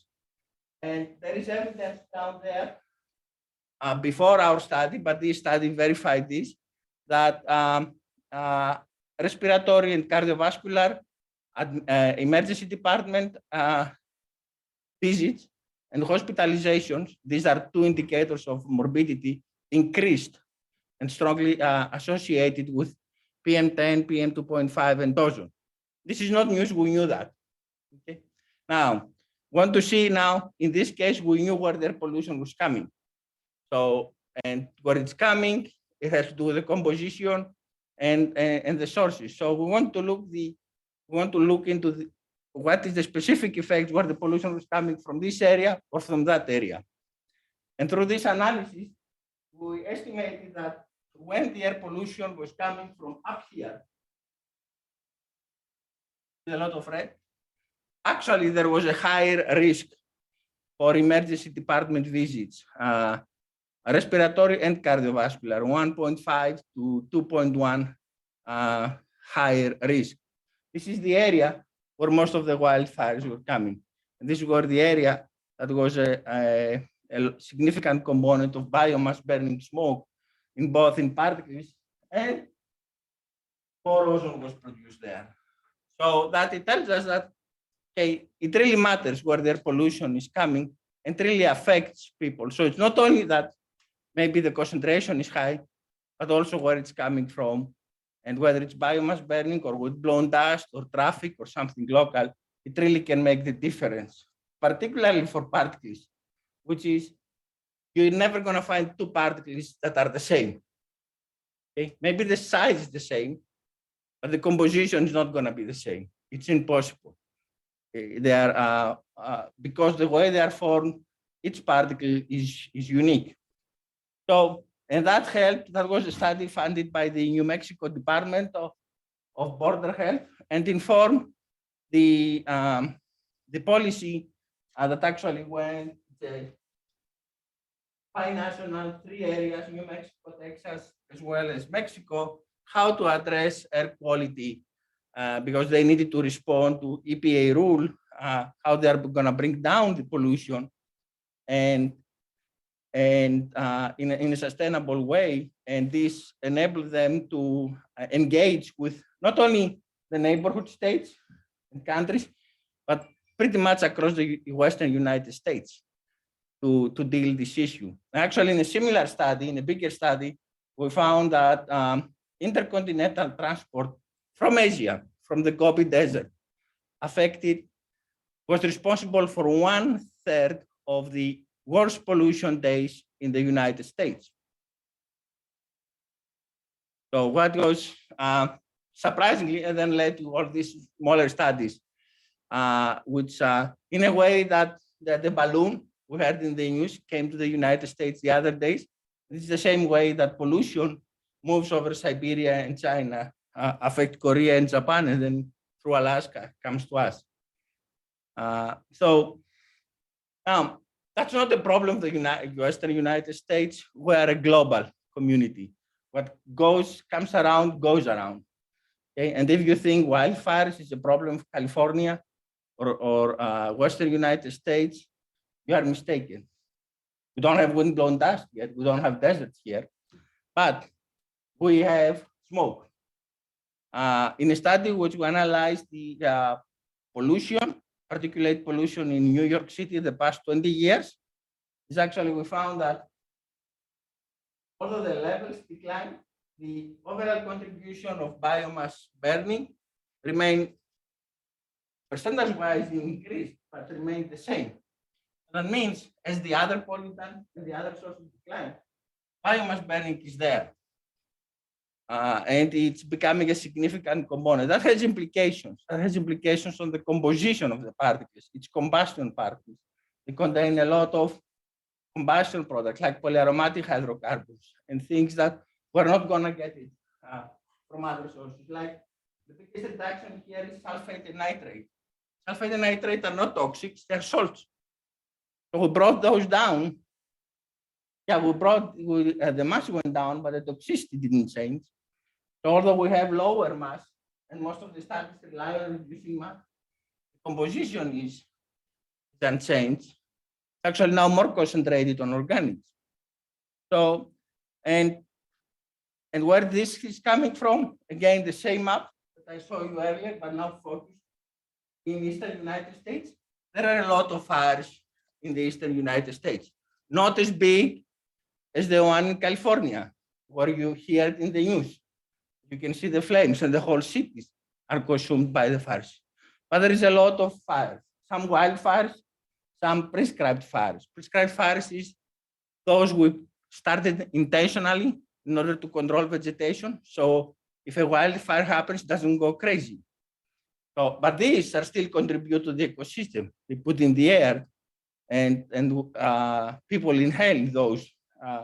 So overall, there is a lot of activity, wildfire. And when we try to relate, fire activity, when we try to relate in these plots here, this shows the ozone concentrations, annual concentrations in New York City, a region that's the metropolitan area that covers parts of New Jersey and Pennsylvania. And we try to relate with wildfires in the two areas. This is the eastern area and this is the southern area. They cover this area and they cover this down area. We found that it's not linear. It's not a very clean association or correlation, but when we had higher periods of higher fire activity in the two regions, that's when we had higher ozone concentration. And then when it happened the lowest, it was lower. Now it's not linear. It's not, oh, I'm going to get 10% more fires, the ozone concentration is going to go up 10. But there is a correlation here, pretty strong, either with the number down here or with the area burned. And then others may be able to speak more to the greater detail than me, is that the intensity of wildfires, as I mentioned before, it's related to climate change. And one of the events in the overall climate is the El Nino Southern Oscillation. So whether it's El Nino or La Nina, it affects the frequency and the intensity of wildfires. So through this analysis, we found that when there is a strong to moderate La Nina period, particularly if it follows a strong El Nino period, that's an alarm for an active fire season, which eventually will result in increased pollution in the area. That's probably an explanation here. While we had a very strong El Nino, the La Nina wasn't that strong, and we have an increase on the fires, but not that much. So again, this provides a link about the bigger picture of how climate may affect biogeochemical processes, wildfires, wind erosion, and how that will affect air pollution, and eventually human health. Everything is connected in this case. And it's not that we're in California or maybe in Arizona or New Mexico or the desert are or Nevada. It also happens in Southeast United States and happens in New York City. Biomass burning, smoke is becoming a big concern around the world. Now, this is part of the big scale analysis, but we're also interested what happens on the molecular level or the individual level, because there are research questions like why it happens, why inhaling ozone or particulate matter will get people to the AR more frequent than the others. So this is a summary of several studies we did with several populations, either general public or firefighters here and in other places. And it shows how respiratory function and cardiovascular function change following exposure to particulate pollution. Up here is 3 indicators of lung function. Tries to do how much air we inhale and at what, or exhale in this case, and at what speed and the capacity of the lungs. And in all cases, following exposure, the lung function declined. Short-term exposure for 8 hours, the lung function of study participants declined. Eventually, within a day or two, recovered, but following another exposure, it went down. And over a period of year, the reduction in the lung function was sustained, not by as much as here by lower percentage, but put that together as Patricia mentioned for the neurological outcomes, the same apply for lung respiratory outcomes, which is the primary target, you know. So exposures and outcomes build over time. The same with cardiovascular. This is blood pressure. This is something we measure. It's not an indicator. No, it's not a metabolite, something in the blood. This is blood pressure. We can do it by ourselves. It's actually blood pressure, systolic, diastolic, and mean arterial pressure increased as exposure to particulate matter increased. So these are clinical. The lung function we can take with spirometry. Okay, that's, you don't have it, but you can buy it. It's a blood pressure. You can get these measurements. So then we want to see why that happens. And we try to look into the physiology of the lung, because that's where the first target, the first organ that will see the particles. And there's no easy way to do that. You know, we cannot go into the lung, draw blood or something. We'll have to get the airway epithelial liquid, and there is no non-invasive way to do it. So we tried a different approach, is try to condense the breath. As we exhale, you know, it's gas, but if we cool it down, we're gonna obtain a liquid. And that's not exactly what is the lung liquid, but it gives us information about what's in the lung at that point of time. So, and then analyze the profile, the metabolic profile of the exhaled breath condensate before and after the exposure through NMR spectroscopy. Spectra is sample of before and after, and several compounds we identified. But the plot here shows the story about this. So, and it's not clean, let's say that. It really depends on what is the starting position, whether the subject has a more oxidized or less or more oxidized or reductive environment, the composition of the liquid, then the response differs. In some cases, it will transition to the decrease of oxidation capacity for decrease of the reductive compounds and the increase of the oxidized compounds. In some other cases, it will go the other way around. But it says that the response is not always the same way. Some people will respond a certain way, and some others will respond in a completely opposite way.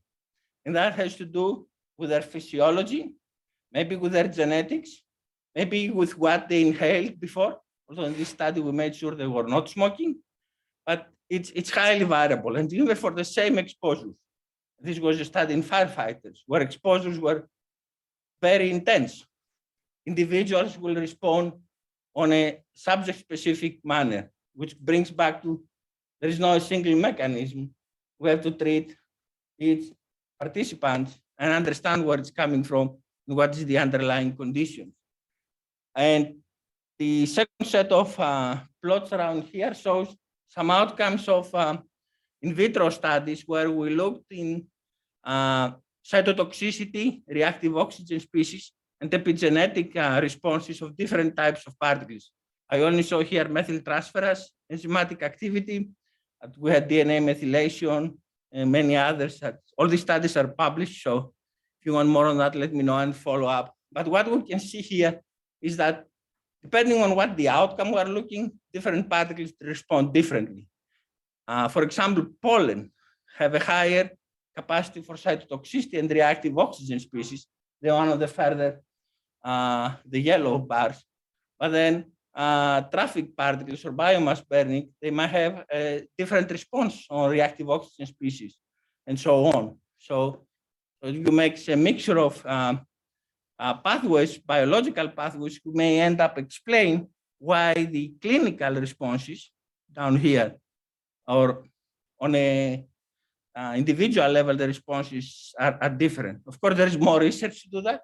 We cannot answer the question here, and that's where we can we invest most of our time in terms of generating new knowledge. So now let me give a little bit of understanding what lies or what we are doing, what lies ahead for us, and what is happening at the same time within the School of Public Health. As John mentioned, we are completing, or we have completed, I believe, the first part of the pilot component of the New York City heat and pollution study that was funded initially from the research office at CUNY, where we're trying to see how heat and pollution together affect the respiratory function and the cardiovascular function of participants, to get the pilot data and then try to get more funding to expand the study. And in this case, we're actually focusing on, and although we aim to address the population in New York City, we're aiming disadvantaged and minority population groups with emphasis in Asian Americans. Particularly, they've been the group that suffer the most for racism and xenophobic incidents in New York City. And because of that, they may feel less engaged and to seek resources that may be available to them to deal with climate change and the other emergencies that may affect their quality of life. So I think a couple of my, the PI of the study, that she's affiliated with the CUNY Hunter Nursing, and then partners and Medgar Evers are attending this conference virtually. So Jen already mentioned the healthcare and accessibility and extreme weather, the IDEA study. But let me bring your attention the physical activity and redesigned community spaces study, which link back to what Andy mentioned about green spaces. This is a study that's funded by New York City Parks Department and try to see how revitalizing, fixing parks in New York City will affect the quality of life and health of residents in the neighborhood. So we assess, this is a study within the Center of Community Design and the Center of System Sciences. So where we assess the quality of life and health before, then there is the renovation of the parks and what happens afterward.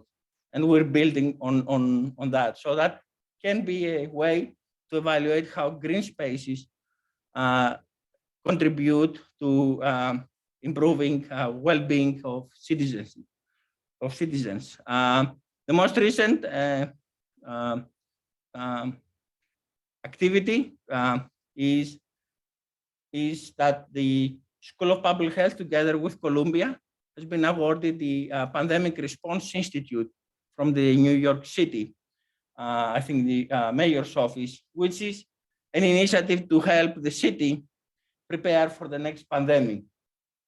And that's this not only focusing on pandemic, but in general future emergency situations. We've been hit hard by COVID, and we're the biggest mega city, the only mega city in North America. So the city wants to be prepared for what's coming next. And this serves as a research center to promote activities that build the capacity on the research organizations, but also within the communities and within the private sector to be able to respond to upcoming emergencies and pandemics. And the component of that is engage with city, community, and workforce, get them ready. So the next time, we don't have to invent the wheel from the beginning, but they're prepared to respond to that.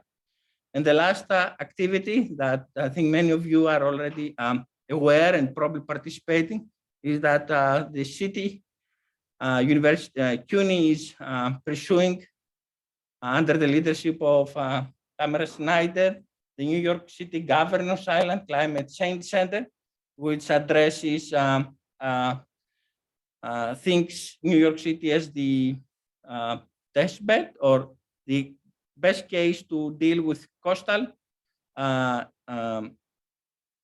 impacts of climate change, but also with a bigger picture of that, environmental pollution, degradation, disparities, and so on. We hope that will get funded, and that will be establishing a center at Governor's Island that promotes educational activities, there is research space, there is community engagement activities. So I was just hearing what you presented about heat stress and mental health, which is the School of Public Health houses the Institute of Mental Health within the CUNY system. So I was thinking, there's so many ways we can collaborate, we can pursue together. So I'm eager to get it started and see how we can merge your experience on heat stress with what we're doing on air pollution and health effects and resiliency, and then move forward. That's it, I think. Thank you.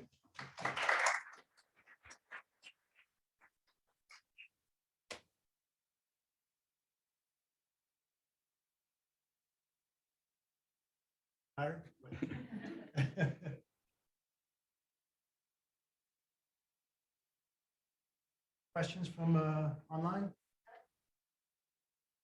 Let me just say one thing. Thinking back when you started talking about wildfire, thinking back of my days at NSF, I remember receiving a proposal back in 2010. The proposal was entitled Wildfire Pyre.